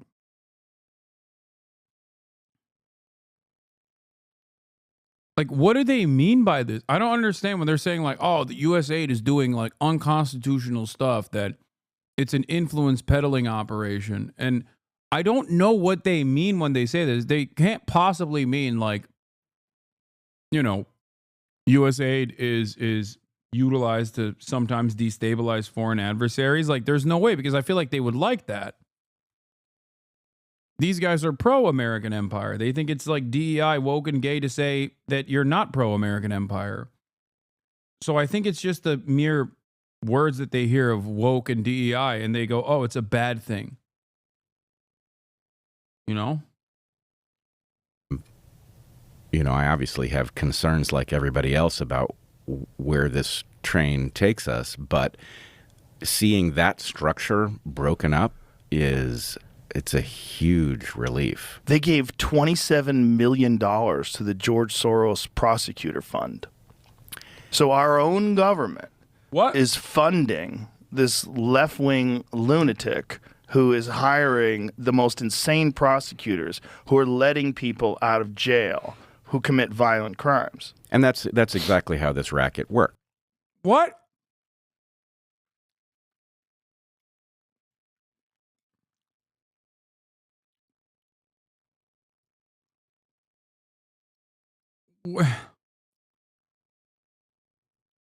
What are they talking? Chat, I'm asking in all sincerity. I have no.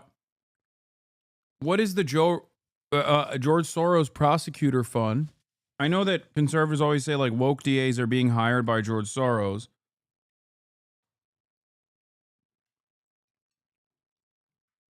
There's like 8 different conspiracies that they tied together.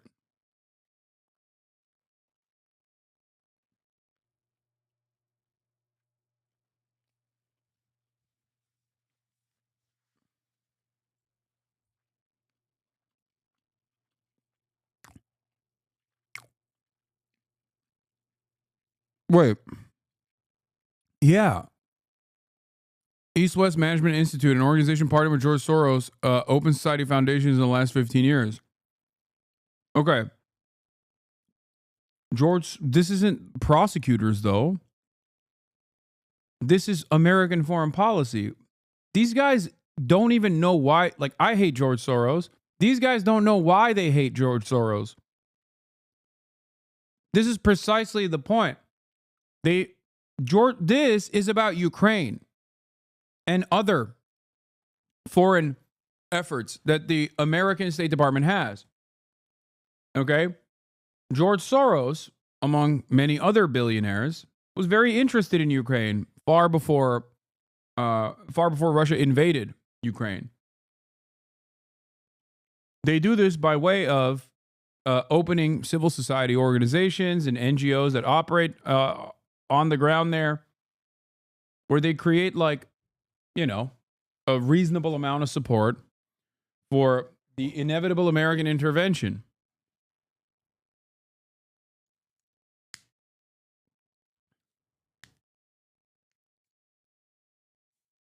I feel like if you were to explain to Joe Rogan, like what USAID actually does. Like if David Pacman sat him down and explained it to him as a positive, I think Joe Rogan would be on board with it. Many Republicans would be on board with it.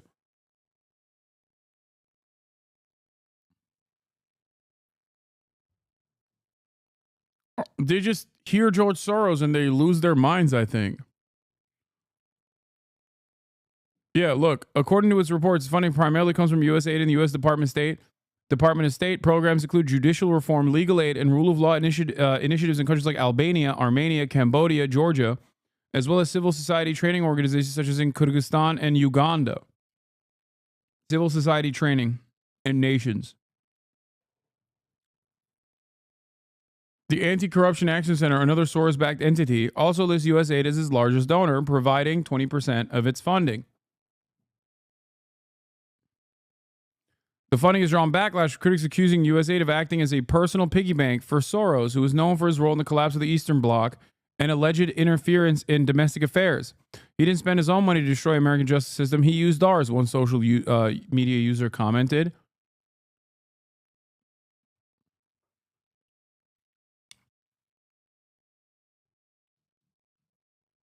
Chat doing a 180 in 10 seconds. No, this is American foreign policy. This is in line with the American agenda globally. It's not against the American agenda globally. It's not what they think it is. This article is not talking about how George Soros is actually undermining the American legal institutions or whatever. What? Not about Allah.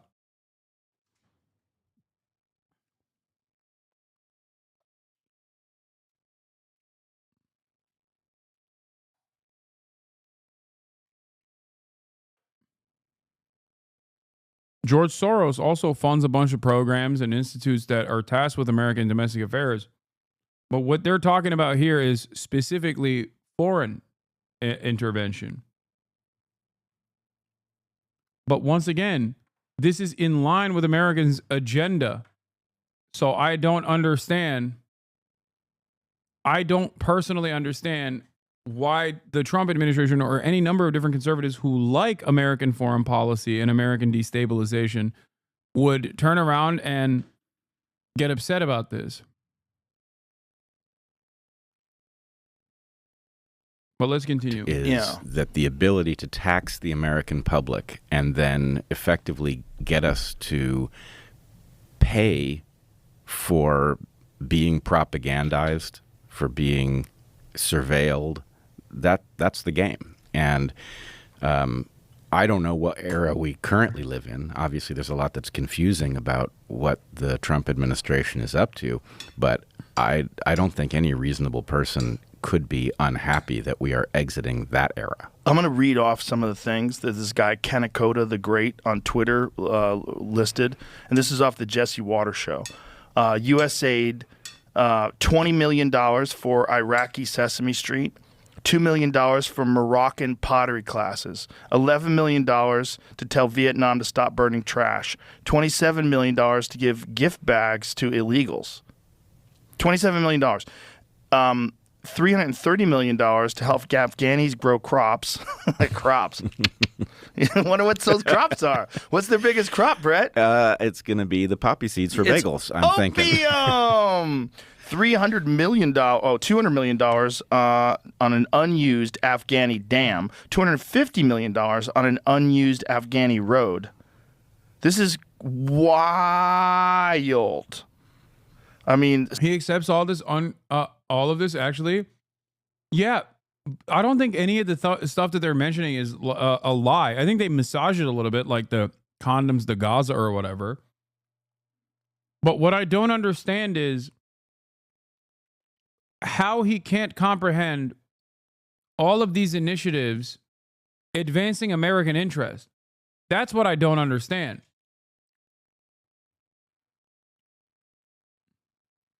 Like, why does he think the American, a foreign aid agency under the control of the U.S. State Department is tasked with teaching Afghans how to do crops? And by the way, I doubt that it's poppy seeds. No, obviously not.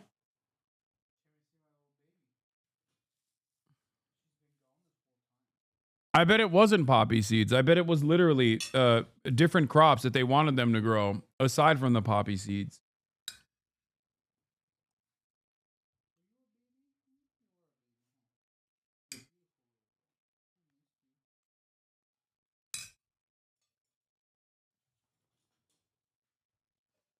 Yeah, they don't need to learn how to grow poppy seeds.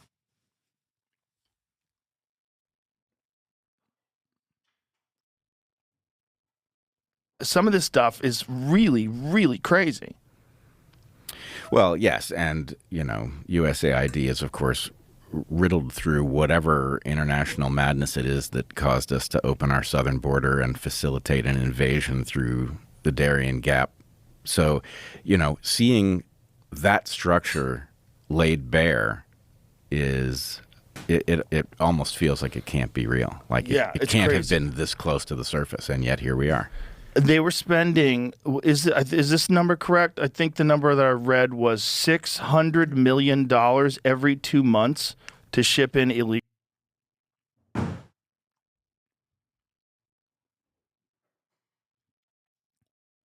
Assisted firms export 4.6 million in agricultural commodities. Afghanistan Value and Trades, High Value Crops, is a market-oriented project that operates throughout the country with regional offices in Kabul. It promotes sustainable agriculture-led economic growth in line with the Ministry of Agriculture. Yeah, so, like, the American government does stuff like this all the time. It is weird how they talk about USAID like it only does good things. It is truly them shitting in their own bed. Yeah. Oh, hell yeah.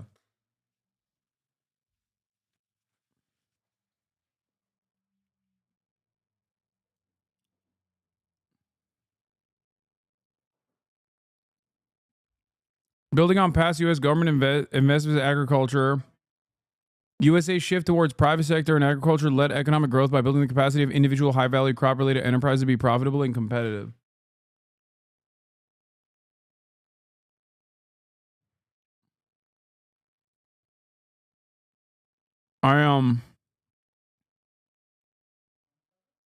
I just learned about USAID and I'm mad as hell. Every idiot Republican. I guess maybe they think like it's helping the Afghan population in any way is woke. Maybe. I don't know. These are all BS. Cover up charges to fund black projects. I mean, I'm inclined to believe that this might not even be a cover for poppy production. For like USA does do stuff like this, chatters. What are you talking about? They need goodwill to be able to operate. If you want people to flip, if you want people to be subservient when you are dominating their country, you sometimes have to be interested in doing good things. Okay? So they do both. Of course they do black budget operations, but they also do stuff like this.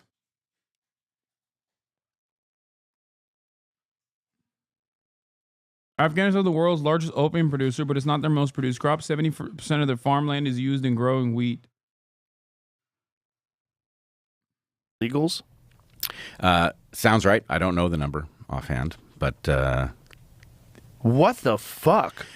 Well, you have to realize that basically we had a shadow apparatus functioning. And it involves all kinds of things. It involves payoffs to people who didn't deserve them. It involves contracting to entities that were necessary to get the work done. So I don't think we can properly understand what these numbers mean and what they're actually being used for, but it was a racket. Well, we were always wondering, like, why is our debt so high? Why is the national debt so high? Like, why is our deficit so insane? Well, this is it. I mean, how about the one where they paid $236 billion, like, for chargers? Do you know that they were trying to set up chargers? You mean car chargers? And they only built a couple of them? Excuse me.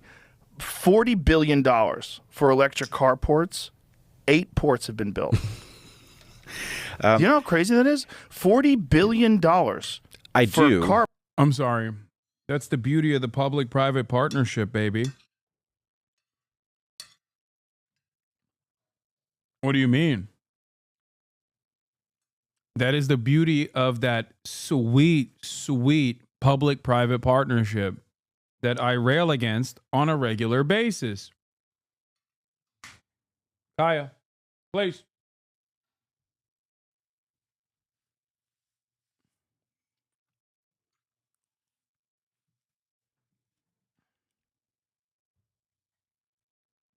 Carports. But I have to say, as much as this is shocking, I wasn't surprised. I thought that effectively our entire system had been turned into a racket and that we were basically being like, I fed knew a this cover was the story case. from it.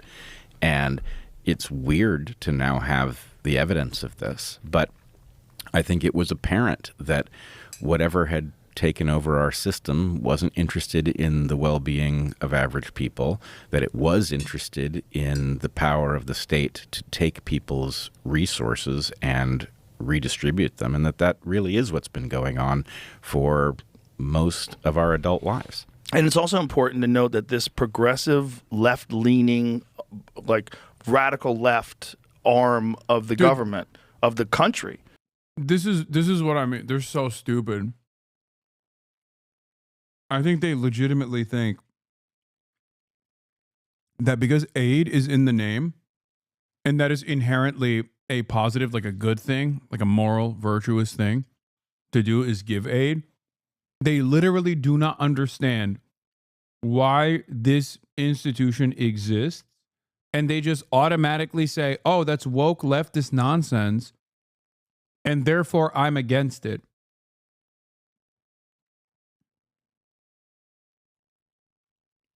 It's amazing. Right-wingers are such marks, dude. It's awesome. They're such suckers.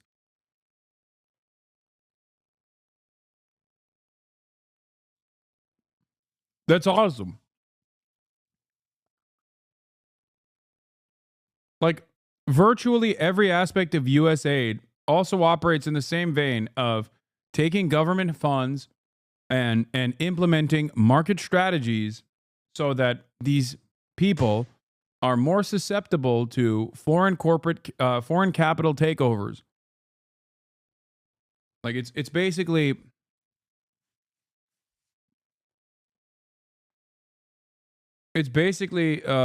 opening it up for any sort of intervention at the behest of foreign corporations. It's influence peddling so that America is still seen as the hegemonic superpower. This is all in line with things that I think Joe Rogan would want.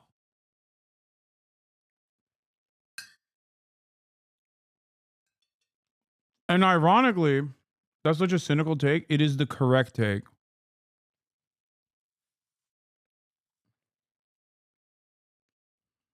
I'm sorry.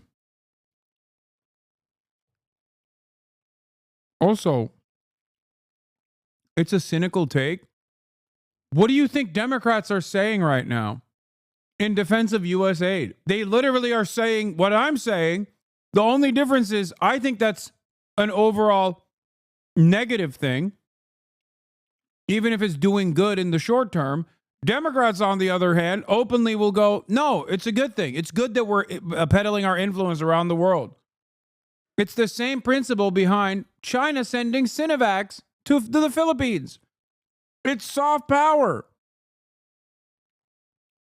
Do I agree with it just because it's China's doing? No, I agree with it because it's a good thing overall. The same principle goes for U.S. aid. That's it. It's not a cynical take. It's not a cynical take to admit reality. Not all soft power initiatives are bad inherently. Plenty of them are good. USAID is tasked with a lot of good things. Sometimes they also utilize that banner to do evil shit. sterilization operations on indigenous populations, spying operations, sending in shipments of weapons under U.S. aid contracts in countries that we want to destabilize, or even setting up a social media platform in a country that we want to destabilize with the specific task of trying to feed propaganda, like anti-government propaganda. There's a lot of that USAID does as well. But the overwhelming majority of stuff that USAID does is good, okay? Like maternal health. And yet it is still done for influence peddling. It's soft power. It's not necessarily a bad thing. And the danger of your cynicism is painting all the workers doing good work to help people with the same brush. What? Oh my God.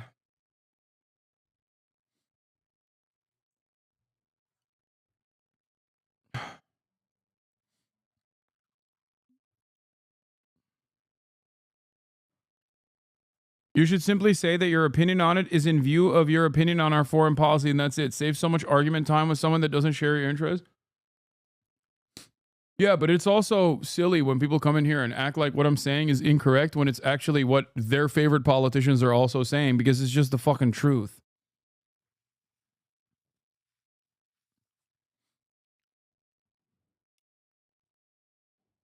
That's it. Was manufactured. Yes.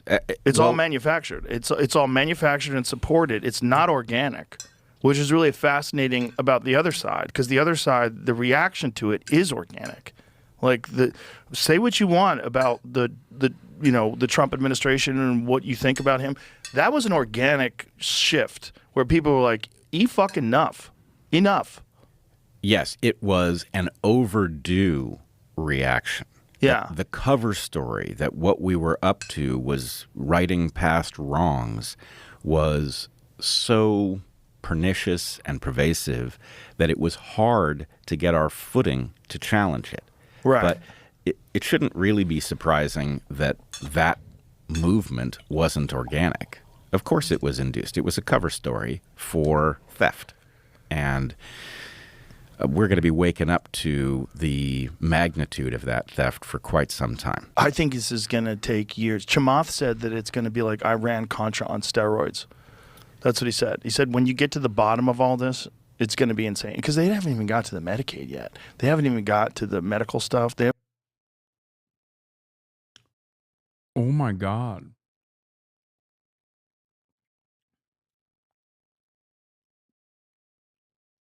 I think these guys literally don't understand what they're saying. Like, there is a shit ton of Medicare and Medicaid fraud. It's not the people that are doing it. It's corporations that are doing it. And they don't care about woke. I think these guys are so hyper-focused, so lasered in, so dialed in on like woke and DEI that they don't understand that this private-public partnership is done at the behest of corporations. I mean, they're like accidentally, by way of opposing DEI or woke or whatever, have arrived at a conclusion that I also have. Like, if you're talking about Medicare and Medicaid fraud, it's people like Rick Scott. I don't think he realizes that he's like railing on a lot of these corporations that on its face he would probably defend, considering his right-wing perspective. There's so much they haven't even tapped into where they think the real motherlode of fraud is. Yes, and I must say that there's also another aspect to this which we have to be careful about, which is that the justifiable anger at discovering what it is that we've been dragged into as a nation is going to make it hard to see where the limits ought to be in terms of upending this stuff. In other words, at the moment, I'm cheering for the wrecking ball. Right. Break this stuff up. Yeah. Never again. But there are... What's that, Jamie? I was reading an article about the spending on the Chargers. They said that they haven't actually, according to this, they haven't actually spent all that money yet. Well, what do they do with it? They've spent some of it to make some of those things, but it's just that hasn't been allocated yet. It's a long article going through all the. Shut the fuck up, Jamie.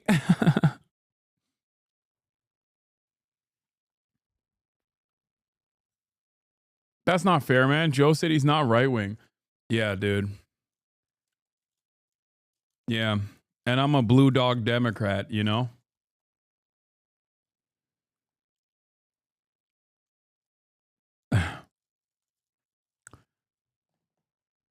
That is so nutty. Joe Rogan literally endorsed Donald Trump.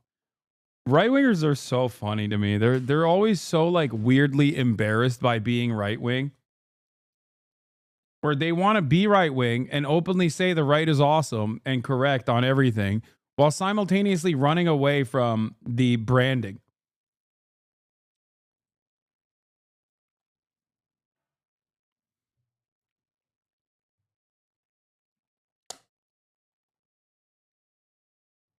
Like you can't endorse Donald Trump for president and then be like, I'm not right wing at all. I don't know why people are saying that. I know why people are saying that. Because you endorsed Donald Trump. It's not even Donald Trump that made me understand that Joe Rogan was right wing, however. I've talked about this before. It was actually his endorsement of Ron DeSantis. Because ain't nobody that isn't right wing is endorsing Ronald McDonald DeSantis. Okay? You got to be a real die-on-the-wool, hardline right-winger to be like, yeah, that Ron DeSantis guy, he's great. Okay? Because he sucks. At least Donald Trump is like telegenic. He still has the capacity to capture the attention of like the I'm apolitical Andys who are too stupid to recognize what their politics look like. But nobody's saying I love Ron DeSantis unless they are a right-winger. The spending that's been done. It's on factcheck.org. Factcheck.org. Oh, I knew he was going to come after factcheck. Oh, I don't believe that. That's probably also funded by USAID. Runs that? I don't know. Some of the chargers have been made. Some of them are on the way to be made. And they've built 61 at 15 stations since mid-August or through mid-August. 14,900 more are currently in some stage of development. But that's where it goes into like where they are, what they have to be done, and who's getting the money from them. It has to be done through a long process from each state. Yeah, the question is, how can we get a proper accounting? As you point out, who the hell is factcheck.org? Well, that's the problem with fact-checking organizations. That should really be illegal. Like, I think if you're a... What?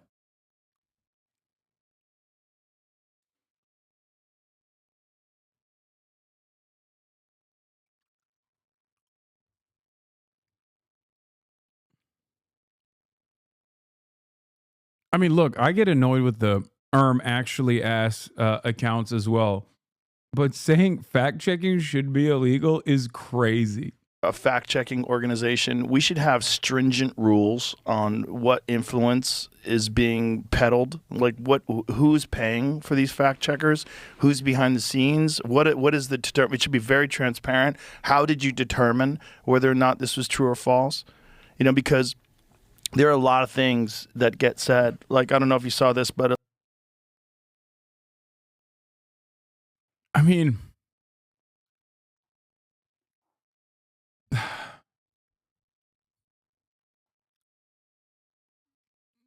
I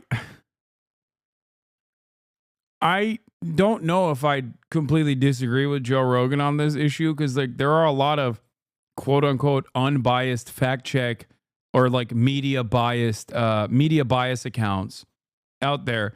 And then you investigate their funding a little bit and it's just the Koch brothers. Like Pointer, the Media Institute, that says I'm a serial misinformer and more of a misinformer than Alex Jones. Like, that is a wholeheartedly unserious institution. Right? That's it. Or SAN is another one. Straight Arrow News. Literally owned by a right-wing billionaire. Okay? That is not a real fact-checking, unbiased fact-checking organization. That is a right-wing billionaire. We looked at it here. We found out about it on this broadcast. Ground news relies on some of these institutions as well, and therefore, you know, who knows how valid their media bias ratings look like. But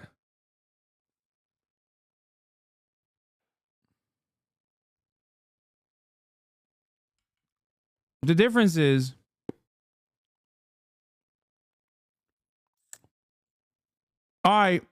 unlike Joe Rogan, do not look at random guy like Hitler Groiper 14 posts from Facebook and Twitter and go, yeah, no, this guy's telling the absolute truth.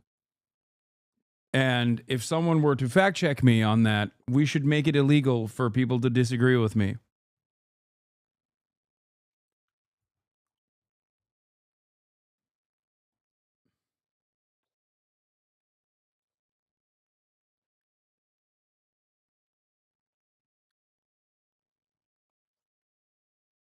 Elizabeth Warren got confronted.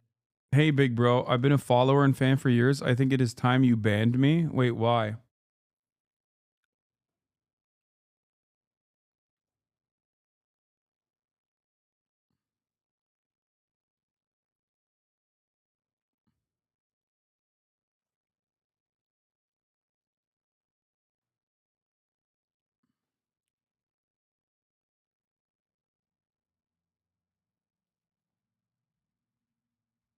I will not be doing that.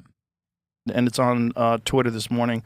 She got confronted about the amount of money that she's received from pharmaceutical drug companies. She said she's never received any money from pharmaceutical drug companies and never received any monies from any PACs. And then, of course, underneath it, Community Notes strikes again.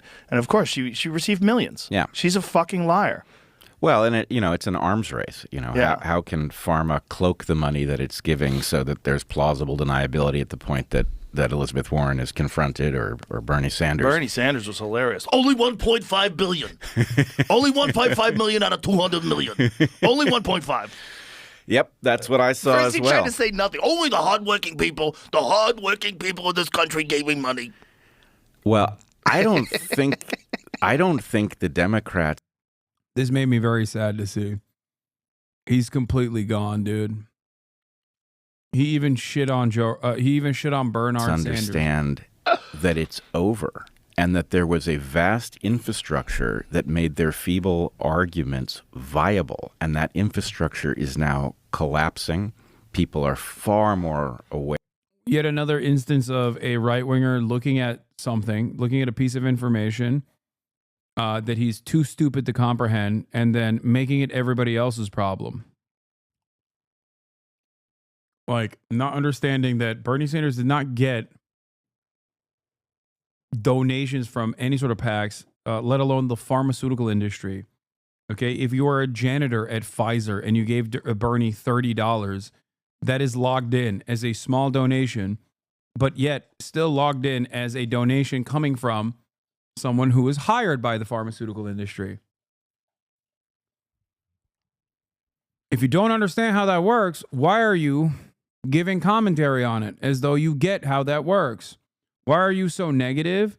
I mean, come on, man. This is a video that got 3.6 million views in a day. What am I supposed to do? This is just filled to the brim with misinformation. Should I just be more receptive? Am I not allowed to be upset? Kaya.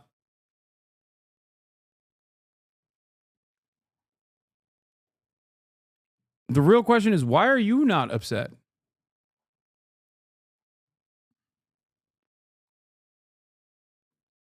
And their lives aren't going to function anymore. Well, it makes sense now that we're seeing these numbers because, okay, this was what was funding the infrastructure.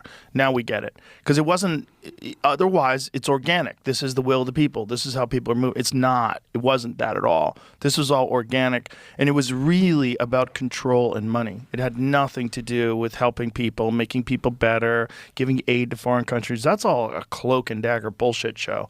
The reality was it's about money. Yeah, it's Well, it's Money and always influence. it's always about power and limited resources. Yeah. And this was a new game taking place at a level that was hard to believe, and therefore, Yeah, new game. USAID, new game. JFK fucking designed it. It's been around as an influence operation for quite some time. It's not new. many of us couldn't see it. Did you see how they used software to map out 55,000 different NGOs that were used as a branch of the democratic system? No, I didn't catch that. I could send it to you. I think I sent it to you, Jamie, right? We went over it on the podcast before. It's so nutty that this was all kind of like hidden until they started using software to try to like figure out like, well, and map out where all the influence goes. And the crazy thing about the NGOs, and this is one of the things that Mike Benz has gone like so deep into, it's essentially like they contribute to the Democratic Party, the government pays them. It's like it's all this like weird sort of. Dude, what benefit would the Democrats get from putting forth a transgender play in Guatemala? Like, please. The only benefit for American foreign policy later down the line is if we want to say why we are invading Guatemala, let's say, and part of that is because we want to liberate the transgender Guatemalan population. Okay? That's it. These guys unironically hear the propaganda. Like, I'll give you Afghanistan as the greatest example. Okay? Donald Trump negotiated the withdrawal from Afghanistan. Joe Biden actually followed through on it and pulled out of Afghanistan. The media was up in arms. They freaked out. They were like, why are we leaving Afghanistan? How dare we leave Afghanistan? Look at all the women in Afghanistan that we're leaving behind. They're going to be dominated by the Taliban. Okay? That is the liberal version of manufacturing consent for why we must continue occupying Afghanistan. Okay? These guys hear that liberal version, the liberal propagandizing of why we must permanently occupy Afghanistan, and think, oh, this is woke nonsense. This is woke nonsense that the Democratic Party is involved with.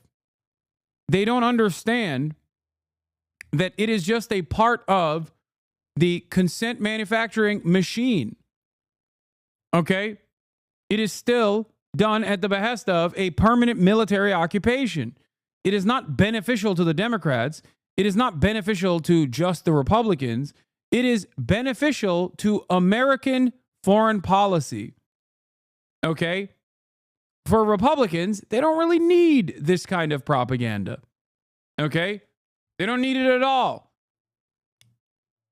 For Republicans, they just go, there's Muslims there. We should kill them. And Republicans are like, hell yeah, brother. They did 9/11. Let's go kill them. For liberals, the squishy libs need more motivation to be on board with the woke occupation of Afghanistan. So for them, you say, well, there's a lot of issues with, women's reproductive health in Afghanistan. And there's truth to it. There are a lot of issues with that. So they'll take advantage of real opportunities to help people in an effort to also still justify a military occupation. Okay? They'll say, oh, we're doing women's education in Afghanistan. And it's true, they are doing it. And it is truly something that is necessary to do in Afghanistan. But they use that as a way to propagandize why we are continuously occupying militarily a fucking foreign country. These dumbasses don't even realize that they're actively undermining American empire when they advocate against U.S. aid. So I'm just kicking back and observing what is happening. Okay, that's it. I'm not speaking on this. I'm just kicking back and observing.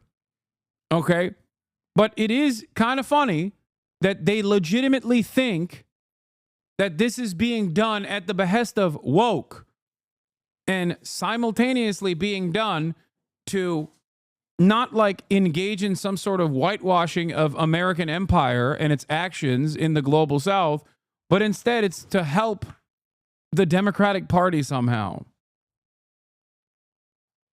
Yeah, not everything deserves a reaction. Just take a seat back and relax. Enjoy the show. Xi Jinping. Like circular money transfer thing that's out in the open. No, it's a positive feedback. The whole idea is power is utilized to free resources that garner more power, and it is the exact inverse of the system that we are supposed to have. Yeah. It's very interesting. Where we're headed, that's a harder question. Where we're headed is we're going to own Gaza. Somehow. This is it. So Fractal Technology maps previously hidden connections between 55,000 liberal NGOs, revealing how tax dollars allegedly flowed through major institutions like Vanguard and Morgan Stanley to groups like the Chinese Progressive Association. This breakthrough tracking system can now monitor every dollar going to every NGO, exposing intricate funding webs that traditional tech couldn't detect. So, example, Black Voters Matter Fund's $4 million distribution network was invisible until quantum mapping revealed dozens of subsidiary organizations. The unprecedented mapping reveals a previously hidden web of financial relationships. And that's what it's really all about. And yes. One unintentional thing that I never really thought we'd get here is that these guys literally think like Vanguard is woke. Like they're not anti-Vanguard or anti-BlackRock because these are parasitic forces of capital. But instead, they're anti those things because they think those institutions are doing woke. And at this stage, like, I don't know. I don't know how to combat that. You know what I mean? Like, and I don't even know if we should.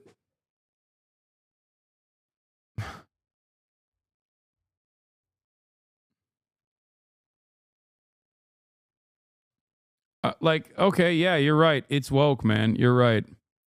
We should abolish private capital. We should abolish financial institutions because they're too woke. I agree. Yeah.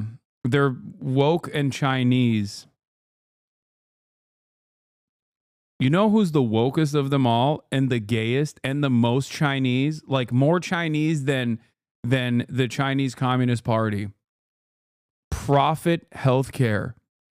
For-profit healthcare insurance industries. Guys, that's the method. And the CIA. The CIA is so woke and so gay, they're trans. Okay? Which is the highest stage of being woke and gay. Have you guys thought about this? Do you know how woke the CIA is? They're all trans. All of them. Which is why we should shutter the operation. You ain't lying, bro. That's the angle. Yeah, I think we could do like a proletarian revolution if we were to if we were to get these guys on board. The only thing they're trained to get mad at is woke and gay.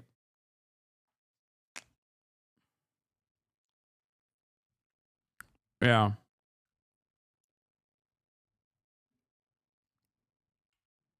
CI gay and FB bi. Yeah.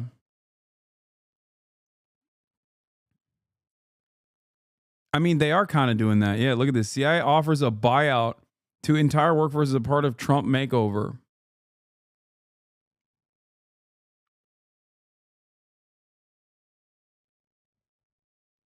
I think we actively fried the brains of like tens of millions of Americans where they are so malleable.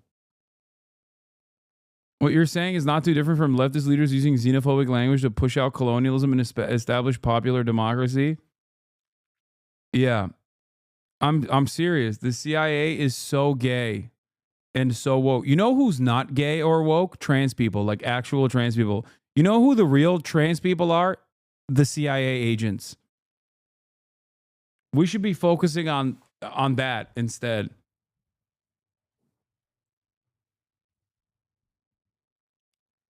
Yeah, I saw this and it was amazing.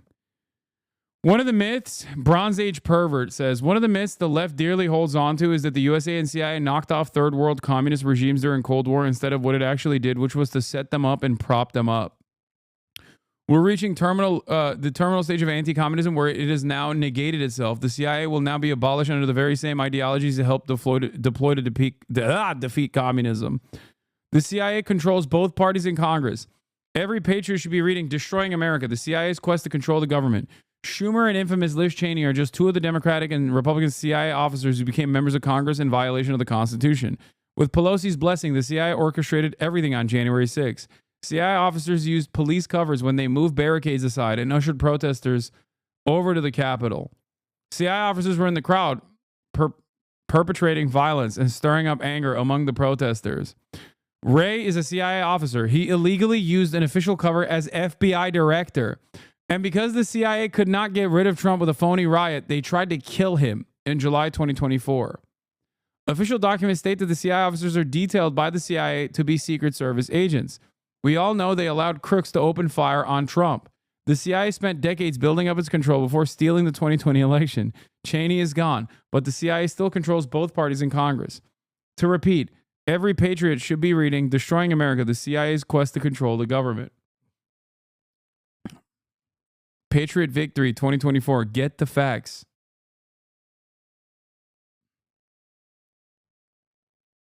The Patriots are in control.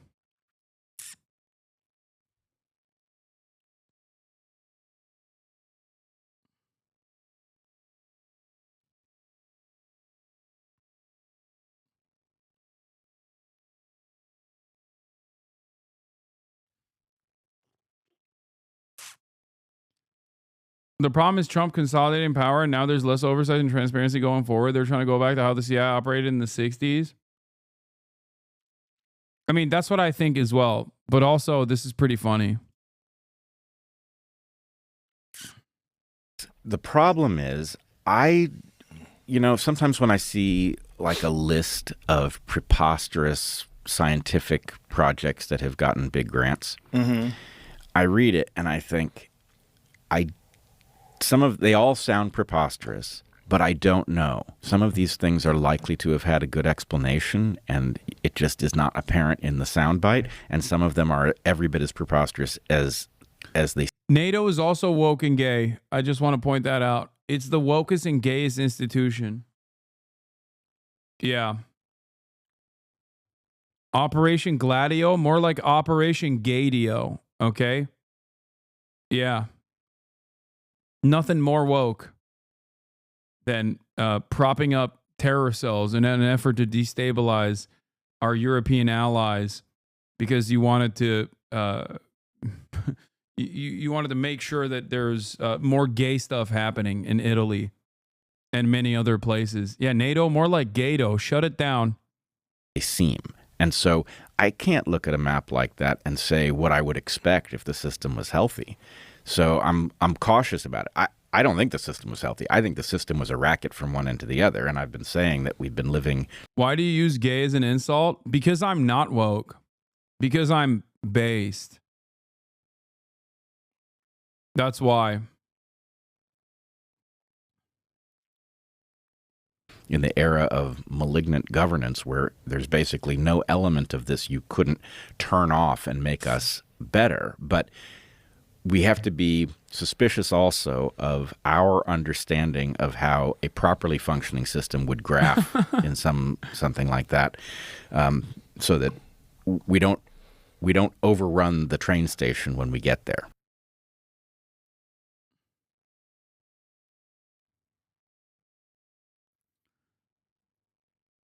Federal workers now have until Monday to decide whether to take a buyout after a Clinton-appointed judge extended that deadline. I hope it ends there, too. The move comes as nearly all USAID employees are reported to be laid off tonight, with unions now suing the Trump administration over the sweeping cuts. They'll be for over 1,000 to 300. It's unbelievable. Lucas Thomason joins us live from Washington with the details. Good morning, Lucas. Good morning, guys. Well, if you're a federal worker on the fence about taking the buyout, you have some more time to think it over. Not the case for thousands of USAID workers who face a midnight deadline tonight.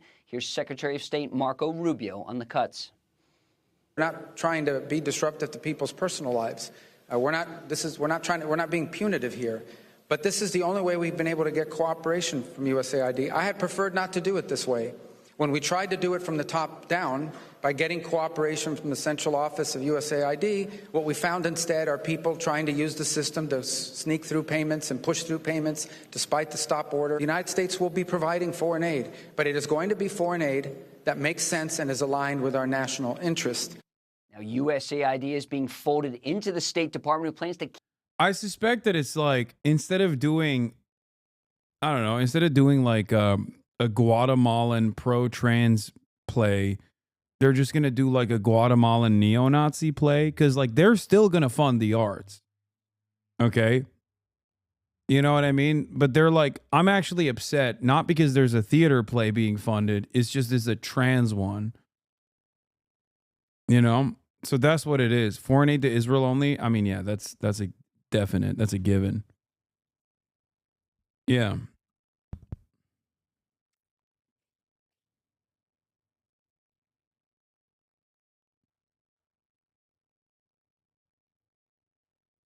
Prager you for Guatemalans. Yeah, exactly. They're gonna do Tom McDonald's the musical. Yeah. Yeah, no more like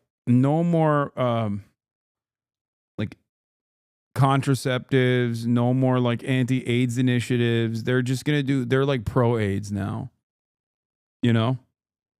Keep only about 290 employees. More than 10,000 will lose their jobs tonight at midnight. Unions representing the workers say these actions have generated a global humanitarian crisis by abruptly halting the crucial work of USAID employees, grantees, and contractors. They have cost thousands of American jobs, and they have imperiled U.S. national security interests. Now, the U.S. Office of Personnel Management says, in compliance with court order, the deadline for federal employees to accept the deferred resignation program is being extended to Monday, February 10th at 11:59 p.m. Eastern. The program is not being blocked or canceled. The government will honor the deferred resignation offer. Now, we've put together a list of some of the things USAID is spending money on with your taxpayer dollars. Perhaps we get a few more turns on the scroll there. 1 million gender diverse support in Bangladesh, 1.8 million for Honduran LGBT group. Some of the bigger ticket items, 15 million for condoms to the Taliban, 19 millions assisting migrants in Colombia. The list goes on and on. As you can see here, 3.3 million for a Caribbean LGBT group, 29 million for young and female working Egyptians, and 14.9 million for supporting LGBTQ youth in Cambodia, and 49 million for improving reading scores in Zambia. Now, some lawmakers on Capitol Hill, guys, seem to support USAID, and that includes Mississippi Senator Roger Wicker, who says USAID is important to countering Chinese influence, but he also acknowledges some of these spending programs are... Is this real or are they lying? Some of it is massaging the truth, but a lot of it is real. I don't know why you guys are shocked by this. Yes, USAID, USAID absolutely funds a lot of shit that you would consider to be silly, that you can't comprehend why they're doing it. The reason why they do it is because there's real need for it from the population, and you can have willing participants in destabilization later down the line if you choose to do so.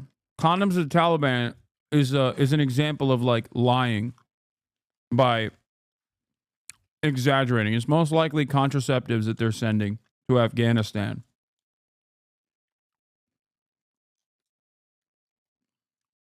But it's funnier if you say we're giving condoms to the Taliban. People respond to that with anger.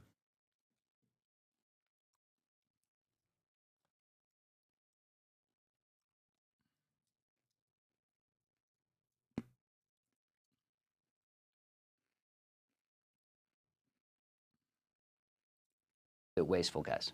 Right. Thanks so much, Lucas. Thanks, Lucas. So you would think it might work to their benefit to point out some of the programs that are dubious, to point out other ones that are necessary. But instead, they want to condemn people for bringing it up. when, as Mark Thiessen writes today with Perspective, he said Warren Christopher, Secretary of State under Bill Clinton, was the first to say, these guys are out of control. Let's fold them into the State Department. Al Gore was going to do it, but he got massive pushback from.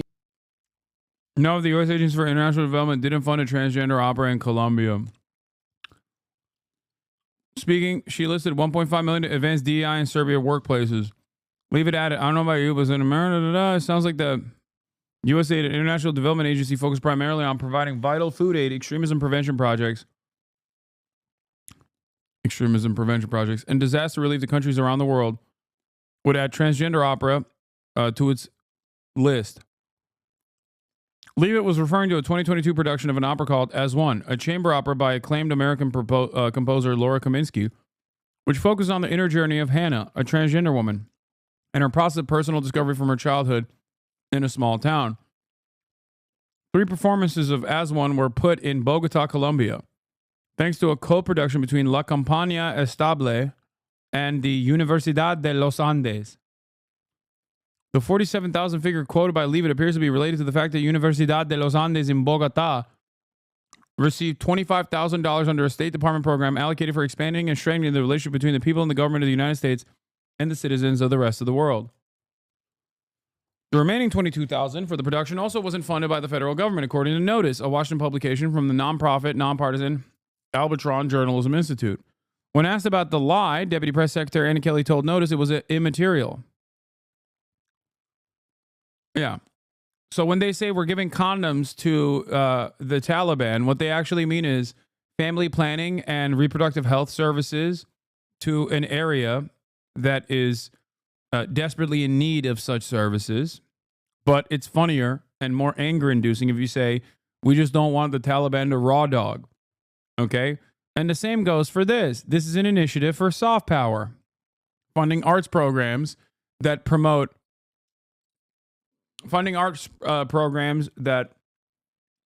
collaboration between like institutions of higher learning is a soft power initiative, and it's marginal. It's like a little bit of money that you're giving, but then it sounds a lot better. It sounds a lot better if you're saying, oh, they're funding a transgender play that they wrote. Like a bunch of government stooges sat down and were like, how can we make the Guatemalans more trans? Like, that's not what it is.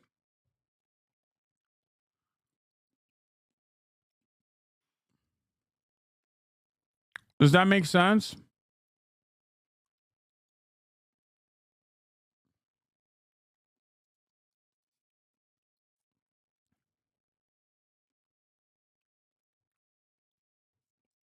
Musk claims on X followed the removal of 2 top security officials at the United States Agency for International Development. Bunch of radical lunatics is what Trump called them. Musk tweeted a baseless claim that USAID funded a bioweapon research, including COVID-19, that killed millions of people.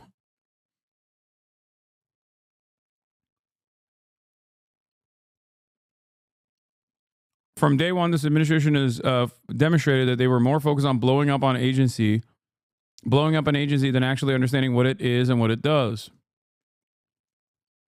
They have the report details how an economic and political crisis in neighboring Venezuela led to an influx of around 2.5 million refugees seeking sanctuary in Colombia that year. At the same time, almost 1 million Colombians who had emigrated to Venezuela returned home, putting a huge strain on food supplies and local health services. In response, USAID's Bureau of Humanitarian Assistance prioritized the provision of emergency food assistance, including cash transfers for food, vouchers redeemable in local markets, and hot meals, not operas. Did millions of people just not die? What? Once again, talking about that issue when you support Ansar Allah, holy? Did millions of people just not die? What are you saying?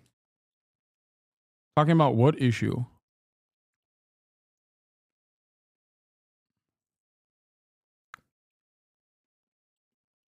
I'm confused.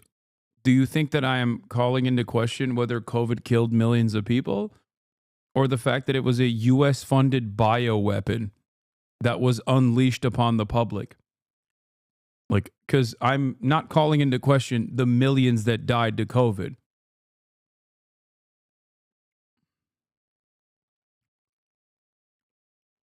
the Taliban, once again, talking about that issue when you support Ansar Allah. First of all, my support for the people of Yemen entirely revolves around them trying to do whatever with the little power that they have to make Israel's genocide more costly. This is something that I've been very clear on since day one. Okay? I've explained this over and over again. And yet, people seemingly don't understand that position. Okay? That's number one. Number two, I'm confused as to what this has to do with anything that I'm talking about currently. Because the only aid that we're offering Yemen, as far as I understand currently, is bombing. Aid in the form of munitions that explode on Sana'a.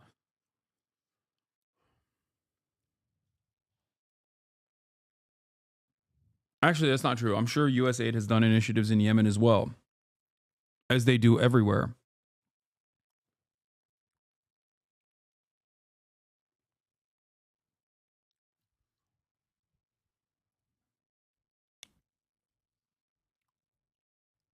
Okay. All right. Well, I'm glad you understood where I'm coming from. They are mad about you Houthi takes. I checked the logs. How much you want to bet? It's probably things that I've already addressed or criticized about, like the Ansar Allah movement's like insane banner where they say a curse upon the Jews or any number of different things. But he obviously never heard my commentary on it at all. And he just simply watched like either Asmongold talk about it or Ethan Klein talk about it or Sex Pestany talk about it through clips, and then decided that I am unconditionally in support of Ansar Allah, and is now in here getting mad at Shadows, basically repeating the same things that I've already mentioned and addressed.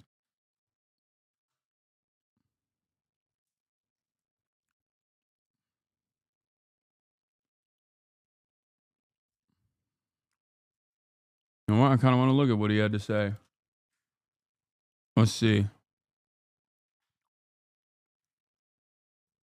Where was it? What was the name of the chatter?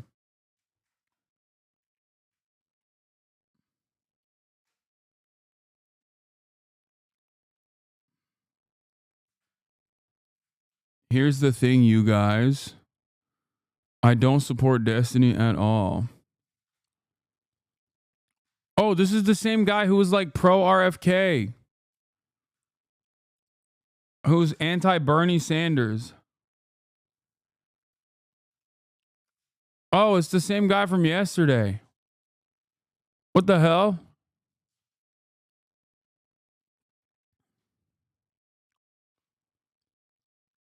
Liam Doherty? Liam Doherty and Winston? Liam Doherty? You realize that's what Liam Doherty said? But you didn't hear about Liam Doherty? Liam Doherty, though. What the hell?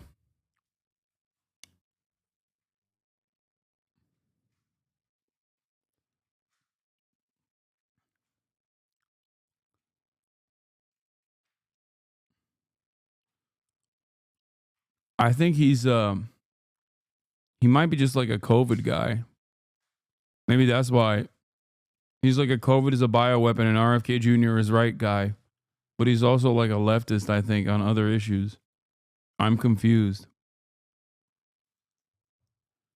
Anyway.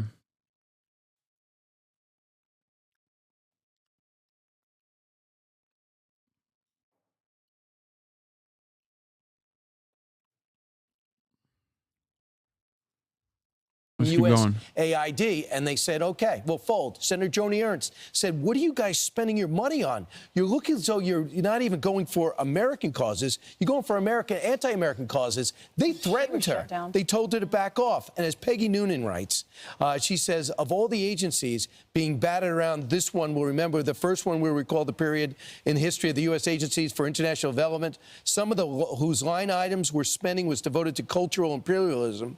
You have seen the list. USAID produced DEI musical in Ireland and everything we just saw. She says, when you look at what they are pushing in the world, you think they're not fighting anti-American feelings. They are causing anti-American feelings. Well, Ainsley, I'm stunned that they have allowed the Republicans now to be the party of the people. And when I say the people, I mean the American people.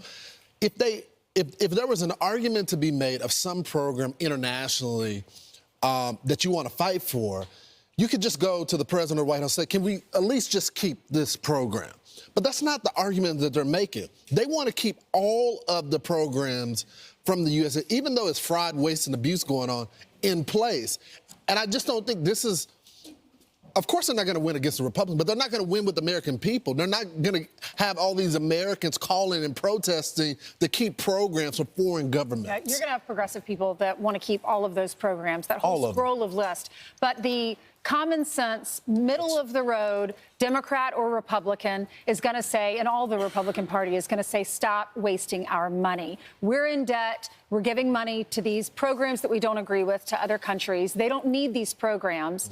Some of them, yes, maybe. And there's an argument for that. If it's feeding children or if it's preventing HIV from a child from getting HIV and they're...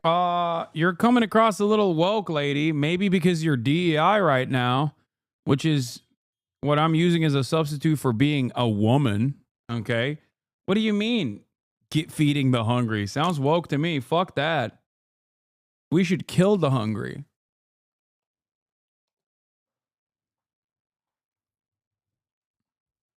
What kind of woke shit is this? You want to combat HIV?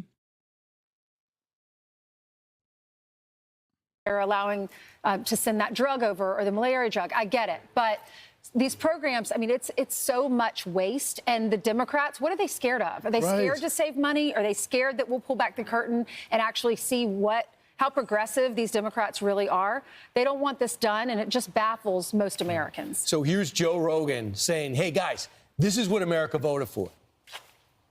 What's fascinating right now is we're getting a chance to see what happens when you take a business approach to the government. The same people that say we need radical change. Right. We need radical change. We've got corruption. We need radical change. Okay, well, here's your radical change. We don't need this. But you do. Yeah. The government does. They need oversight.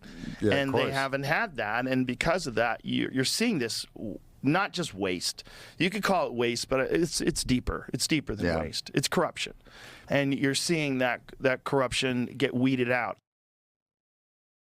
Some of the people working for Elon Musk Group, Doge, are in their 20s. So what is wrong with 20-year-olds? Have you talked to them in terms of being the Silicon Valley is populated by mostly 20-year-olds, 20 to 30-year-olds. This is their generation. This is intuitive to them. They're great at it, and they help Elon Musk build 7 major companies to make him the richest person in the world. So between 40 and 60,000 workers have applied for the 6-month buyout.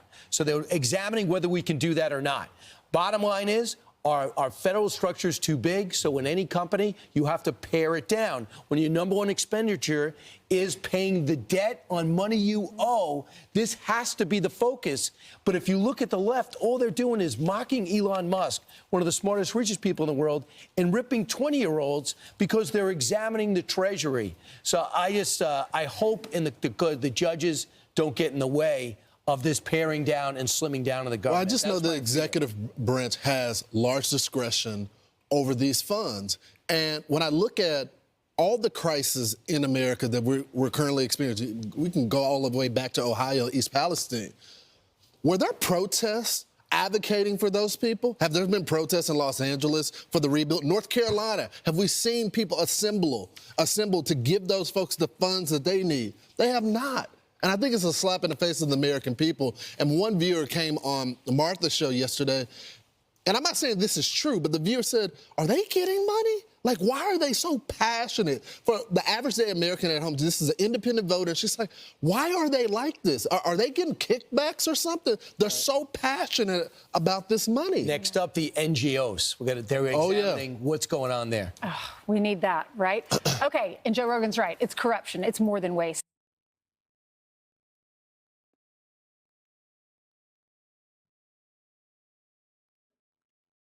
If you could. Oh my God, Boo Boo Bennett. Have you missed the part where Joe says, I guess we're gonna own Palestine now and laughs. Yeah, he's a fucking piece of shit. He's a right-wing asshole. What do you mean?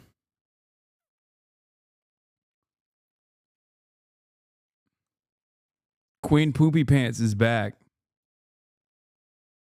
And she's defending Elon Musk. Oh my God, this is from 33 minutes ago. It's got 3,000 views. Why is your computer in italics? I don't know. I kind of want to. This is from 2 months ago. I'm not going to watch this. I don't know if I want to watch that. I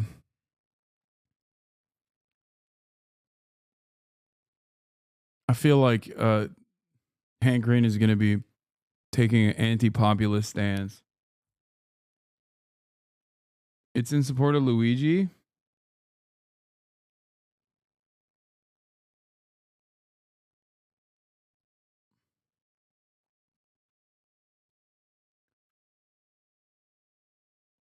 Oh, there was this part as well.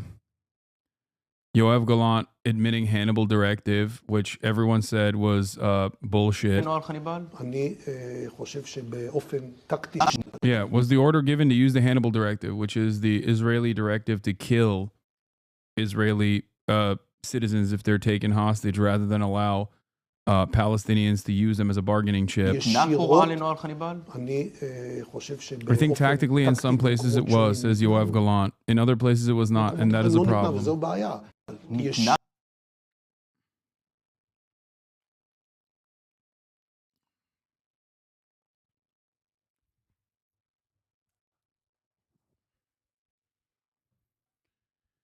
Anyway,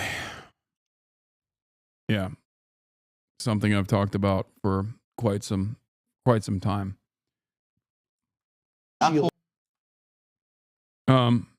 But yeah.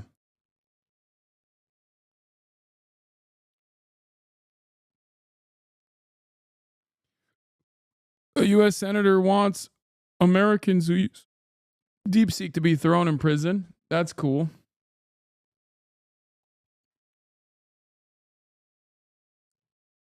Yeah, there is more from this interview, though. Gallant, Yoav Gallant, former defense minister Yoav Gallant, current war criminal Yoav Gallant,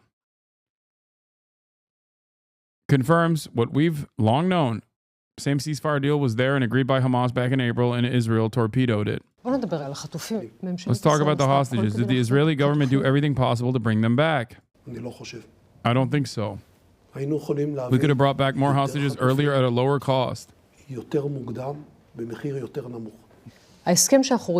agreement we see unfolding these days is, broadly speaking, according to the Americans, according to the cabinet secretary, essentially the same deal that was on the table in May, which you supported. Oh, Don Uyghur. Salam alaikum. Was identical to the current proposal, except it was worse in several ways. Unfortunately, there are fewer hostages still alive now. The more time has passed, and we are paying a heavier price. Kaya.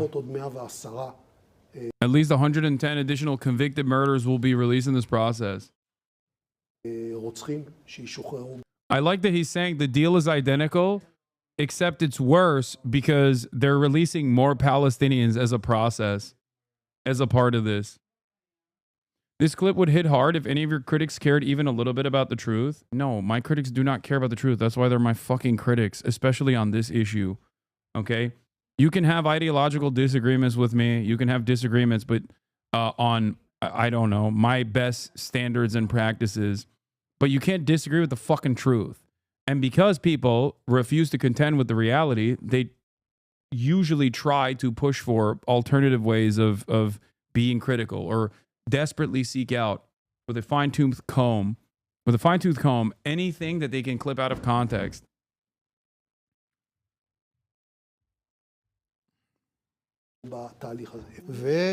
And the damage to the Israeli ethos is severe. So who's responsible for the fact that it didn't happen back then? Take, for example, the events of April. It explains the entire situation. The war cabinet unanimously decided to proceed with a deal. And that included withdrawing from the Netzarim corridor with different mechanisms for releasing hostages. By the way, I literally mentioned this as well.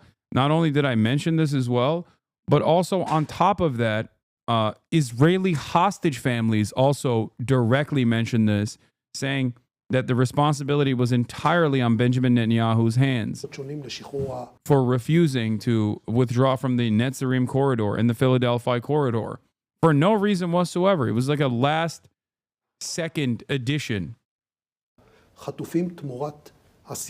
in exchange for prisoners. The decision was made in the early afternoon. By the evening, during a broader cabinet discussion, Finance Minister Smotrich, who was not supposed to be privy to the plan, entered and said, there is a plan to return 18 hostages in exchange for withdrawing from the Netzarim, and so on. We will oppose this and we will leave the government if it happens. I wonder how Smotrich was privy to this information. It's Benjamin Netanyahu. Benjamin Netanyahu wanted to tank the deal. I mean, his people... Murat! Telefona bakar mısın? Babam devamlı arıyor.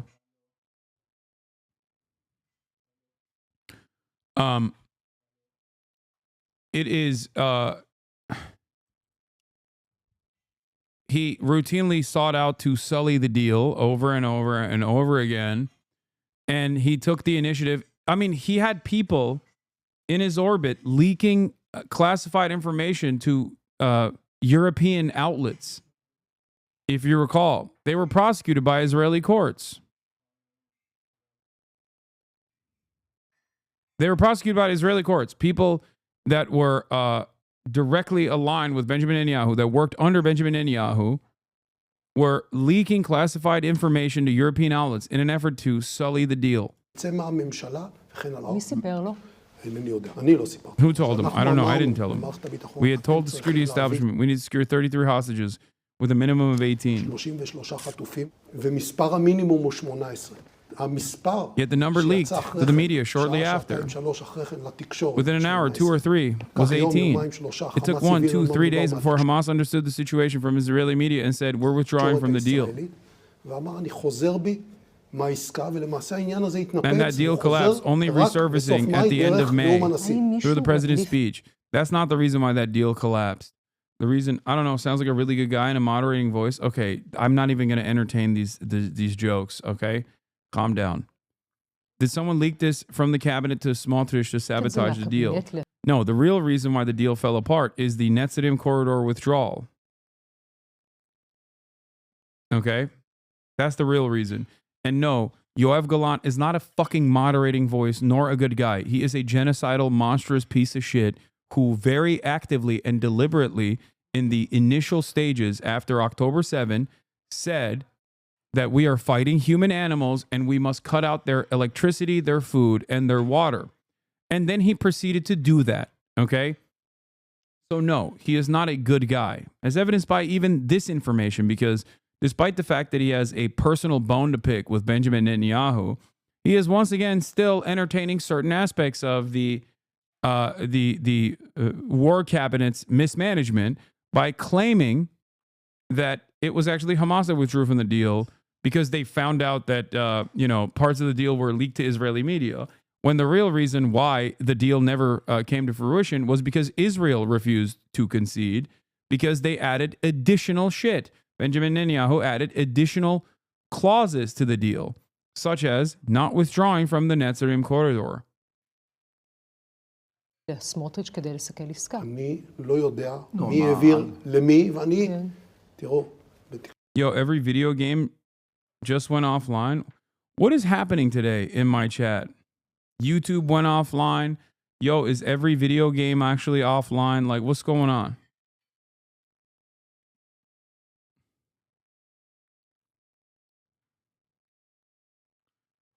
What does that even mean?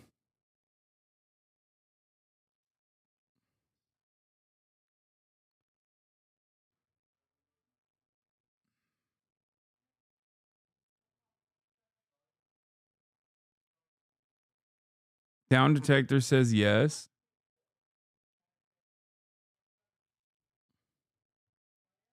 Oh, PSN was down.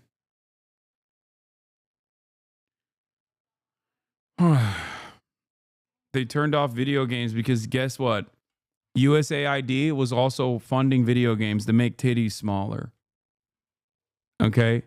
And now that they've cut funding to USAID, it's obvious that the video game titties are going to be much larger.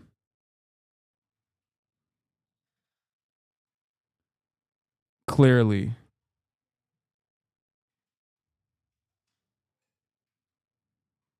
תקשורת אתם מבינים יותר ממני, ובהדלפות בוודאי שאתם מבינים יותר ממני. אבל יאמר נתניהו, אם אני הייתי עוצר בנקודה שבה יואב גלנט רצה שאני אעצור, אז לא היה רפיח, לא היה מחוסל סינואר, לא היה מחוסל נסראללה, כל הדבר הזה לא היה קורה.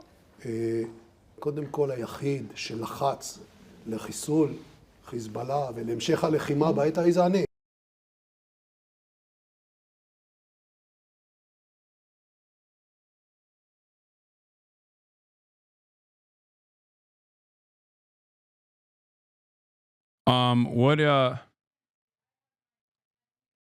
The fact that Hassan was talking about that unironically as a conspiracy was incredible. Yeah, it's amazing. I love it. Here's Piers Morgan denying the Hannibal directive. Yeah, of course he's denying it because he's a propagandist for Israel. Many mainstream outlets are propagandists for Israel. About the 1,200 people who they murdered and the 7,000 they wounded. No.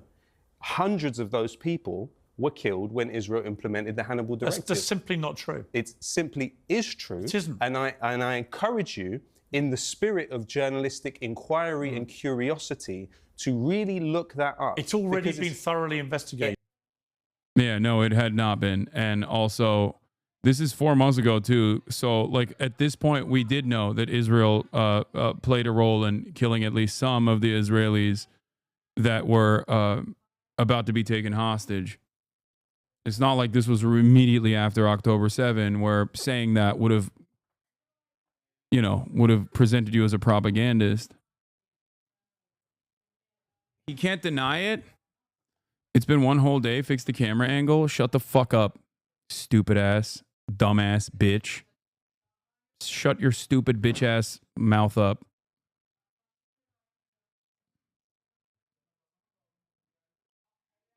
Anyway.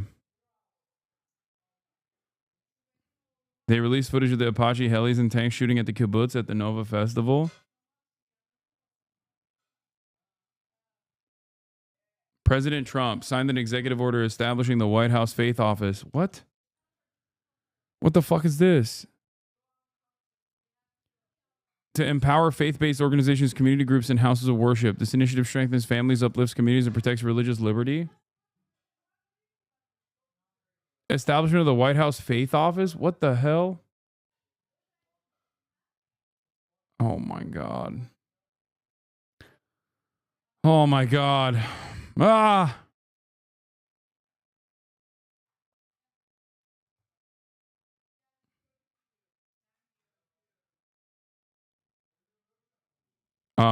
Let's talk about Kanye West.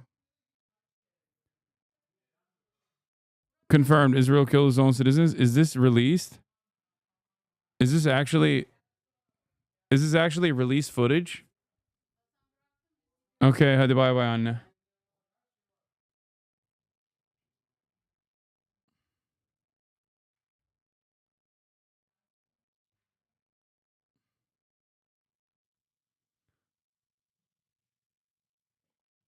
Anti-Christian bias? Eradicating anti-Christian bias. Oh my God.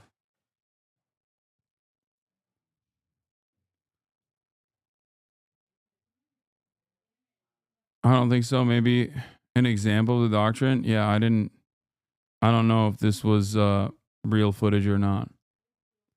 They have an advisor too. She's a televangelist who has been advising Trump for years. Paula White Kane. Nice. Nice.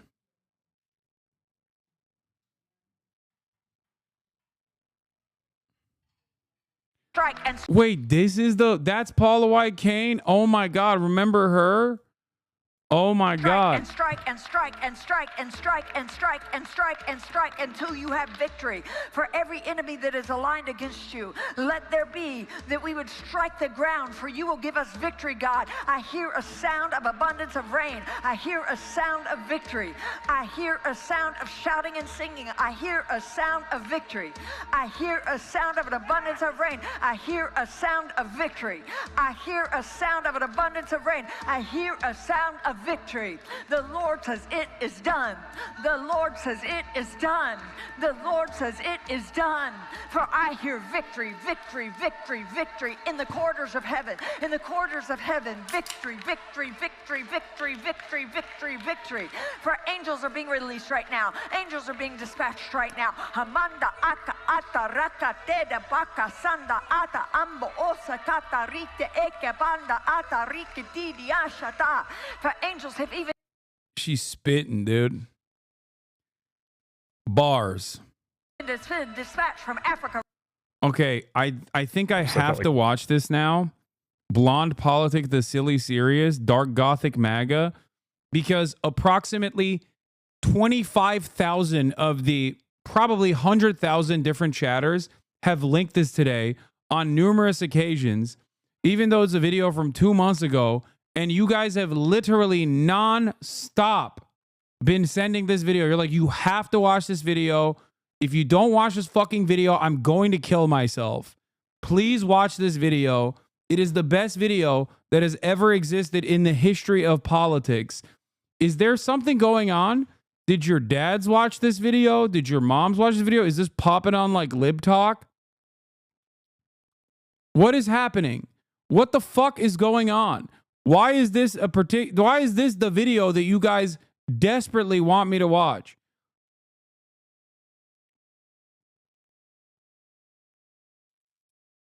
Yes, my dad actually watched this video. Is it popping on Lib Talk? Is that what it is? Like liberals are watching it or something? Lib Talk and it's all over Reddit? We are paid to promote this video? Okay. Why you have to be mad? Because I get really annoyed when it's like, when everybody spams the same fucking link, dude. You did it, Reddit. I'm watching it. Throat. Like every morning I wake up happier than the day before because all of these forms of repression that I just had gotten used to. Hallelujah. Disappeared so far up their own woke asses. If those people stay in control, I think that the Republicans could have an electoral majority as far as the eye can see. It's really the dawn of a new crypto era. The future is gonna be amazing! More than any other sector, the tech industry invested in this election. Crypto accounts for more than half the corporate spend, with no other industry coming close. It's not unusual for... This shit is making numbers, doing numbers in Blue Sky. Yo, this shit's popping on Blue Sky, dude. Industry to use their money to buy influence. And at a superficial glance... There was a first-time chattering offline, like first thing in the morning, mad as fuck that you weren't waking up early to watch it for them. All right, let's watch. That's all the tech VC world wants. They want lower taxes and friendly regulation. They want the head of the Federal Trade Commission out. They want the tech industry to be responsive to the Future Commodities Trading Commission, not the Securities Exchange Commission. Except that's not all they want. Behind the money and influence flowing into the Trump campaign are a set of bizarre beliefs and a dark agenda. I'm not just MAGA. I'm Dark Gothic MAGA. You see, the tech bros of Silicon Valley believe that the American empire is on the verge of collapse. Silicon Valley wants to speed this up, but use the coming administration to create safe landing zones for them and their cash, where they can also run their own governments. And what is so annoying about this is it makes me sound crazy. It makes me sound like a conspiracy theorist. But I'm talking about crazy people. I am talking about the guy who wants to colonize Mars. I am talking about the guy who said he gave up on democracy in 2009. These tech bros justify their point of view because they believe that that's the natural place in society. I agree with everything that she's said so far. Yes, our tech feudal overlords unironically believe that they are God ordained to be in that position. Maybe some of them masquerade under the guise of meritocracy, but the attitude is almost identical. Are we watching the same video every day? What? I haven't watched this yet.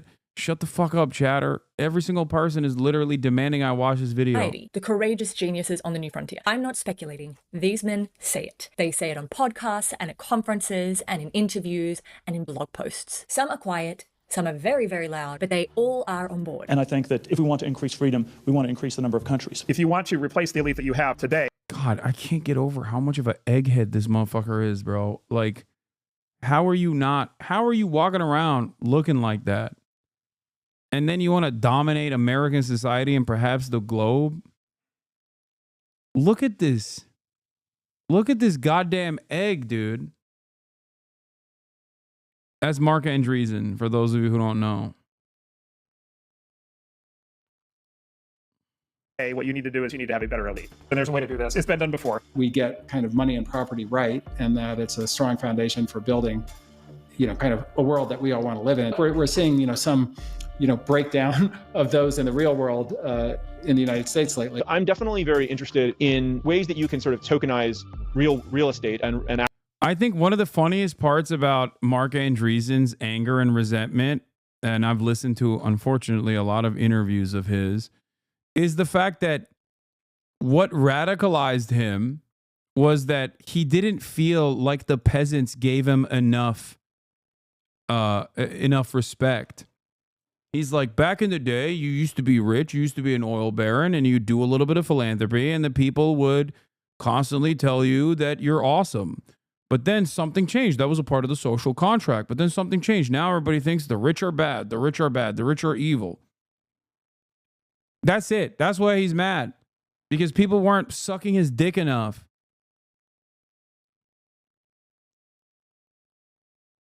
That's not Mark. What do you mean? No, this other bald, clearly with a more normal looking dome, is not Mark Andreessen. But the person who said those... That's Brian Armstrong, CEO of Coinbase. Bro, this is a separate bald. I'm talking about Mark.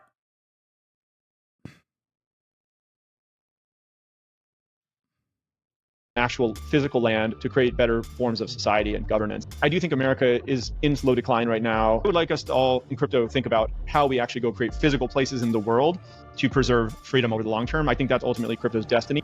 The people of Mars will be more enlightened and will not fight amongst each other too much. It's basically tech libertarian futurism, an ideology around technology, and including technology enhancing human freedom. I am trying to fix government in the U.S. The point was like, let's have a new government. Where do we sort of go from the wisdom of crowds to the madness of crowds? We're far too far on the side that you can describe as collectivist, centralized, Borg-like, conformist, and also generally just simply incorrect. I think that what Elon's doing is showing a path to fighting back. The left-wing elite's going to be kicking and screaming the whole way. Mark Cuban, one of the more normal billionaires, had this to say about this particular group of men that I'm talking about. What's happened in Silicon Valley is insane. Right. Right. It's not so much a support thing, it's more like a takeover thing, trying to put themselves in a position to have as much control as possible. They want Trump to be the CEO of the United States of America. I think he's not a good billionaire, okay? There's no such thing. But him and Bill Gates, I think, are looking at the situation and going, dog, we're fucking billionaires. We already own the government. Why are you fucking up the bag by taking an active role in the government? Okay? That's the frustration, because like Bill Gates and Mark Cuban both have been very critical of the right-wing tech bro, the openly right-wing tech bro attitude that is fairly present in Silicon Valley now. And they look at that and they're like, dude, when you're a billionaire, you're supposed to be fucking silent, you know? You're supposed to be making these moves in silence. You're not supposed to actively assume the reins.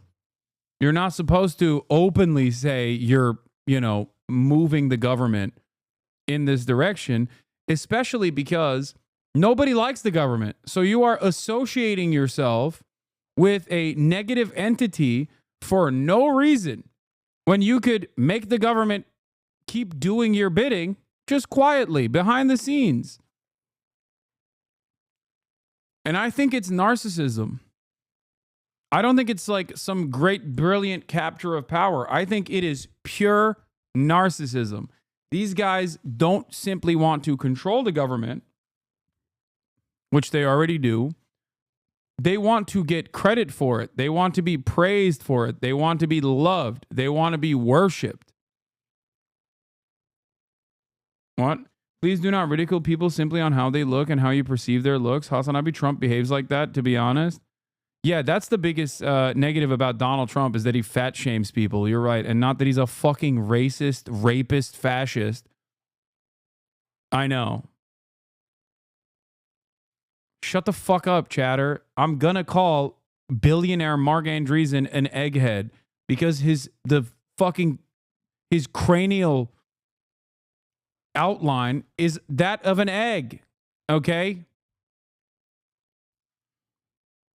And they want to be the board of directors that makes him listen to them. Now, this hypothetical board includes a couple of power players that I think are worth look up keeping an here, eye come on. on! Namely, Come on! I mean, come on! Come on!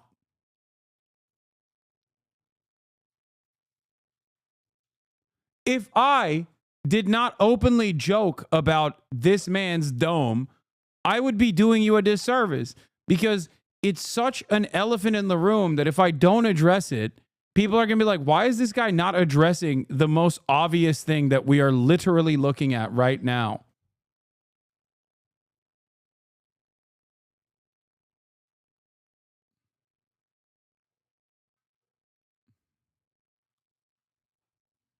Come on.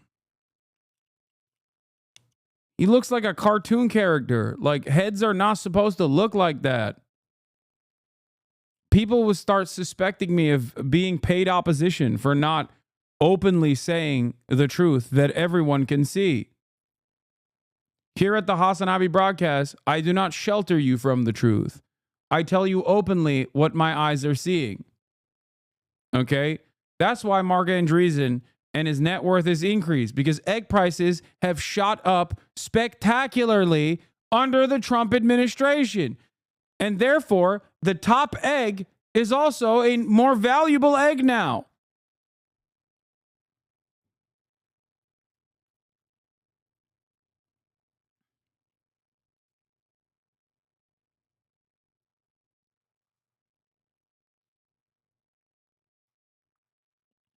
Peter Thiel, Humpty fucking Dumpty.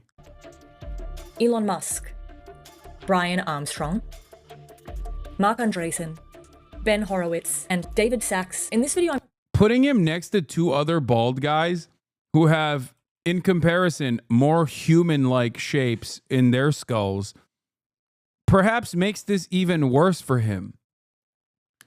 Like, they could have spliced Elon Musk here and maybe David Sachs. They could have separated the balds. But putting all the balls together makes this infinitely worse for Mark Andreessen. Ironic enough, because Ben Horowitz is his business partner. Okay, so he's constantly surrounded by people that have a normal bald look, which makes his head look even funnier. It is crazy. Imagine a lifetime of people constantly thinking about how your head is egg-shaped, especially because your business partner is also bald and has a normal-looking head in comparison.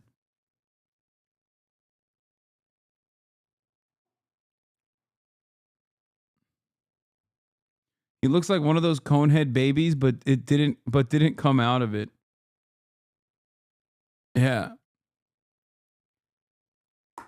If you shot Mark out of a cannon, he would fly like a bullet. Okay? He would literally he has the perfect bullet-like shape. Yes, he is ballistically sound. Perfectly aerodynamic. He would pierce through any object that you shot him at.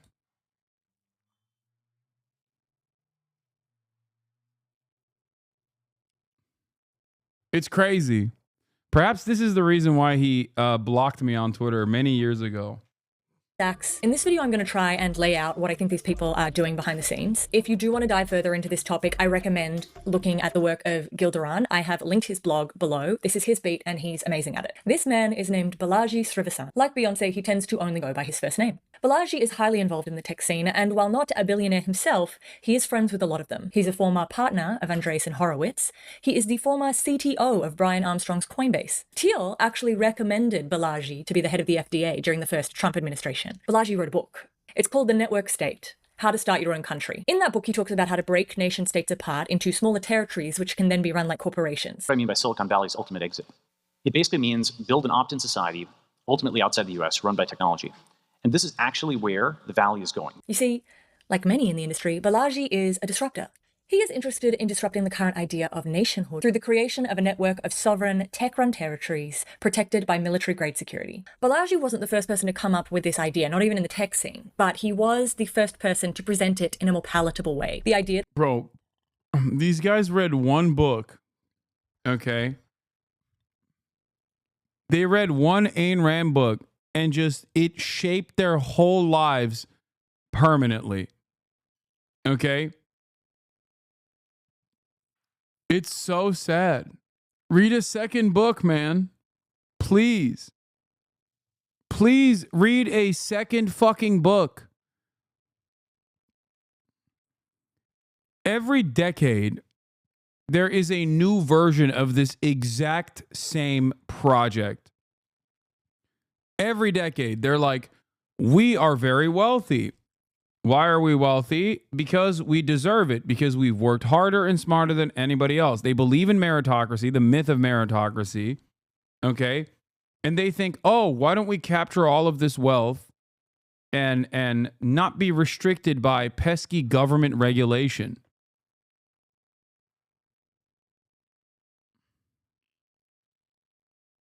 That's it. It actually comes from someone named Curtis Yarvin.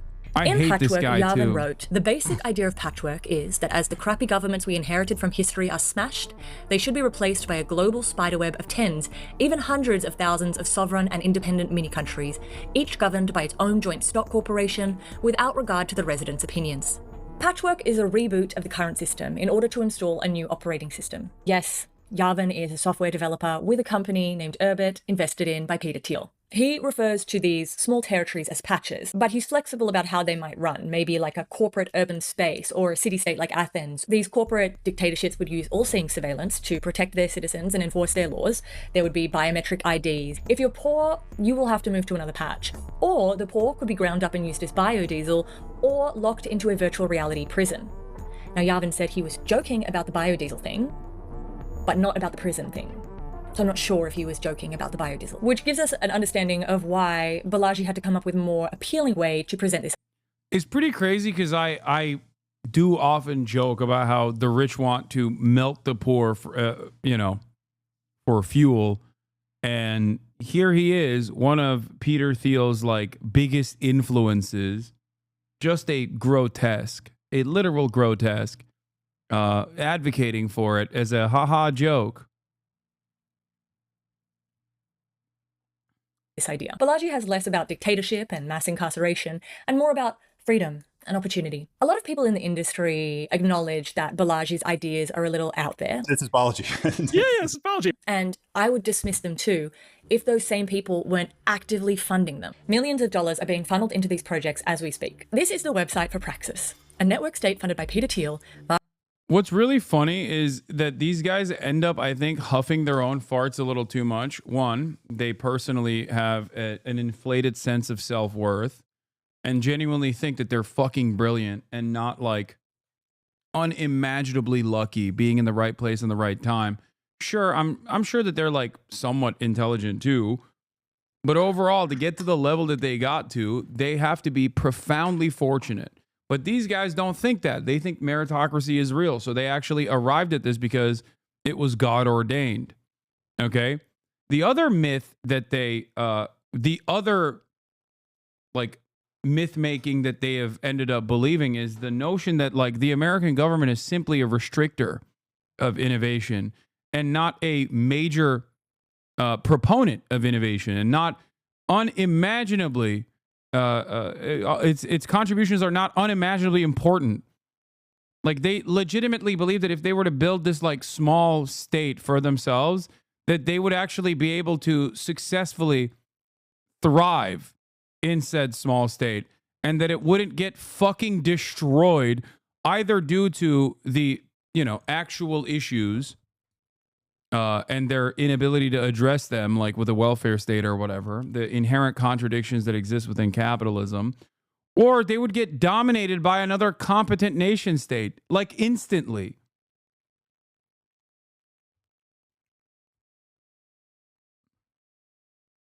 It is hilarious, dude.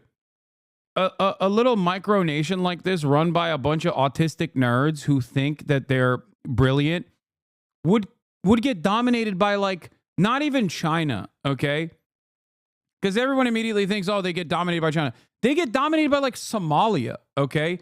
A country that is far smaller, or rather far poorer than the United States of America.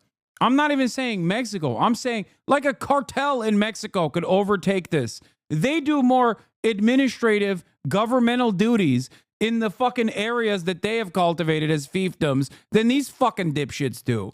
They don't realize that they would probably be overtaken by one of the shittier cartels, not even like one of the big ones, in perhaps a week.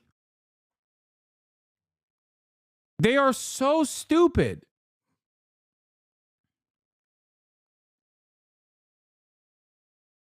Mark Andreessen, Balaji, and Sam Altman, through their shared capital fund, Pronomus, which is dedicated to funding the creation of network cities. The website for Praxis says, as local communities dissolve and nation-states stumble, network states will... Hamas does more administrative work? Of course they do. The Taliban does more administrative work because they are a government.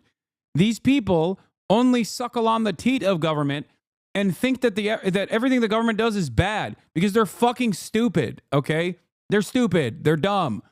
They literally believe the lies that they tell people, which probably makes them a more competent liar, especially if you believe your own lies. Then, yeah, you'll be a better liar overall. But they're stupid at the end of the day for believing in this fucking lie. You think the government creates bureaucracy because it's a, nanny state communist propaganda tool or something? No, they have to. You fucking idiot. It's so annoying that these guys would just be like, nah, you don't understand, dude. If left to my own devices, I would create this incredible libertarian utopia. Okay, who's going to build the fucking roads for commerce, dumbass? I know your ass ain't building it. You're an agoraphobic autist. How are you going to build the fucking roads? You think you're going to be able to enslave people to do it? No, you're not. It's not happening.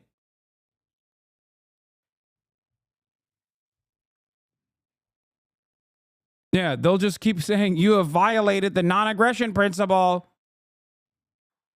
The next global superpower will be a network state.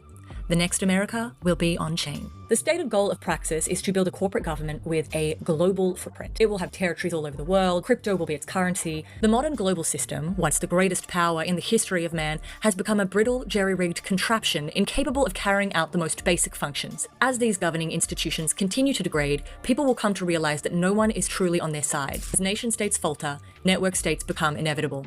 I should mention that Pronomus Capital is funding the creation of... If you don't believe in meritocracy, then you have to admit your success in Twitch is all luck and no skill. I disagree with you on a lot of things, but even I don't believe that about you.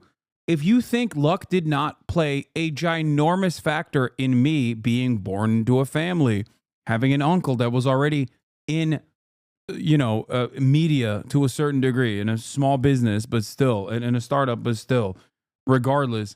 If you think that does not play a formative role in where I arrived at, I don't know what to tell you. Of course luck played a major factor. Are you kidding me? Do you know how many competent, charismatic, brilliant fucking people start Twitch channels? How many of them make it? How many of them get to this level? Of course luck plays a major role. That is my point. I say this all the time about myself. Now, having said that, you can have all of the affluent beginnings in the world and still fuck it up, and plenty do. Okay? Plenty do. So yes, hard work still plays a major role. You've said before you paved it on your own. Oh my God, dude. Oh my God. In a complex interview, you actually got clip chimped by a dude who has never stopped being jealous. Why would I say this right now if I genuinely believe like I did everything on my own with no help from anybody whatsoever and that luck was not a significant factor? Why wouldn't I just keep saying I paved it on my own over and over again, you dumb fuck? You're arguing with what I'm saying right now. You're arguing with what I'm saying right now because of your own personal misunderstanding, okay? When this is something that I have repeated a million times over. He is saying it now too. That's why people are bringing it up. I know. Ethan is so fucking invested in trying to cry about how I'm responsible for him stubbing his toe all the way to like losing partnerships and stuff like that. Even though I've played zero role in this and would love to wash my hands of all of this in its entirety. Because I think it's a sad state of affairs for him, more so than it is for me, that he has decided to just go down the fucking... He's decided to go down the Destiny pipeline so hard that he's rehashing old shit that he used to cry about. Destiny used to.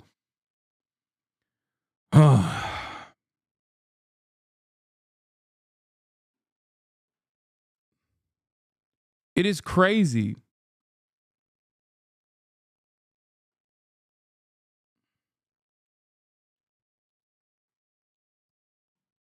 And yes, you even give credit to Divorcelli for your career, like it's insane. Yes, in the beginning, I did. Except he is such a monstrous person that, yeah, it got embarrassing to admit after a while. But that's, again, his own fault.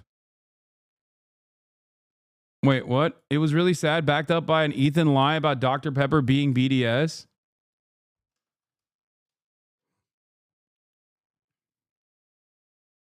Yeah.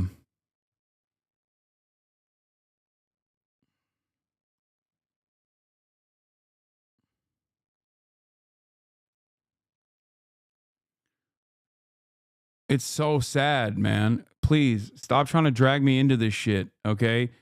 I wish Ethan Klein all of the peace and prosperity in the world. I really do.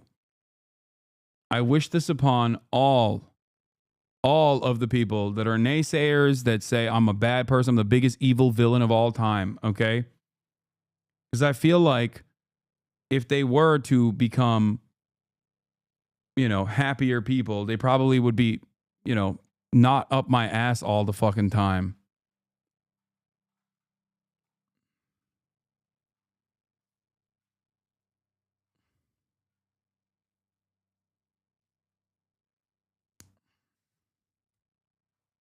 You need to talk about it? What's wrong, bro? Does it feel like I need to talk about it? So pressed.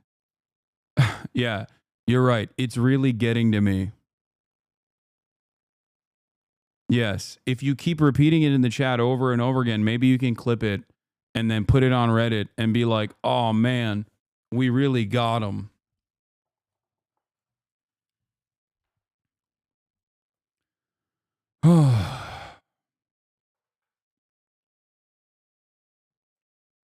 Do I seem pressed? I don't understand.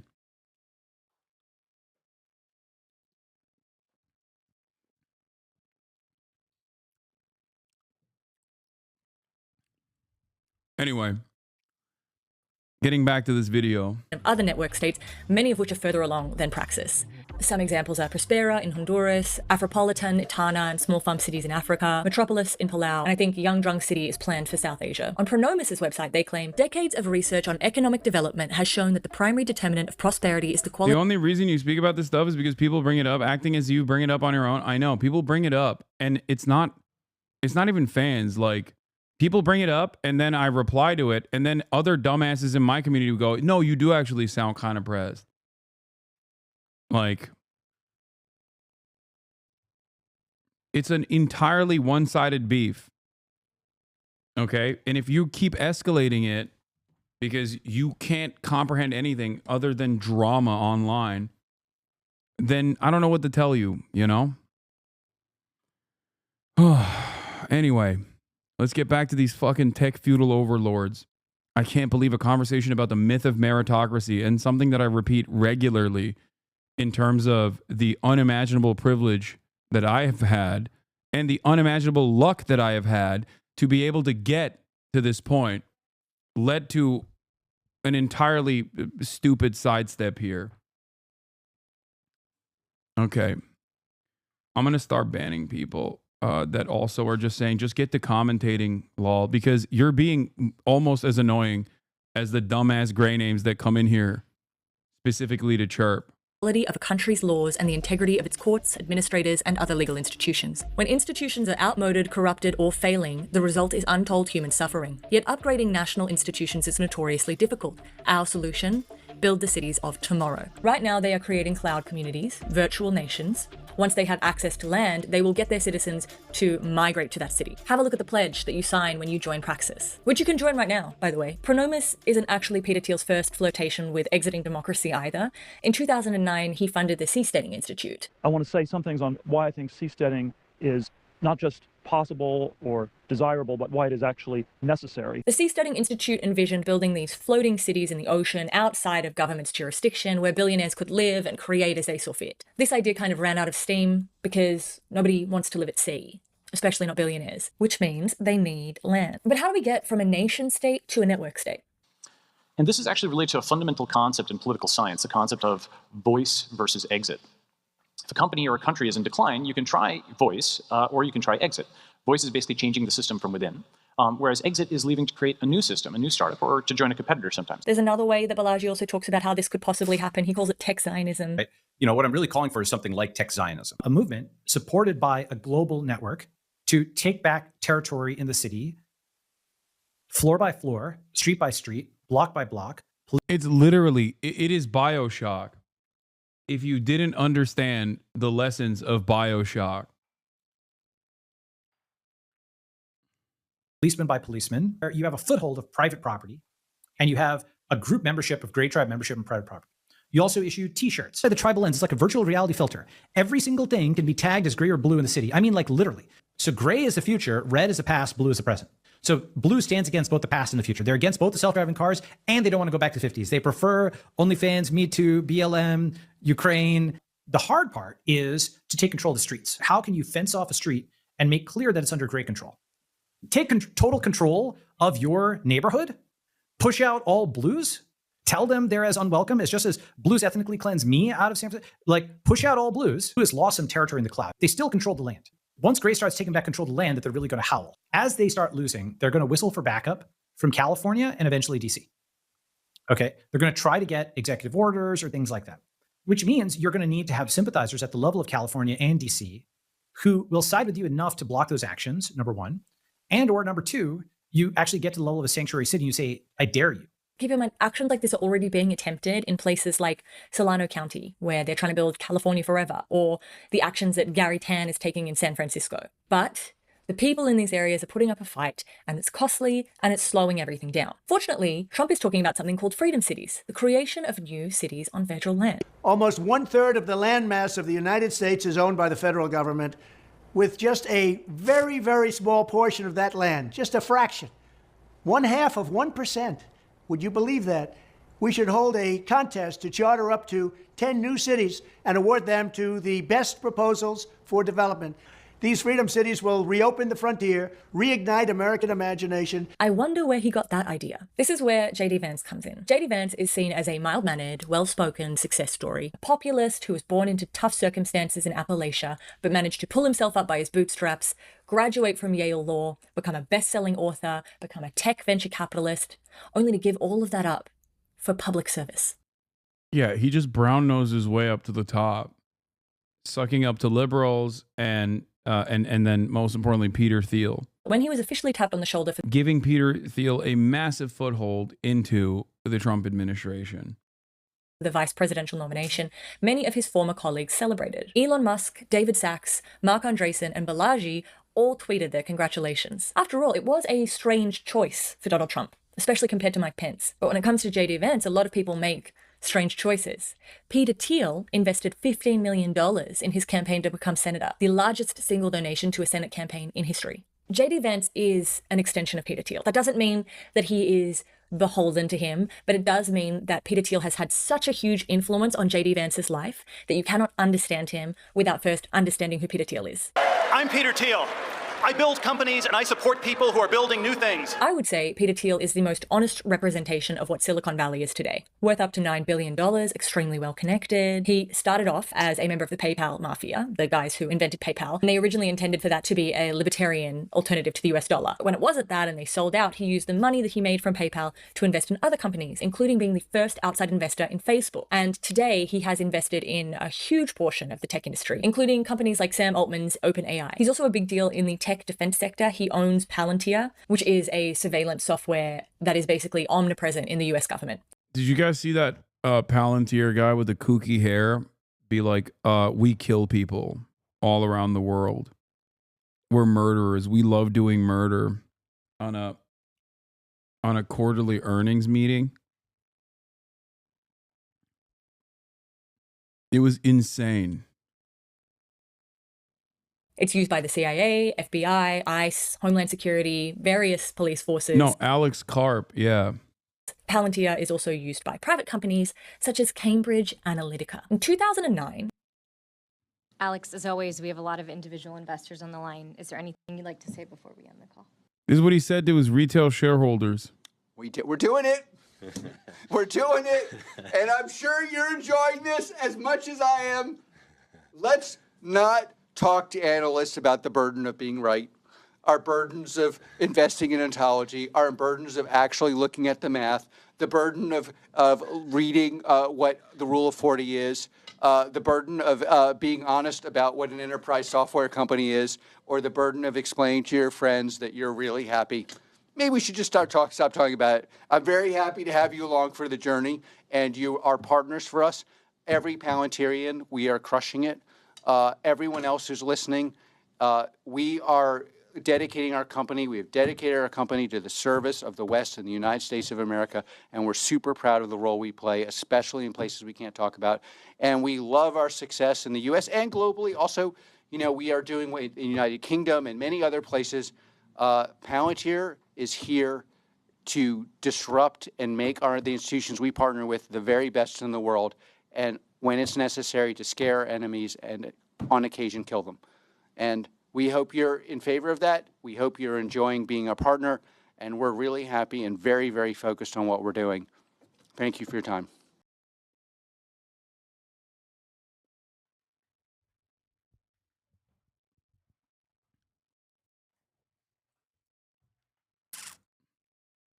The stock went up 23% after this call, by the way. Nice.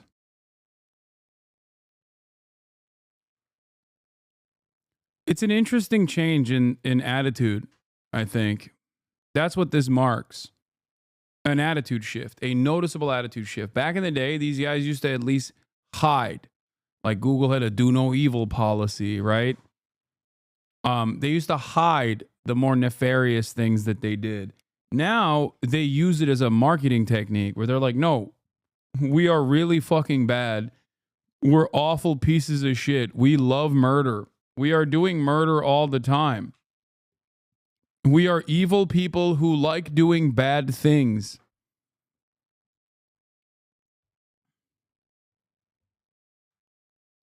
It's kind of interesting.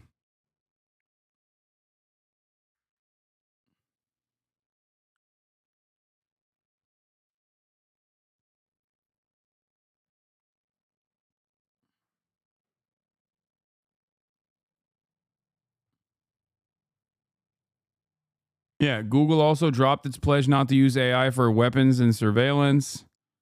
Tech giant says it updated its ethics policy that it will use AI in line with international law and human rights.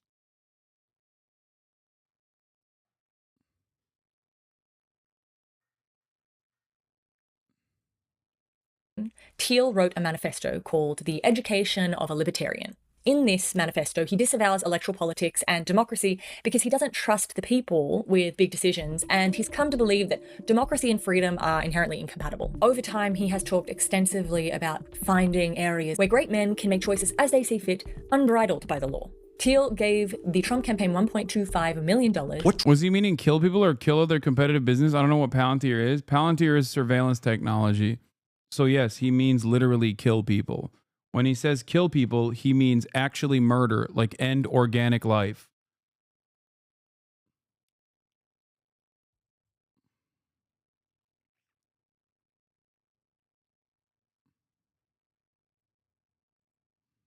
Trump represents isn't crazy, and it's not going away. He points toward a new Republican Party. He points even beyond the remaking of one party to a new American politics. And in return, he got an office in the Trump Tower where he had the president's ear and suggested candidates for his administration. Some of his selections didn't make the cut, like Balaji, but some did. Michael Kratsios was put in as the Chief Technology Officer of the United States of America, a position I did not know existed, and Michael Anton was put on the National Security Council. Michael Anton wrote a very concerning essay called The Flight 93 Election, which I have linked below, and it is very enlightening about who Peter Thiel thinks belongs on the National Security Council. And remember Curtis Yarvin, who we were talking about before? He is often referred to as Thiel's in-house philosopher. Thiel has not only invested in a number of Yarvin's businesses, but he keeps Yarvin in his inner circle. Yarvin watched the 2016 election from Peter Thiel's house, where they celebrated with champagne at Thiel's successful investment in the Trump campaign. And while Peter Thiel may not be as explicit in his beliefs as someone like Balaji or Elon or even Mark Andreessen, Yarvin assured Milo Yiannopoulos over email that Peter Thiel was fully enlightened, just plays it very carefully. People in the New Right circles refer to Yarvin as Lord Yarvin, or the Prophet. This isn't someone on the fringe of the movement, this is someone who is respected. Just like Peter Thiel, J.D. Vance is an avid reader and friend of Curtis Yarvin. There's this guy Curtis Yarvin who's written about some of these things. Vance not only name checks Curtis Yarvin, but he often uses his languages and repeats his ideas. You actually popularized the term red pill in the political context, is that right? Yeah, that's actually true. Is this concept of red pilling. Yarvin writes a lot of strange things, but one thing I'm particularly interested in is the blueprint he wrote for Donald Trump. It's called The Butterfly Revolution. It's quite radical and another thing that would be easy to dismiss, but here's a clip of Yarvin talking about why he thinks it would be successful today. Americans of 2024 are incredibly frivolous, incredibly ironic. It is the most ironic society in history. Like, imagine people trying to cope with a film like The Matrix or Inception in like 1960. Total frame breaking of this kind in some ways is actually easier than the sort of incremental political logic that people have employed in the past. They can sort of more easily imagine, oh man, it's all the Truman Show. In fact, they mostly already believe that it's all the Truman Show. They just don't understand the implications of that. Something I find concerning is the many ways that the Butterfly Revolution perfectly aligns with Project 2025. Not a huge amount of the tech bros in Silicon Valley are religious, but that doesn't really stop these kinds of groups working together. Definitionally, both of these movements are fascistic. Fascism has never been a fully coherent ideology. That's one of the things that gives fascism its strength, its ability to bring together groups from different movements, all of whom see fascism as a viable mechanism to achieving their own program. And that's why some people say that fascism is always hyphenated. So it's always going to be tech fascism and Christian fascism, but these people can work together, and they do. One of the things that evangelicals and libertarians should agree on is that the political order is not divinely ordained. Amen. Project 2025 has similar stated goals to the tech industry, in particular the dismantling of the administrative state and the return of self-governance to the people. Project 2025 is made up of 4 pillars, and pillar 4 is the playbook. It is a transition plan for the president's eyes only. It will be rolled out upon the president's utterance of "So help me God." We don't know what's in this playbook, but given the alignment of talking points, key figures being involved in both, it wouldn't surprise me if it was similar to the Butterfly Revolution, and I think that's worth investigating. The Butterfly Revolution. Step 1. Campaign on autocracy. He says, "You're not going to be a dictator, are you?" I said, no, other than day one. Yarvin says that Donald Trump should run on his autocratic ambition, but he should frame it as destroying an inefficient and unworkable system. We are in a late Republican period. If we're going to push back against it, we have to get pretty wild and pretty far out there and go in directions that a lot of conservatives right now are uncomfortable with. We are in the process of the Second American Revolution, which will remain bloodless if the left allows it to be. Step 2. Purge the bureaucracy. Curtis Yarvin refers to this as RAGE. RAGE stands for retire all government employees. And he has clearly influenced some very... This is giving Blue and On vibes? No. I mean, the success of it will be determined by how competent these dipshits are. But the notion that, like, tech feudalism isn't already happening is silly. It already is. It's not bluing on at all. Like, bluing on would be like, oh, Russia is having gay sex with Donald Trump. Not incredibly wealthy billionaire tech CEOs are actively aligning with right-wing government with the open interest of undermining every regulatory agency.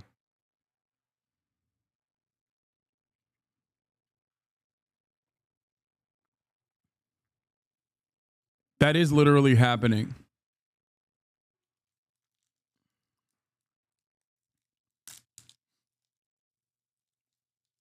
Unless you haven't been keeping up with the news for the past, 3 weeks since Donald Trump took control over the government. Very important people. I think that what Trump should do, like if I was giving him one piece of advice, fire every single mid-level bureaucrat, every civil servant in the administrative state. And we know that Donald Trump would be open to rage because it sounds a lot like Schedule F, an executive order issued by Donald Trump in October of 2020. Schedule F would have essentially stripped protections from civil servants who didn't show enough loyalty to the president of the day, which is why Joe Biden rescinded this order the second he came into office in January of 2021. But Trump has said he plans to reinstate it. First, I will immediately reissue my 2020 executive order restoring the president's authority to remove rogue bureaucrats, and I will wield that power very aggressively. But how could you accomplish that so quickly? I mean, you need civil servants. Don't worry, Project 2025 is already on it. Pillar 2 of Project 2025 could be considered MAGA LinkedIn. This platform is designed to pre-stream candidates for their loyalty and streamline the appointments process. We talk about conservative warriors, but we want people who've been canceled, who've kind of figuratively given blood for the movement. You can join it right now. Then pair that with Pillar 3, which is an online education platform known as the Presidential Administration Academy, and you have preemptively educated all future employees on what is expected of them from the conservative administration. Step 3.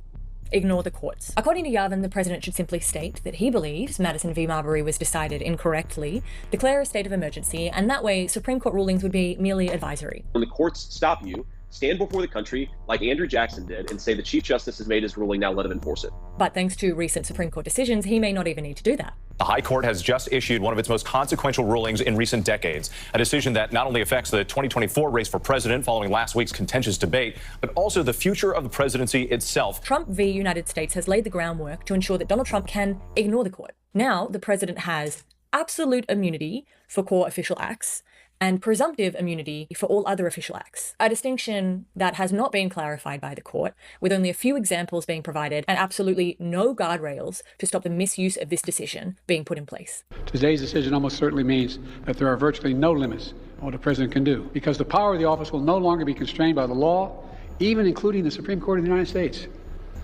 The only limits will be self-imposed by the president alone. Step 4. Co-opt Congress. Yavin suggests that Trump handpick candidates for every single seat, with the sole criterion being personal loyalty to him. Because you can't have a parliamentary dictatorship if you don't have Congress. And while it seems like a big task, Yavin assures us you only need a couple of $1 billion. I know some people with a few $1 billion. While Peter Thiel may have decided to sit this election cycle out, Elon Musk, Mark Andreessen, Brian Armstrong have not. We got to get the congressman elected, and we got. Chuck dies. Thank you for the 25 get the subs. I mean, that's arguably true. It's just that good people should have taken that stance towards the Supreme Court decades ago, but they got complacent because of the most liberal Warren Court. But yeah, the president should tell the Supreme Court to go fuck itself way more often. Got to get the senators elected because we can take the Senate. Trump didn't tell the Supreme Court to go fuck itself. Trump took over the Supreme Court and then used it to give himself more power. So there's still some semblance of institutional control there.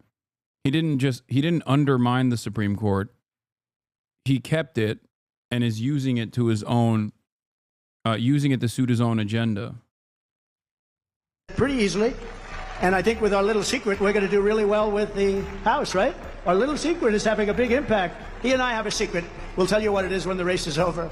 Step 5. Centralized police and government powers. In this declared state of emergency, Yavin suggests that Trump take direct control over all law enforcement agencies, federalize the National Guard, and effectively create a national police force that absorbs local bodies. I think that actually the support of the Democratic public is a cipher. I think that actually all you need is command of the police. This is so that a centralized police state can be created to back the power grab, and I'd say there's no way this could happen if Donald Trump hadn't tried to do it before. We know that he sent the National Guard during the George Floyd protests. And then I was insistent on having the National Guard go in and do their work. It was like a miracle. Everything stopped. And we know that he wanted to invoke the Insurrection Act. If your state refuses to take the actions that are necessary to defend the life and property of their residents, then I will deploy the United States military and quickly solve the problem for them.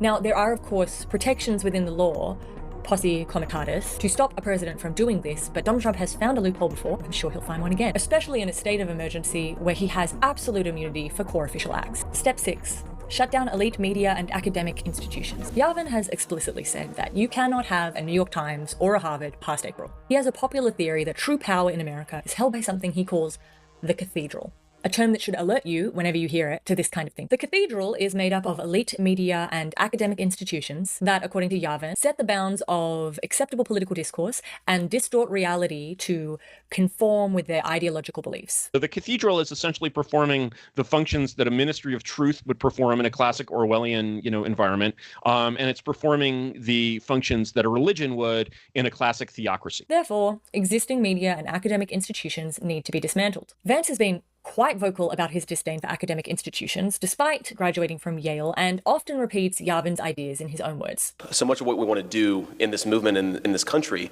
I think, are fundamentally dependent on going through a set of very hostile institutions, specifically the universities, which control the knowledge in our society, which control what we call truth and what we call falsity, that provides research that gives credibility to some of the most ridiculous ideas that exist in our country. And so I think if any of us want to do the things that we want to do for our country and for the people who live in it, we have to honestly and aggressively attack the universities in this country. Trump has said that if elected, he will reclaim the universities from the Marxist maniacs and lunatics who currently control them. How will he do this? When I return to the White House, I will fire the radical left accreditors that have allowed our colleges to become dominated by Marxist maniacs and lunatics. We will then accept applications for new accreditors who will impose real standards on colleges. In his Agenda 47, Trump has proposed a law to monitor universities for civil rights violations. I will advance a measure to have them fined up to the entire amount of their endowment.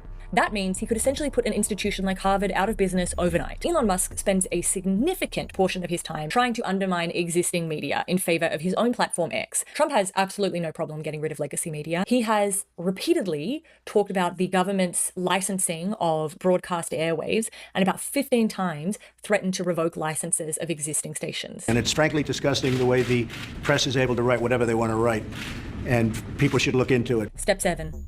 Turn out your people. Get your people out on the street to show their support for you anytime a government agency tries to obstruct you. Yavin says it should be like the post-Soviet revolutions. It should be masses of people. It should be joyful. And we know that Donald Trump has no problem in asking people to physically show their support for him. We're going to walk down. It'll be like the dissolution of the USSR. That's right. It's just that I don't think it was positive.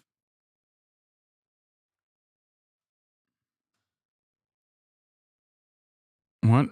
Can you believe that university with tens of billions of dollars in endowments for siphoning off 60% of research award money for overhead? What a ripoff. Last year, $9 billion to the $35 billion of the National Institute of Health granted for research was used for administrative overhead, what is known as indirect costs. Today, the NIH lowered the maximum indirect cost rate. Research institutions can charge the government up to 15%, above what many major foundations allow, much lower than the 60% that some institutions charge the government today. This change will save more than $4 billion a year, effective immediately.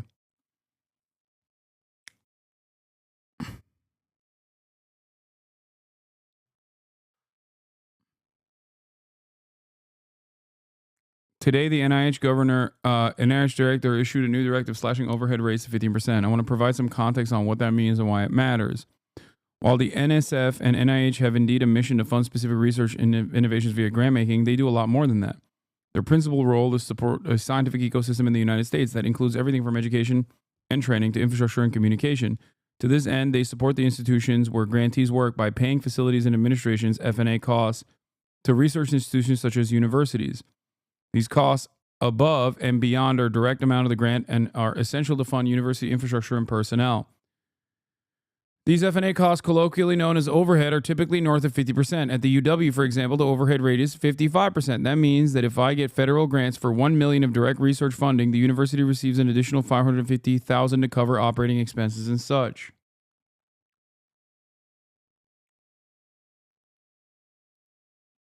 Wait. Pentagon is doubling the number of media outlets losing their physical workspaces. New York Times is out, Washington Post is out, NBC is out, CNN, Politico, The Hill, The War Zone, NPR. In is the New York Post, Washington Examiner, OAN, Newsmax, Huffington Post, The Free Press, The Daily Caller, and Breitbart. Nice. State propaganda, baby. Now, ironically enough, these guys also do pro-State Department propaganda, but just not enough of it. Not enough of it for J.D. Pondon.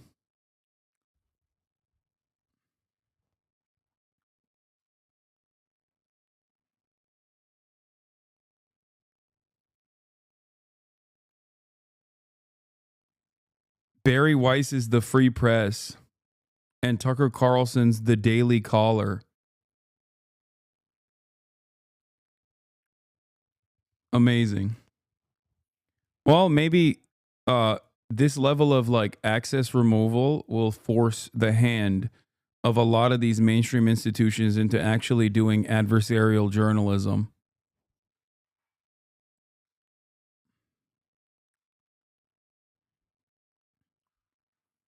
They do pro-State Department propaganda, but they don't do pro-Trump propaganda. So they're gone.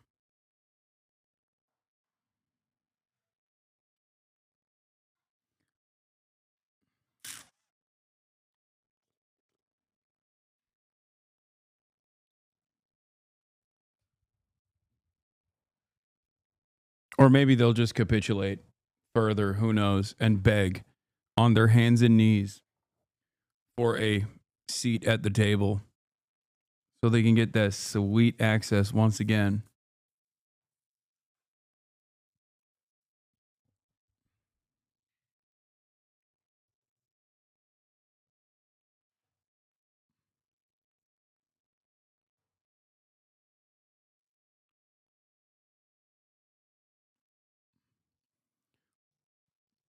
Other schools may have an even higher overhead rate. Harvard is around 69%. This new order slashes that percentage to a maximum of 15%. This means cutting one of the most important sources of university funding nationwide by 75% or more. The policy does not affect funding going forward. All existing NIH grants will have their indirect rates cut by 15% as of today, the date of issuance. For a large university, this creates a sudden and catastrophic shortfall of hundreds of millions of dollars against already budgeted funds.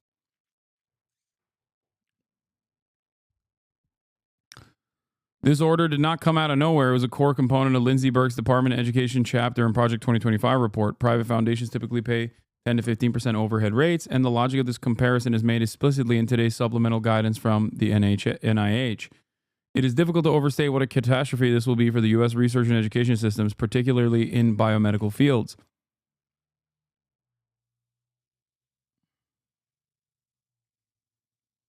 It is deliberate and wanton devastation entirely out of scale with any concern about DI activities on campuses. The goal is to destroy U.S. universities.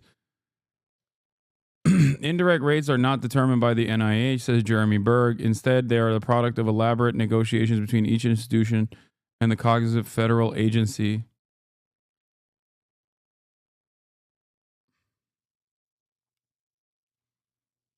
I mean, NIH funding, NIH grants is one of the only things that has kept America being somewhat dominant in the field of novel chemical compound discovery.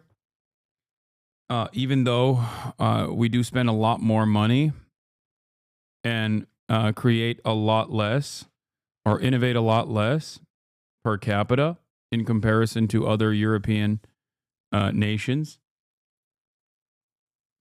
Not entirely sure about China, but a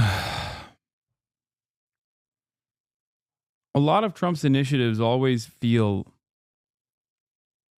like genuinely hurting America, like more than anything else.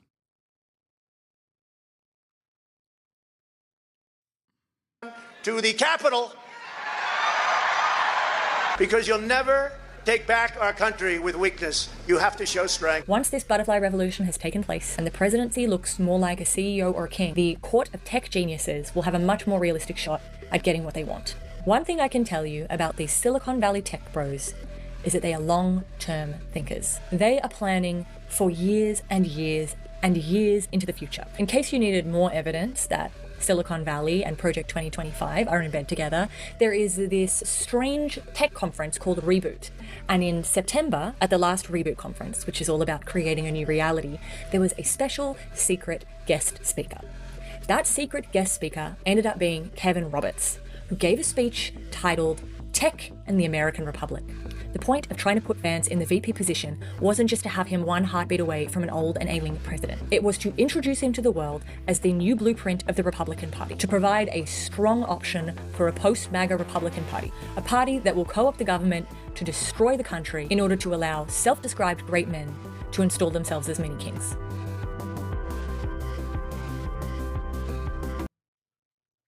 Do you think that America will be balkanized soon? No, I don't think so. I think the power of the state is, especially if you can take it over this way, is far too valuable.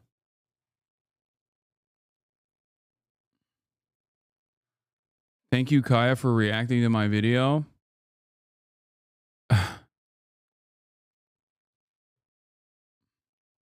Yeah, that was a great video. It was not libbed up.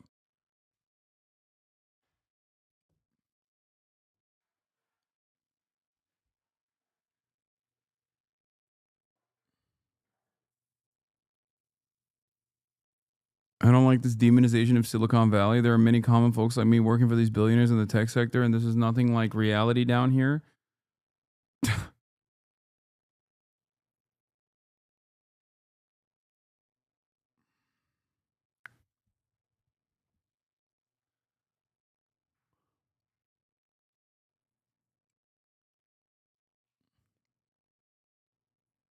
Good luck, chatter.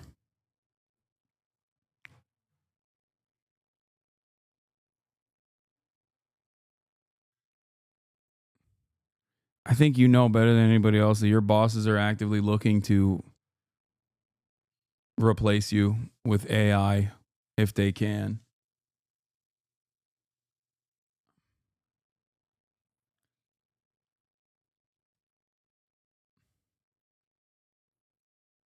The job you do and the people who pay you are two entirely different things. Yeah.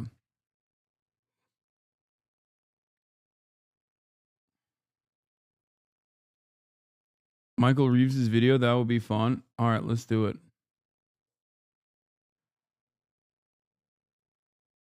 Caught this hilarious gem on YouTube. What is this? No, I'm not going to watch this. This is going to trigger the fuck out of Ethan. Oh.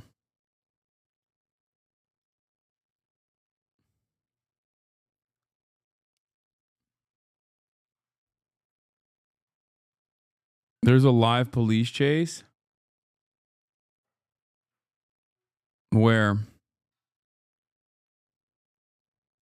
And the first few weeks of the second Trump administration. Go back and listen to what Steve Bannon told PBS's Frontline in 2019.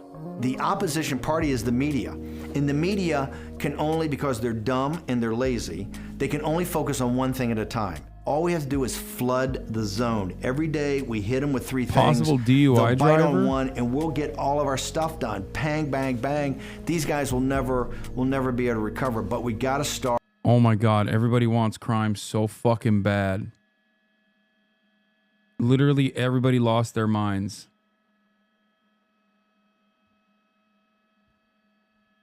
Where is the car? They're not even following the car. No, not yet. No. No, it's a fire hydrant.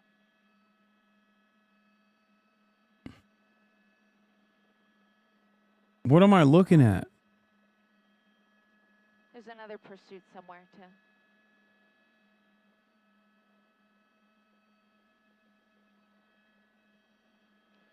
Chat, what am I looking at?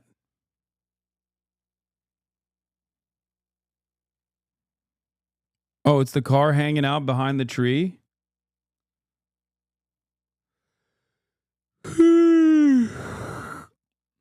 So he just stopped?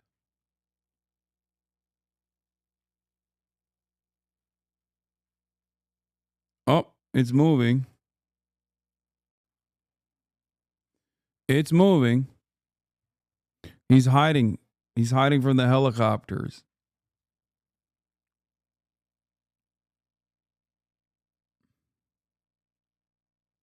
Or wait, no. It's this. Oh, it's the gray Benz.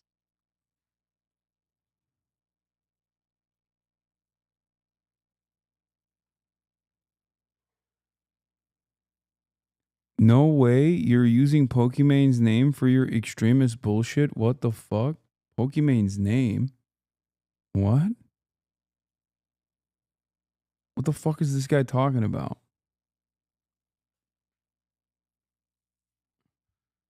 Mrs. Beetlejuice, please explain what you mean, because this is perhaps... Well, I guess the chase is over. In your bot message, bro? What is the bot message? What the fuck's this person talking about?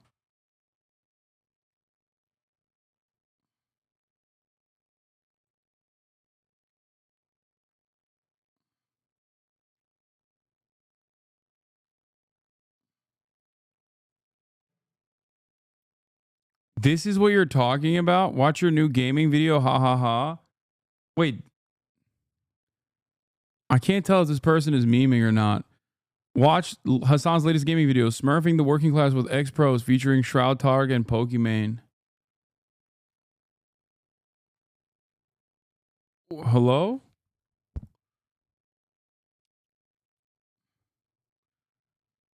Are you talking about my gaming video where me, Pokey, and Shroud and Todic were playing against like regular old Joes? Ha ha ha ha ha. Okay. I think the chatter is joking, but I can't tell. We've gotten so many haters in the last week that it's just like I don't even know when someone is memeing. Start with muzzle velocity. So it's got to start, it's got to hammer, it's got to muzzle velocity.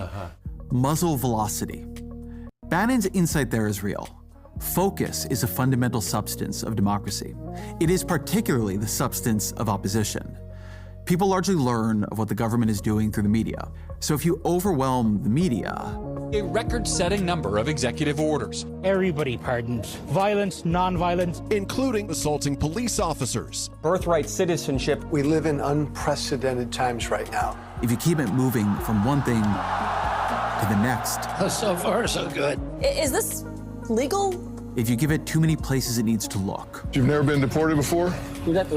All at once. All federal grants and loans will be halted. Look, there is a purge happening. Frankly, unprecedented in its nature. Guantanamo. DEI. The Gulf of America.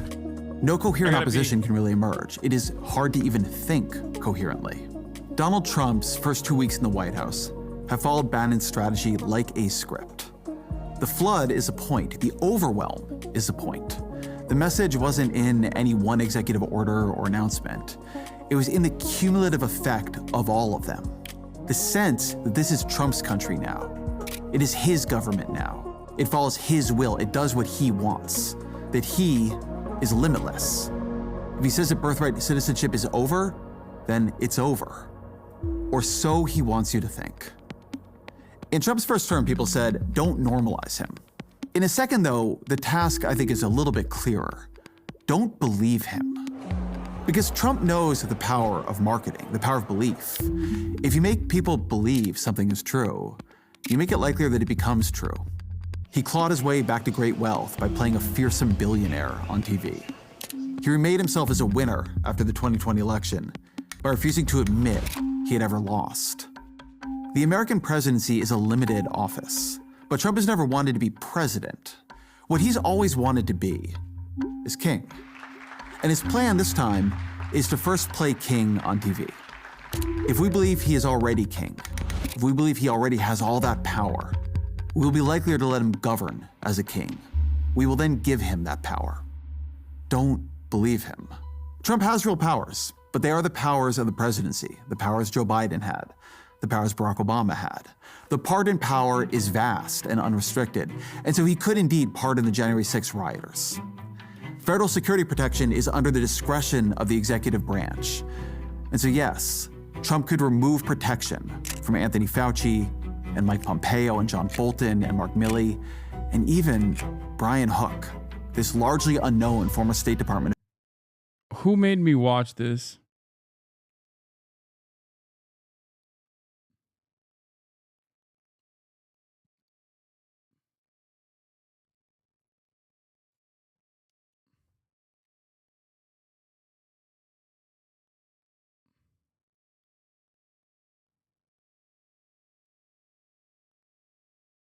I just...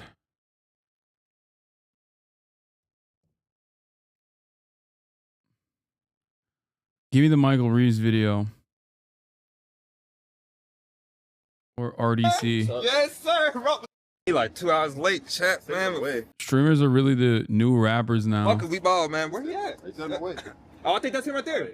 Oh, yeah. Yeah, what's up with you, man? What's up? Yes, sir. Rock with him. Big fan of you, man. No cap, as man. everybody should be, bro. Yes, bro. Y'all welcome Jay Rich to the chat, man. And no, I'm not freestyling. Yeah, man. But, hey, man, so what we about to do today, dog? Yeah, well, I got motion all around the city. Hey, we're not taking no pictures today. Hey, we're not taking no pictures. I'm not taking no pics. I'm not taking no pics. No. Bro, Jazz never stops. Oh, yeah, what's up? Hey, you a fan? Just all the time. Yeah, I appreciate that, man. Picture, bro. Yeah, no cap, no cap. Yeah, for sure, for sure. Come on. He got motion. He got motion. Hey, stop playing. You know I ain't taking no pics, man. Okay, I got you. You want to see? Look, there, man. Look. Okay, I'm trying to get a picture. Bro. Yeah, bro. I appreciate it, man. You ready? You ready? Let's go. I'm trying to get it, like, just, you know. Appreciate you. He lit it. There we go. That's what I like. I like that. Like, you know what I'm saying? I got you, bro. Oh, yeah, for sure. Hey, man. Hey. Hey, Chad, y'all think I show my cards, Chad? Yeah, I should show them right. Yeah, I should show them. This don't even mean that much to me, bro. Right. My bad. Man, I like this. Yeah, I got like one of those. I got my mom one of those. Oh man, that's impressive. Yeah, I'm not gonna lie. This is my crib though. Welcome to my crib, you know. Yeah, this is cool. I feel like this where like it's cheaper over here. Yeah. I just got it 2 weeks ago. Yeah. I understand how you got that big of a house. Yeah. My car's back here though. Young niggas had their time. Exactly. Like this. Come on, bro. My Ferrari and my Rolls Royce right there, man. That's my baby right here. Yeah. Woo, I'm getting all the hoes in that one. Mm-hmm. Stop looking at me. Stop looking at me. Yeah, we can go ride in them if you want. Yeah. You been on this before? Yeah, just hey, what you kind of question is that? Come on, man. Oh, my bad. Come on, man. Hold on, niggas at a castle? What, right there? Oh yeah, that's my homeboy Tony's house. He got that from streaming too. He got that from streaming? Nigga, that's some Harry Potter castle type shit. Yeah, bro. Yeah. Hey, shout out to Tony Can't Quit TV, man. Make sure y'all go follow him, man. No cap. Type shit. I mean, that shit. I love the chat. Big Tony. On that shit top. normal. I mean, Yeah. y'all streaming niggas getting a little bit of money, but. What you do? Oh, shout out to $2,000 donut. Shit, like, What you doing, Chuck? Yeah, $2,000. Yeah. Chat, you think we gonna get a speeding ticket? A ticket, chat?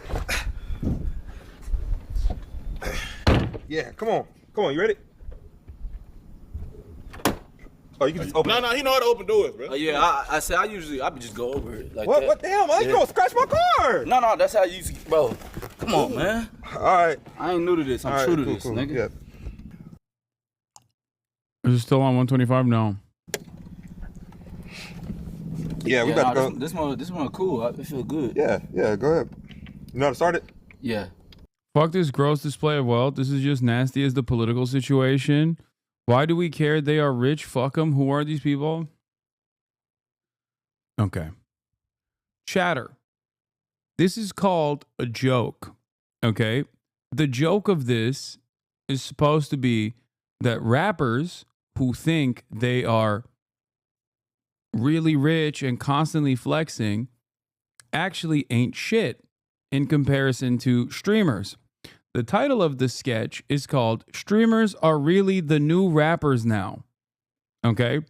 Sketch comedy is a form of art, a visual and audio medium that is intended to satirize normal existence for the goal of making you go, ha-ha.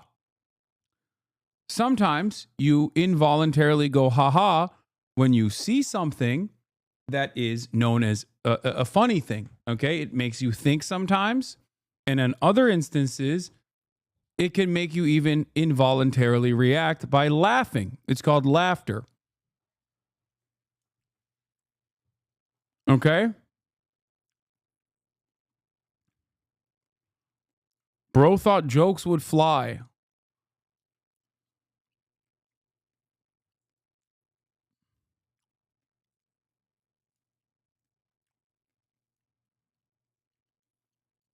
The joke here is that streamers have a lot of motion. Your Hasanabi sign is starting to fall down a little bit. No, it's not falling down a little bit. It's falling down a lot bit. Oh, yeah. No, it's right here. Just start. Say, bro, he know how to start Lambos, man. Yeah, bro, I know. No, I'm just saying, like, I know how to start them. I know how to start them. Oh, okay. So that's a special sitting. No, you just. Oh yeah. In this sketch, Mark Phillips of RDC is portraying himself as a rapper who thinks he has a higher status than the streamer. Only slowly but surely finding out that the streamer actually has experienced a lot more financial success than the rapper. There we go. Yeah, man. Mine used to do that too, just like that. Yeah. When I had one. You sure you could drive this? Yeah. Oh, come on. Oh. Are you good? Yeah, nigga, yeah. Oh. Just making sure. Oh! It just seemed like you just never drove this car before or something. Nah, you having the time of your life. I'm just saying, like, where I'm from, like, my brother who fucking, bro, my brother ain't here to experience the shit, dog. Oh, your brother, man. Shout out to your brother, man. Shout out to Keezy, man. Rest in peace to him, man. Yeah. Okay. What's that right there, big bro? Like, that's a subscriber? Oh, yeah. So basically, he just paid for the stream and watch it with no ads. The ads, you get money for the ads. I get money for the ads. So you run the ads, big bro? Yeah, I run the ads. Oh, okay. Ads. Yeah. You're scum rape denier. Wow. Not subscribing, I'll run the ads. Yeah, and what was you saying about OBS? OBS, it's right here, like, you know what I'm saying? Like, you can switch to console stream, desktop stream. Okay, that's why you need two screens. Yeah, that's why you need two screens. Hey, big bro, you know man, you smart as hell, bro. Yeah, exactly. I ain't gonna lie, I'll kill some shit behind you, bro. I'll kill some shit behind you, bro. I appreciate that, man. Dead ass, I'm not playing. Y'all see my eyes, nigga? Hey, that's come from Jay Rich himself, chat. What's up? Yes, sir. It's blood right here, man. Hey, I appreciate that, man. I appreciate you coming on the stream for real, you man. Already know. Did you watch the Lucas skit they did? Imagine you just got home for a 9 to 5 all week, and to unwind, you're like, I'm going to go into this dude's chat and call him a rape denier. Yeah.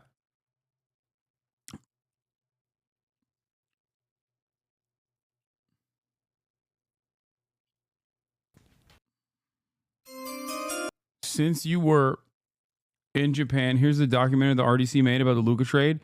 You know the Luka trade was so insane. I said this before already. Because RDC didn't come out with a sketch immediately locked in the chamber, ready to go.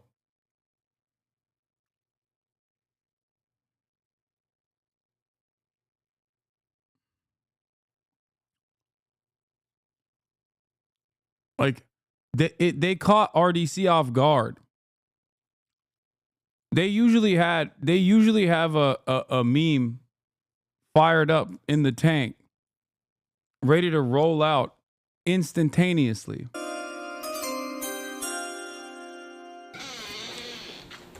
Steph, what's up? What's up, Jimmy? How you doing, man? Chilling, man. Here. Appreciate you waiting for me, man. Yeah, for sure. Yes, sir. Yes, sir.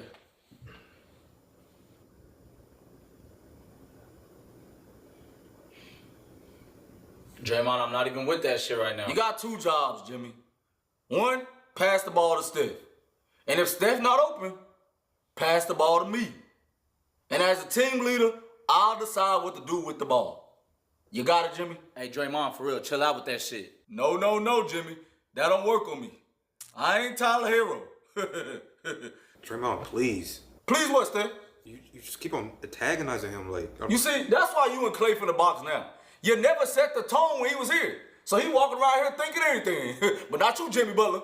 Don't you think nothing. I don't want no thoughts. I want you to pass the ball to Steph, or you pass the ball to me. Do you understand, Jimmy? Draymond, no, I don't understand, bro. Like I said, chill out. Jimmy can't understand. Jimmy, if I had 3 apples, Jimmy, you gonna talk to me like I'm stupid. What's up? What's up? Yo, come on. What's up? No, fuck Jimmy, that, bitch. This not what you want, Jimmy.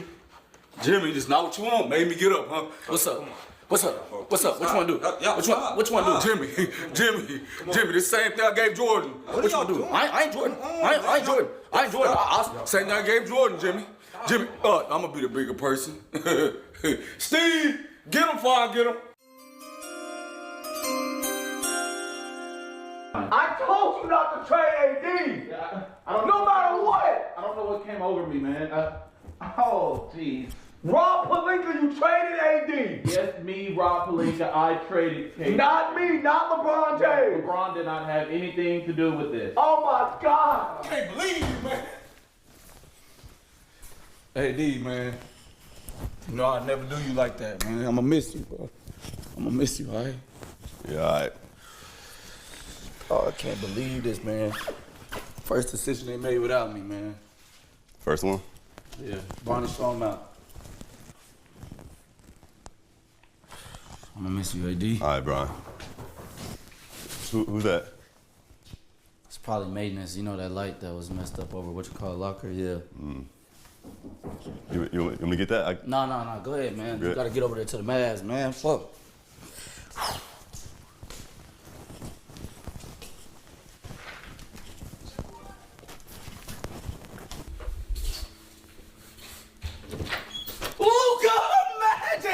How you doing, man? Good to You see know you. my favorite player, right? Yes. I got you. Let me get this. Oh, Let me thank get you. this. I got you. Don't even worry yourself.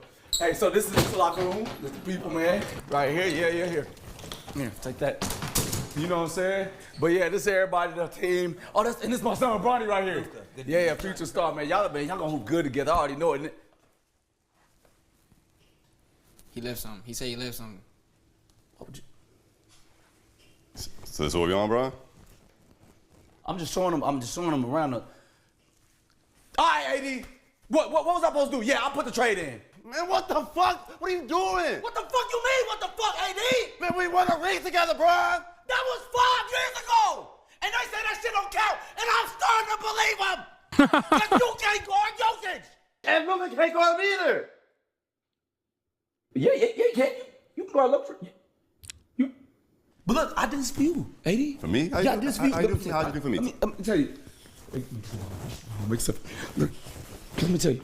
I sent you over there with Kyrie. You know who Kyrie is. I know, come on. That's what I'm saying, Clay. Yeah. Look at your team. I did that for you. Y'all gonna win the ring. You think me and Luke can beat y'all?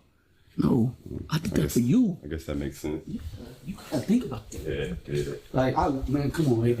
Appreciate you, Brian. Our bond over these past years, man. Yeah. That's real. Like, That's for love. real. That's love. That's Yeah.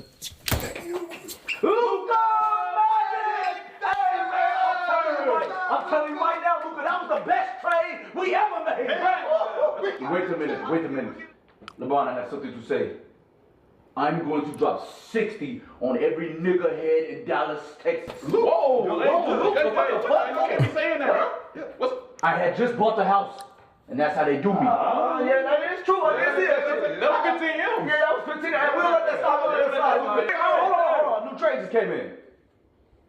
Oh, Dalton, get the fuck out. What? It's me? Yeah, it's you. I can provide, though. Remember, it's me. Connect 4. Yeah, connect us to a city. Get out. Get out. Hey, we got it.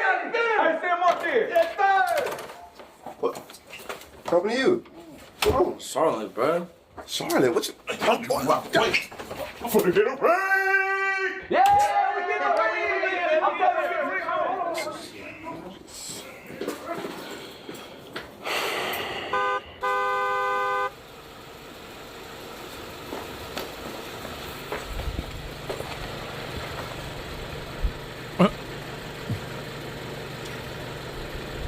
You said what? Yeah, damn, why you talking like that?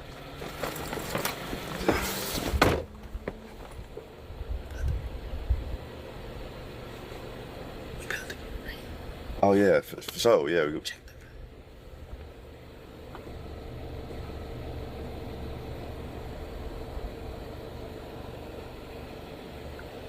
Just drive, bro. Come on, man. It's tripping, bro. What is this?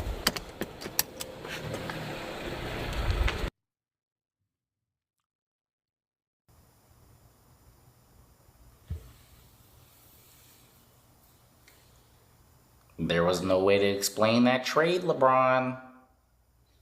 Luka just went to the finals. But yet I had to get him to you. Now you know what you owe me, don't you? 4 more years of you hooping. And after that, I want Bryce and Bronny to be superstars on different teams. You know what that would do for the ratings. I can't do that. I'm gonna be 44, and those are my sons. How am I supposed to know what they gonna do in the league? You're not making no sense, Al. No, Rob. What's up, y'all? RDC World here. We are in New Orleans right now, but still, we had to get that trade deadline video out. Now, I ain't gonna lie to y'all. Right when the Luka trade happened, I was playing Poppy Playtime, dropped Poppy Playtime, went and made the Luka video. But I was like, man, why don't we just wait until the trade deadline? Because what if more stuff happens that could add to the video? Now, whether that was a good idea or not, y'all still getting the video. Because there's a lot of people who've been pressing me for a whole week off that Luka video. You don't make LeBron videos no more? Oh my God, you're this, you're this, you're this. Even if I stop making LeBron videos, nigga, we be making shit all the time. Stop acting like we're just sitting there doing nothing. All right, we worked all night for the LeBron video. Worked all night for everyone. Stop it! But I just have to tell y'all that real quick. Love y'all as usual. Really, I do. And I hope y'all like the video. This NBA season finna be fucking crazy. It truly is. There'll probably be a few more videos at some point on something. You know what I'm saying? So just stay tuned. RDC World is dropping a lot of videos on this channel. Because everybody think we just forgot about this channel magic. No, we got stuff cooking. All right. Wait. Nico Harrison has hired full-time security team to guard his home after trading Luka Doncic. Oh my God.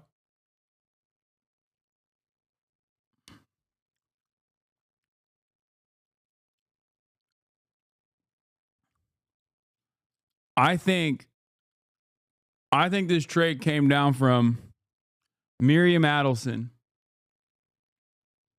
I think Miriam has a lot to do with this. Okay? I think she wanted the trade to happen because I think she wanted the team to tank because she wanted to move the team to Vegas where her casinos are.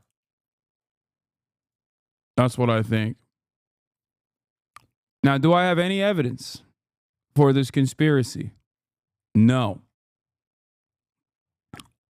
I just wanted to shit on Miriam Adelson, who gave $100 million to Donald Trump so that Donald Trump would permanently annex the West Bank for Israel.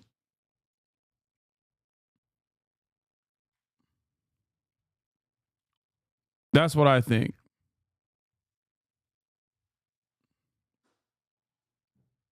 Or to leverage it to legalize Texas gambling. You saw that TikTok too, huh? No, I've been saying this because I've been trying to shit on Miriam Adelson any opportunity I can get.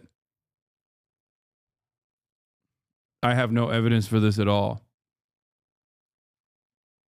I just hate Miriam Adelson.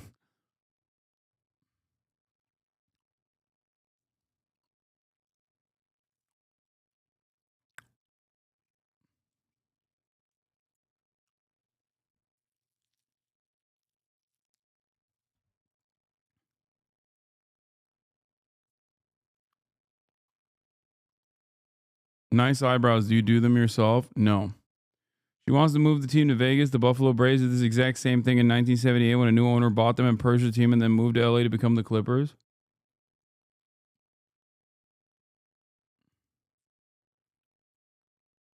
Yeah. Understandable. Have a nice day. All right. I'm done, chat. I'm tired. I'm going to spend some time with my family. That's all I got for today. Love you guys. Starting off And I'll see you tomorrow. Another 7-hour half day in the books, dude. Anyway, like I said, love you all. Peace. And I'll see you tomorrow, as always. Bye-bye. The starlight to the starlight to the topic just begun. There he is again, Hasan is streaming, Hasan is streaming. There he is again, Hasan is streaming, Hasan is streaming. Reviewing the P.O. box, Uncle Uger's face. Sudden discord at prop, great names take on brace. Tiny Bernie Sanders, LGBTQ Air Force. The whole left at your fingertips, Ane at your door. The H3 crowded debate, the Young Turks online show. 3 full fucking years of this, plenty more to go. 90-day fiance talks of champagne bourgeoisie. A Trump rally live reaction, a mass riot at DC. There he is again, Hasan is streaming, Hasan is streaming. There he is again, Hasan is streaming, Hasan is streaming. Reading live stream fair comments, Austin show chat advice, and all the ways the right-wing pipeline can suck you in online. JCS react, Lord frame gets broken, cover blown. A full-blown mass pandemic, monster streaming at your home. Total radicalization coming out to find. The system you were taught to trust in was broken the whole time. All these daily streams, whether big or whether small, have helped me and so many find the meaning through it all. There he is again, Hasan is streaming, Hasan is streaming. There he is again, Hasan is streaming.